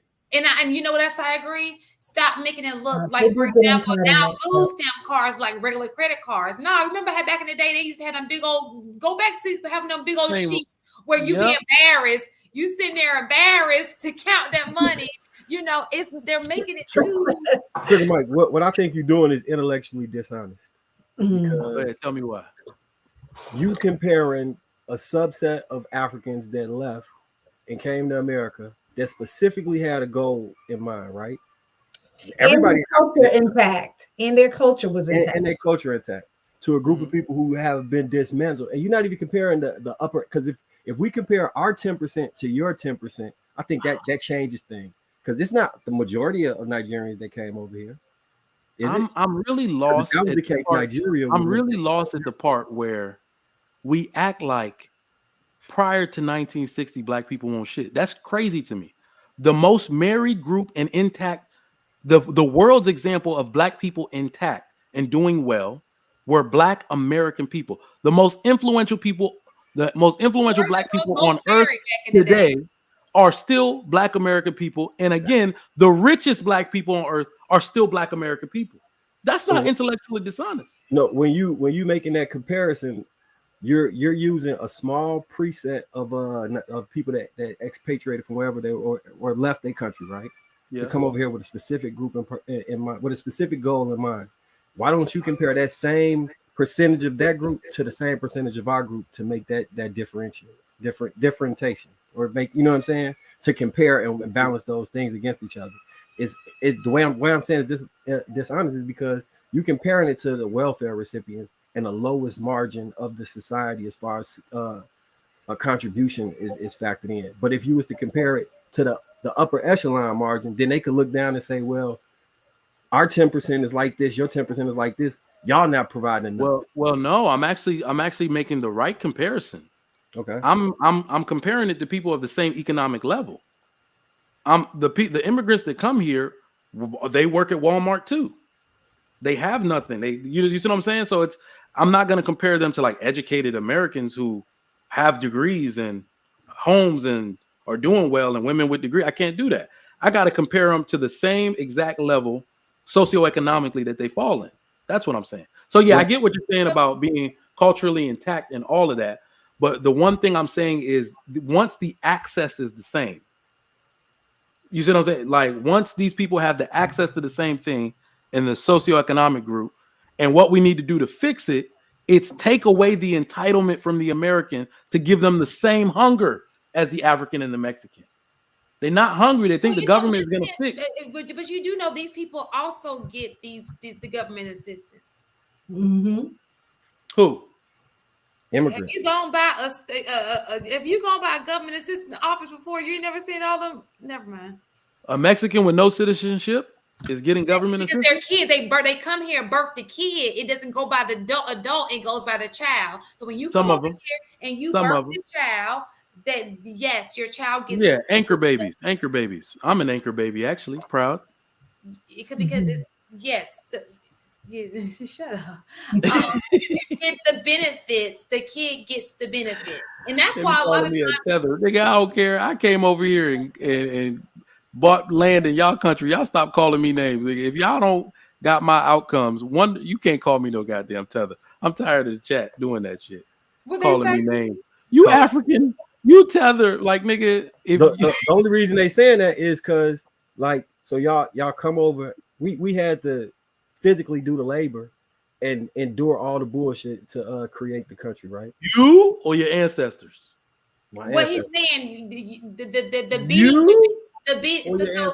So that makes a difference though, because the ancestors raised that's their generational. No, it's not. Listen, so what nobody here before you come to look down on them, we should go to Nigeria and just look down on y'all. You should. You're not gonna hear me give two shits about it. I'm here thriving. I made my choices. You should. People in Ghana right now living it up, banging all the Ghanaian girls and the Nigerian girls in Lagos. They doing it right now. It's like nobody. Y'all think somebody gonna stop you? Ain't nobody gonna stop you. It's like you moving into an apartment building that my father built, and then you talking shit about the apartment building. Bro, just be happy to be here. I think that too. I know I was born here, right? Let me just say this again. I think that people think that they're so far removed from when these things took place, and then I'm not a person who takes victim because I like to strive from what it is that but we're talking about. I can sit down and have conversations with my grandmother. I was born in Montgomery, Alabama, you know, and so these people are still alive. These aren't people who are not still alive, you know. They have the stories who had to endure color bathrooms, the lynchings, you know, having to so that don't think that I think that sometimes we think like, oh, those people are long gone. They're not, they're still alive. Yeah. Yeah. But So the let me one ask you thing one I more want question, Trigger Mike. If you had Yeah, a go daughter, I'm not trying to just you do gotta do it. I'm not putting this on your daughter specifically. But Yeah. if you had a daughter and she endured, let's say, sexual essay when she was like 7 years old, and then somebody else had a child that did not endure that, do you think they would have the same chance of having a marriage? No. Why not? Trauma related to the incident. Okay. Do you not think that there's trauma related to that incident? I believe that residual trauma that people are trying to hang on to is non-existent. Right. So I think I think that he's thinking of slavery. And here's the weird part, but here's the weird part about the generational trauma and all of that. This is the weird part about Africans in general and FBA, ADOS people. For some reason, y'all seem, because I was born here, I was raised here. Y'all seem to think that a cop will pull me over and come to my window and be like, are you FBA or Nigerian? Because I only give tickets to niggas. Like, they don't do that. I'm black to them. I go through the same shit y'all went through. Like, so I don't. That's what I'm like. What are y'all talking about? Like I didn't have the same experiences. Like they be like, no, look at the shape of his eyeballs. He Nigerian. Don't mess with him. They don't do that. I think my black experience is actually the same. I think what he's saying is there's this thing where even with slavery, that there was a manipulation that was involved. Like that's when we were talking about women raised their daughters, but then they call it they you know, they don't do the same for their men. That started out and so it was a mentality that was ingrained and it just trickled down. Like because it was a time where boys were taken away from the household, they were stripped of their kids, and so what they did was they sit that and it went down from generation to generation, and it's just the way. And there's no way that you can understand it because you don't live it. Okay, it's just one of those things you got to be like, I you know. So here's the other part too. Yeah. I know I get what you because I'm with you. I don't think that we should dwell into that. But because I'm not the person, like I feel like look, y'all got too many opportunities right there. There should absolutely be no excuse. But there is a little bit of you should be, I think that there should be a level of respect, not necessarily for this generation, but a little level of respect of the moves that our ancestors made, just so you to acknowledge you being able to move the way you move in this country. So I got two things I want to bring up. So there was a study done a while back about how if a parent went to jail, like you can have a well-to-do family, right? And if the patriarch went to jail and was removed from their home, that would have long-reaching consequences past that generation, because you got the family that will no longer have that income base to provide that lifestyle and the things that they were afforded at that level. Then you had the children who raised under that type of struggle. Now, those children's struggle can be transplanted into those kids based off of them not having the same leg up that he had. And back to I got this book right here. It's called The Ely Family Reunion, right? So my great-great-great-grandfather had 105 children. They used him as a slave, a breeder slave, because he was 6'8", 250 pounds. All of those kids was removed, and I got the receipt of sale of them in this book. I got the tax records of all of this stuff from when they was. Dang, you went far back, did you? Yeah, no, this book got everything. Like I'm in this book actually. So what I'm saying is the same reason that chitlins was a part of our culture is the same reason other things have been passed down from that far back. So it's not the same to try and make that correlation, bro. It's just not. So this is the part that I feel like the history. You just feel like we shouldn't lay in it. It should no longer be an excuse with the opportunity to say what we have. That's what I'm saying. And then I'm not making that the part that but I don't like the fact that he's saying that it doesn't exist. And I think the thing is that for a lot of people, especially people of privilege, I would even say that I am a person of privilege, not necessarily like, you know, making a whole lot of money, but privilege in terms of like how I was saying, I had both of my parents, you know, raised. So I'm sitting in a position of privilege from that aspect. You know, I was raised in a middle class family. So certain things from that is going to be passed down to me. You know what I'm saying? So I'm sitting in a position of privilege. You know what I mean? So in that regard, when you have people who are not born in positions of privilege, they're going to continue to pass down those same things from their families. And so, even though Trigger Mike, you are first generation here, Mm-hmm. your parents still came intact. The cultural values that they came with from their country is still directly passed down to you. And I hear you talk about, you know, the things about like your father, the things that he instilled in you because of the culture. His culture came intact and he was able to pass that down to you. Now, what's going to look different is that as you begin to see your kids and their kids become more Americanized. And I think that's what begins to happen. But Also with that example, it's a reason that you in the home with your kids right now, right? Trigger Mike. It's a reason that you feel it's necessary to be in the home with your kids right now, right? All of the thinker. Yeah. What is that reason? Okay, I'll rephrase the question. I'm sorry. It's a reason that you feel it's necessary for you to be at home with your children. Oh yeah. What is that reason? Their benefit, their upbringing. That translates into what when they become adults? Productive, functional adults in society. So you would agree that you need to set a foundation, and then from there you can move forward in a progressive stance. Absolutely. So if the stance has not been foundationally correct, hence the name Foundational Black America, then would you not agree that it would be lots of dysfunction flowing through that? I don't understand the correlation you're making between the descendants of slaves and loss of functioning family. These people were together. He's saying That's why I'm like, most married it was fractured in 1960 by the Great Society and all of that, and then by the choices each individual person made after that. That's why I'm like, the culture of Black slaves is not dysfunctional family. It's not. It's intact family. It's because what he's saying is at one point in the 60s, and I did read this, we were the most married.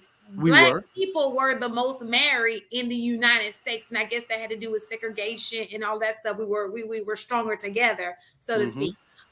So he's saying that if that were the case from slavery, then that 1960 togetherness would have never happened. It would have just been single parenthood, because that was been a reflection of slavery. But because we did come together and we were solid families at one point, so that you can't use slavery anymore because we did have that as an example. It's just that for whatever reason we separated from that. Okay, so do you think that after do you not see like because I don't know how much history of America you actually know. So do you understand like the targeting of that? I was born here, man. Come on. No, you talking like a tether. So I need to understand. Do you understand the targeting of Black Americans? Like so the 60s and so I understand the theories about targeting Black America. I just don't agree with all of them. So does COINTELPRO? I do not agree. I do not agree with the constant victimhood mentality. I can agree with some of it that is fact. I do not agree with it. Which part do you agree with? So maybe we can everything that has been proven through pattern, redlining. Like you said, everything that has been proven through pattern, I agree with. Not proven through theory of a prominent man that said it happened, or everything that's proven through pattern, I agree with. Redlining is one. I mean, shoot, even do you think that drugs was introduced to the community in order to fund the Iran-Contra war? Do you think that happened? No, that actually happened. Those papers and documents were released. Yep. Do you think it was specifically done to stop a Black liberation? Oh, so this is actually my number one. This is actually my number one feeling about it. The reason why I talk so freely and loosely about this is because I'm not convinced these things are always about race more than it is about class. And unfortunately, the Black community is always overly represented in the underclass of Americans. of the lowest wage earner. Because I'm telling you right now, when the underclass becomes the Hispanics, they will oppress them the same damn way. There's That's my always an intersectionality between class and race, though. well, in this country. Yeah. But the bad part about it, stick like with that. in Explain fact, this this is where I was gonna say this is where we start to differ because Well, I there's want to an say in the there's an country. intersectionality between class and race, and it becomes more prominent when the underclass of race doesn't have the same opportunity as the upper class. But in America, we do. That's where immigrants have the problem. Usually the marginalization of the underclass is where you get the race. Y'all are oppressing black people. Y'all don't give them the same opportunities. You charge them the same taxes. That's where people are coming in like that would be unfair. But you do have the same opportunity. And that's where we're like, whoa, this is crazy. Now, But you just told them not to exercise their opportunities I earlier. don't necessarily think you have access to the same opportunities. Oh, let me put this baby. I'll be right back. This is what I'm saying. When I look at I'm listening. I just got to put her in a room real quick. okay. When I look at certain things, when I say access to the same opportunities, you got to look at the environment. So when I say that, you know, when we have these discussions, a lot of us say that, you know, well, I grew up in a hood, you know, the hood, this, the hood. The fact that so many of us have that same story, that we grew up in the hood, is problematic within itself. Why do so many of us have that experience? And again, that goes back to the redlining and things like that, right?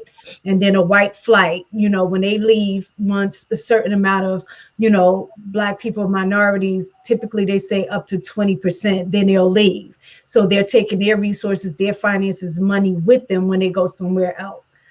So when we say we have the same access to opportunity, when you look at the education system in, let's say, New Orleans, you can't say that that same child have the same opportunity as somebody that lives in Buckhead here in Georgia. You know what I'm saying?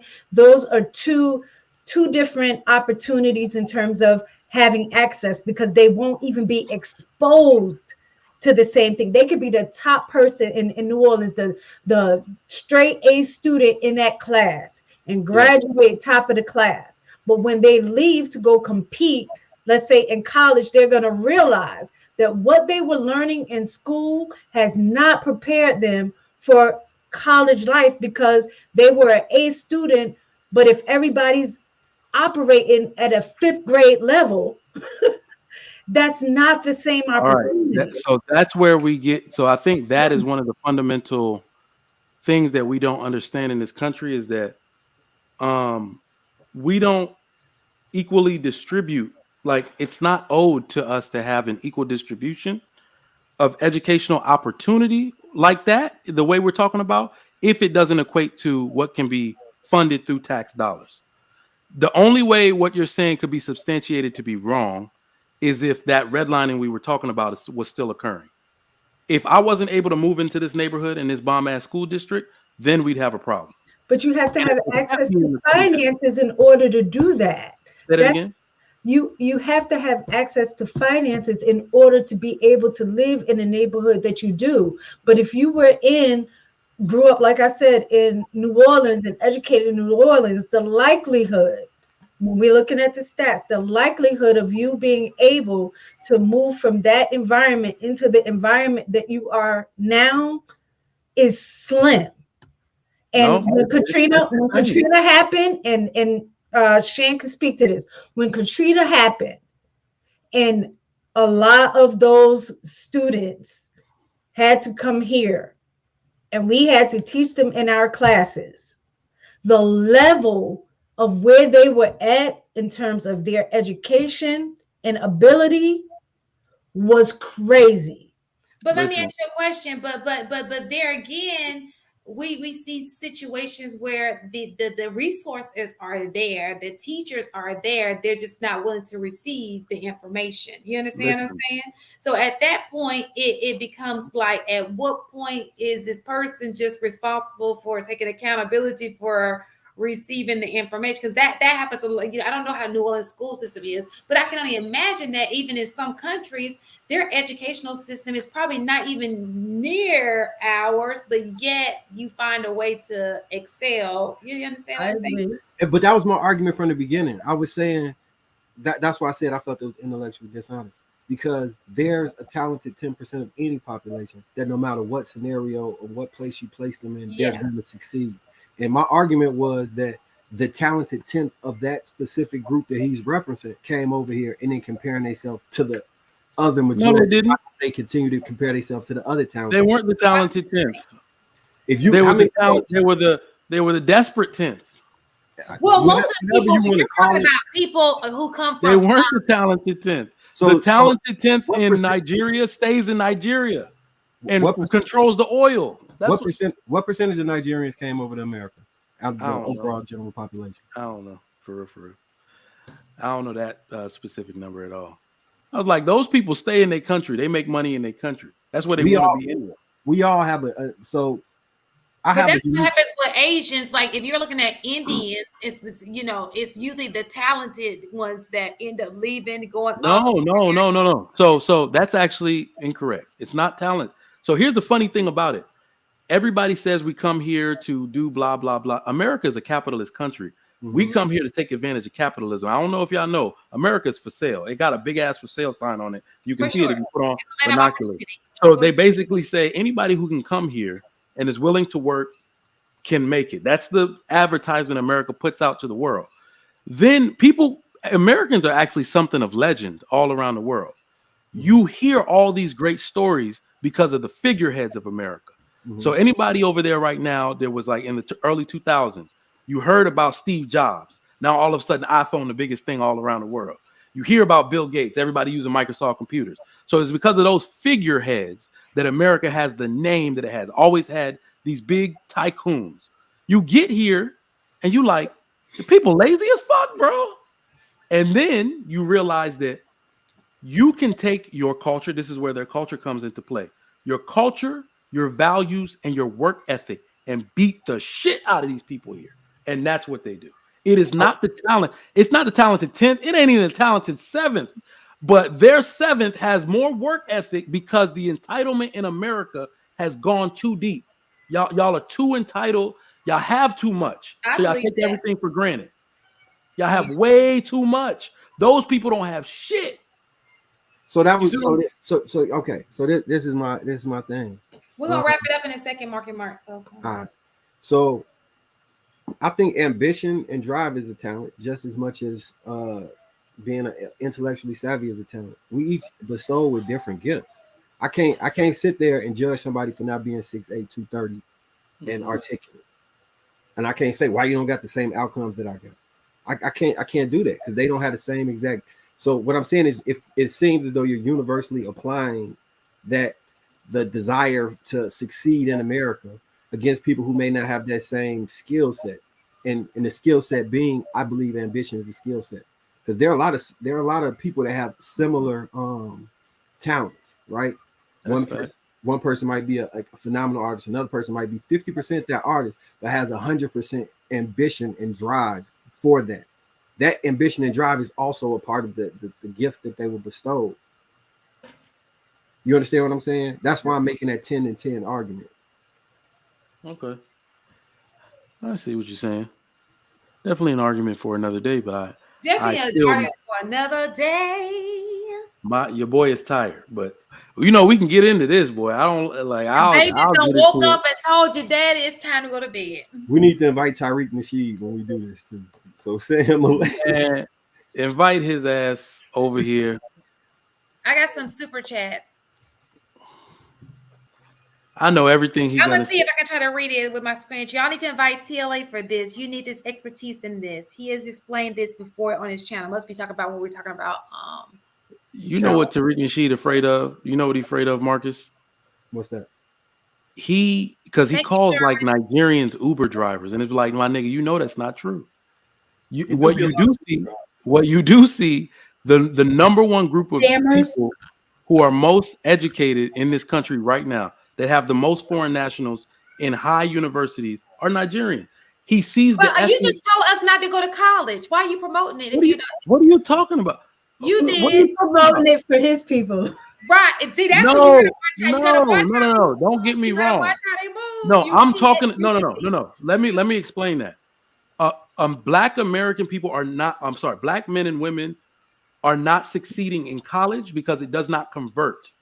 How the hell are you, black women, the most educated people in America, and it does not? And your economic earning power didn't move one red cent in 10 years.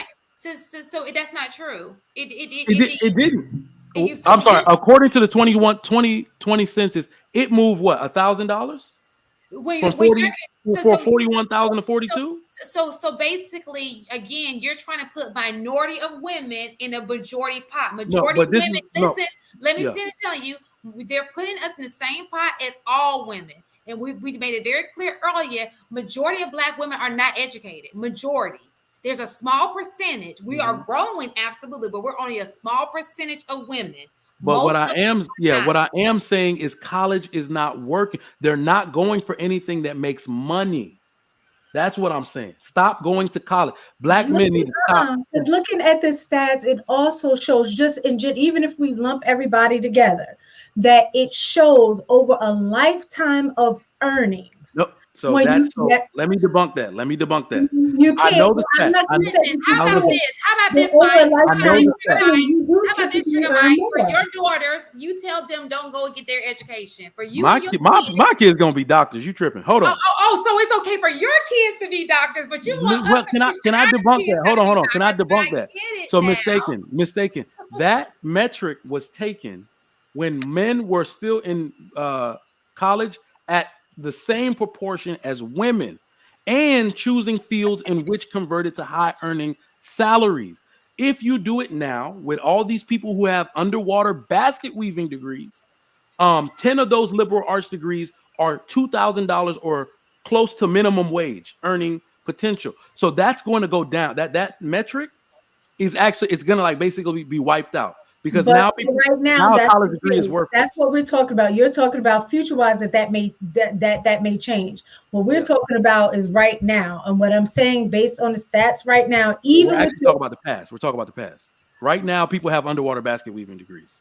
Right, and I'm making I know y'all like playing on that, but that's fine. Even with that, their earnings for a kid, for somebody who does not have a high school diploma, their earnings with that basket weaving degree is still going to outperform or outmake in terms of financial growth more so than just the person with the high school diploma. And for liberal arts, I'm telling you, for sociology, psychology, all of that, the median is 38,000. Minimum wage for the average, or the average 24-year-old is making 34,000. Right now, it's not a. I don't disagree with that. I agree with what you're saying, but I would say this: I would want you to preach the same thing that you preach for your kids to all the masses. So say, no, okay, I want no. Let me finish what I'm saying. They can't do it. My family is intact. Oh, if you don't have this makeup, so that he doesn't think that you guys are on the same level as what he. Wait. What I'm saying is everybody has a chance to succeed in the way they're best doing. I told you how I'm gonna tell a black boy with a 4th grade reading level that he needs to go be a doctor. The least chance of that happening in history. Interesting. You just made my initial point. No, but this is what I'm saying. He can still be successful. He just can't be no fucking doctor. That's what I'm saying. He cannot be a doctor. What is required of a doctor? Because my parents tried to do this. My parents actually have a 6th grade education, and they try to make all of us doctors. They didn't succeed, right? But his brother, he's older, and the parents had the money to send him to school because school costs money in Africa. He has 4 doctors out of his 6 kids. So the makeup and the pedigree. One guy and his dad was a surgeon, and most of them are doctors. But I said, listen, kids with a 4th grade reading level, they can still be successful. Information security, cybersecurity, coding, all of this stuff. Just don't send them down a route of failure. This is actually the point I wanted to make on this. My wife is very studious. She's going to teach our children to be very studious. I am not studious. I am a workhorse, right? I am an orator. I'm somebody that can get in front of people and make things happen. That's why, I taught for all those years in higher education, right? So I'm a nurse. I work with people. Like I'm people oriented, that type of stuff. So I believe that you play to people's strengths and you'll have a great society. There is absolutely nothing wrong with the boy being a realtor if he has really good sales skills that he learned talking from selling things on the block. You said, I'm just saying, work with people where they're strong. Stop aspiring society into things they'll never be. That's all I'm saying. I agree. I don't necessarily also think that a 4-year degree, like even though I'm in education, I'm an educator, and that's probably what you hear, like between Shan and I, is that we're going to push that. We're in that field, and we know not just in this society, but when you look across the board, that they say the number one thing that improves a society is the education aspect of it. So I would never promote not educating yourself. Now, I do believe that not everyone needs to educate themselves in the same way. I don't think it's necessary that everybody needs to go to a 4-year college. I think there are other ways that you can educate yourself in order to, be able to provide for yourself and be able to be independent and live. And I do think that that's one of the things where the school system falls short is because we're trying to gear everybody into college. Exactly. Where there are, like you said, internships that you can do, apprenticeships that you can do, things like that you can learn in order to, obtain a career. So I do agree with you on that. Boys that have go ahead. But and then too, and then of course I do not have an ideal situation. I do not. I would never put single parenthood on anybody. You understand what I'm saying? But to say that, I'm a single mom, and I think my son is an exceptional. He's exceptional. He just but is. You were a teacher. You were a teacher. That's kind of expected of you. But go ahead. Okay. Well, I guess the teacher kid is bad. Like, come on, like they always. Right. So I think that it can be done. It's gonna take. But and then too, I don't mind co-parenting. So I think it can be done, and I just always like to. I always see potential that some people don't see, and sometimes I think that we take, like Mistaken said it earlier, we take the easy route out because we want fast money, and sometimes slow money is long money. You understand? You understand what I'm saying? Luckily, we do have cybersecurity and all those things where you can go get trades and everything. But I even have a homeboy. He has his degree, and he said even the money, because he's in IT as well. But he said it's kind of like RN versus BRN. I think that's what that's called, BSN. He said you have both nurses, but that doesn't mean your pay gonna be the same. You understand what I'm saying? Said that goes the same way when it comes to IT. Guys get the fast trade in IT, but their pay not gonna list. The pay, even though we're doing the same thing, the pay is not going to be the same because they do acknowledge the degree. Does that make sense? Well, I was going to say that they do acknowledge the degree if it comes with experience. Experience is what is more value than a degree now. But what I acknowledge for boys, especially boys that come from single parent homes, do not go to college and compete with these.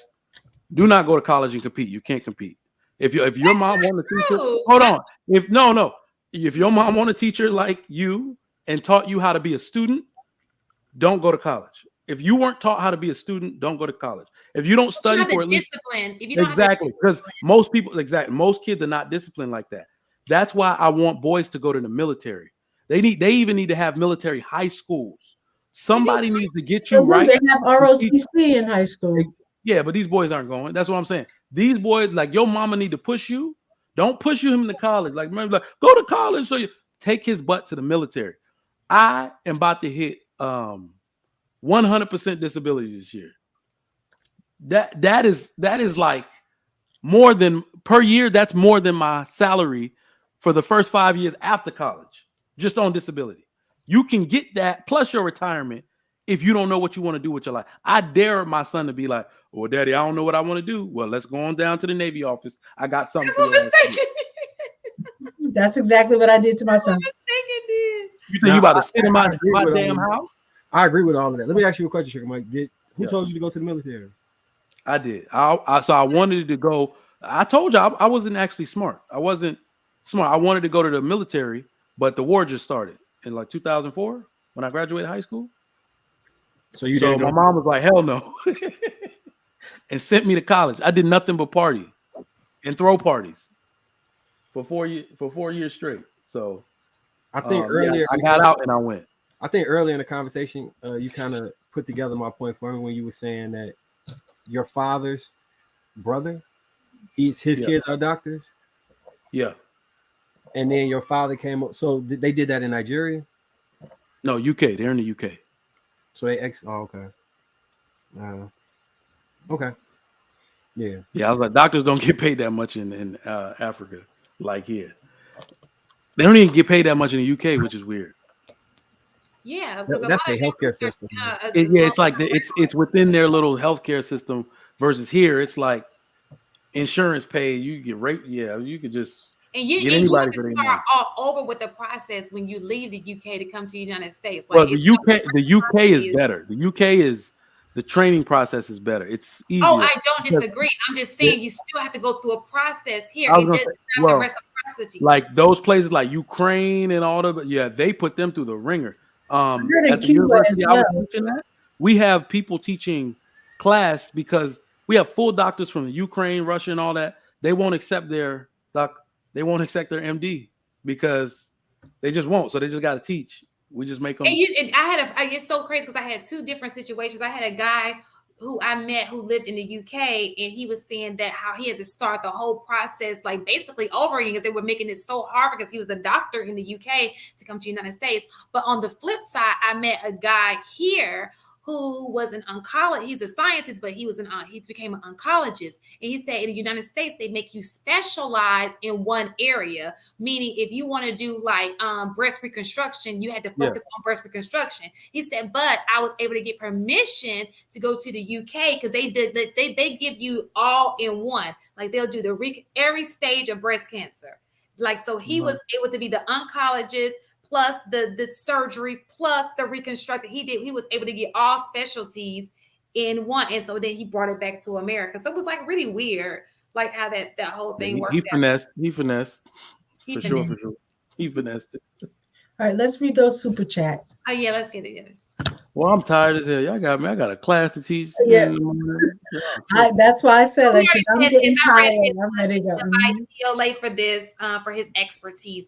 Thank you, Sherwin. All right. Congo English. Good evening, Mistaken and Shan. Hope all is well. Thank you, Congo. Congo again. Trigger. Coach and AP as well. Good evening. Dang, that was a long time ago. We gotta get better. Hunt Inc. He went. Is that him? Sorry, I was jacking it up earlier. Women with degrees are great, yet the most important thing is how she treats a man. Agree. Huntic. Searchy 87. Trigger Mike makes a good point about Instagram. I don't even remember what the hell I said. Women on Instagram, I guess. Search High 87. Happy Friday, Shan, Mistaken and Panel. Happy Saturday morning. Will. Thomas Sowell actually makes the exact same point. He argues that the dysfunction in the Black family is a product of the warfare. That says warfare. Right. But he's trying to say warfare. Of the welfare state, not slavery. There's a warfare and a welfare state in the Black community. For real. Ray Alexander, the majority of Indian immigrants to the U.S. are young and highly educated and work in STEM fields. The other 1%, Indians in America. Will, we're never going to be able to equalize outcome. I understand that this may be difficult to hear, but inequality is the norm within all society. That's true. Ray, 70% of Indian immigrants 25 or older into the U.S. with at least a bachelor's degree, according to data from the U.S. Census Bureau. Yeah. Damn, I'm tired. I can't even read that fast right now. That's correct. So yeah, they're coming in. That's why I said they were the bright ones come up. I mean, it'd be the bright few that come over. Oh yeah, a few of my colleagues that are Indian, the women even physicists. All of the teachers, I mean, in high school that I've noticed Yeah, they're that all are teaching, Indian. They're all from the yeah, age. that are teaching physics and stuff like that, they are Indian. They Man, push listen, science. They push science and math far more than we do. It's Yeah, almost well, like you know, my kids go to impacts what Kumon. you do. My kids go to Kumon Math on Mondays and Thursdays. Yo, let me tell you, nobody's beating them out. Okay, they are in there. They either doing work or teaching the smaller kids. There ain't nobody beating them in math. Okay, like we could just stop. It's almost like culture can dictate Mhm. what happens. Yep. Mhm. As far as It trajectory, does. which was my initial point, but all right. It And does. look, if I told y'all the system that these people have, that's why I don't understand why more people aren't making themselves a part of it. When someone asks me what's the benefit, or I think somebody said, "Well, I can't afford." It may have been my sister-in-law. I can't afford to send my kids to that. I say, I see a new pair of Jordans on your kids' feet every month. It's a good program. It's about You can afford to prioritizing. send them to Mathnasium, my man. You can You'd afford that. rather them look good than read Kumon good. Mathnasium. Rather them look good than read Read good. good. Mm-hmm. It's crazy. It's so much. All right, you And guys, look, we gotta sum this night up. Yes. It's 2:30, and somebody's waiting for a phone call from me. You know, so put y'all on. Bye bye. So not like that. No, it's that oh, album. Ain't no coming over. Ain't no. not. It's like to hear my course voice not. before you fall asleep. You know, I can say. They used to tell me to say, I ain't gonna say it. Go ahead. Go What ahead. did you say, Marcus? They used to say only two things open at these hours. What? My eyes. That's the only thing open right now. But you know how I do. You got to go through all kind of hell for this. But anyway, you guys, thank you guys for staying up. Chat, thank you guys for hanging in there. Panelists, thank you guys. We're the last four standing. We started out and are dropping off. Thank you guys. See you guys next week, 9 p.m. Eastern Standard Time. All right, Resident Tether signing out. All right. See y'all.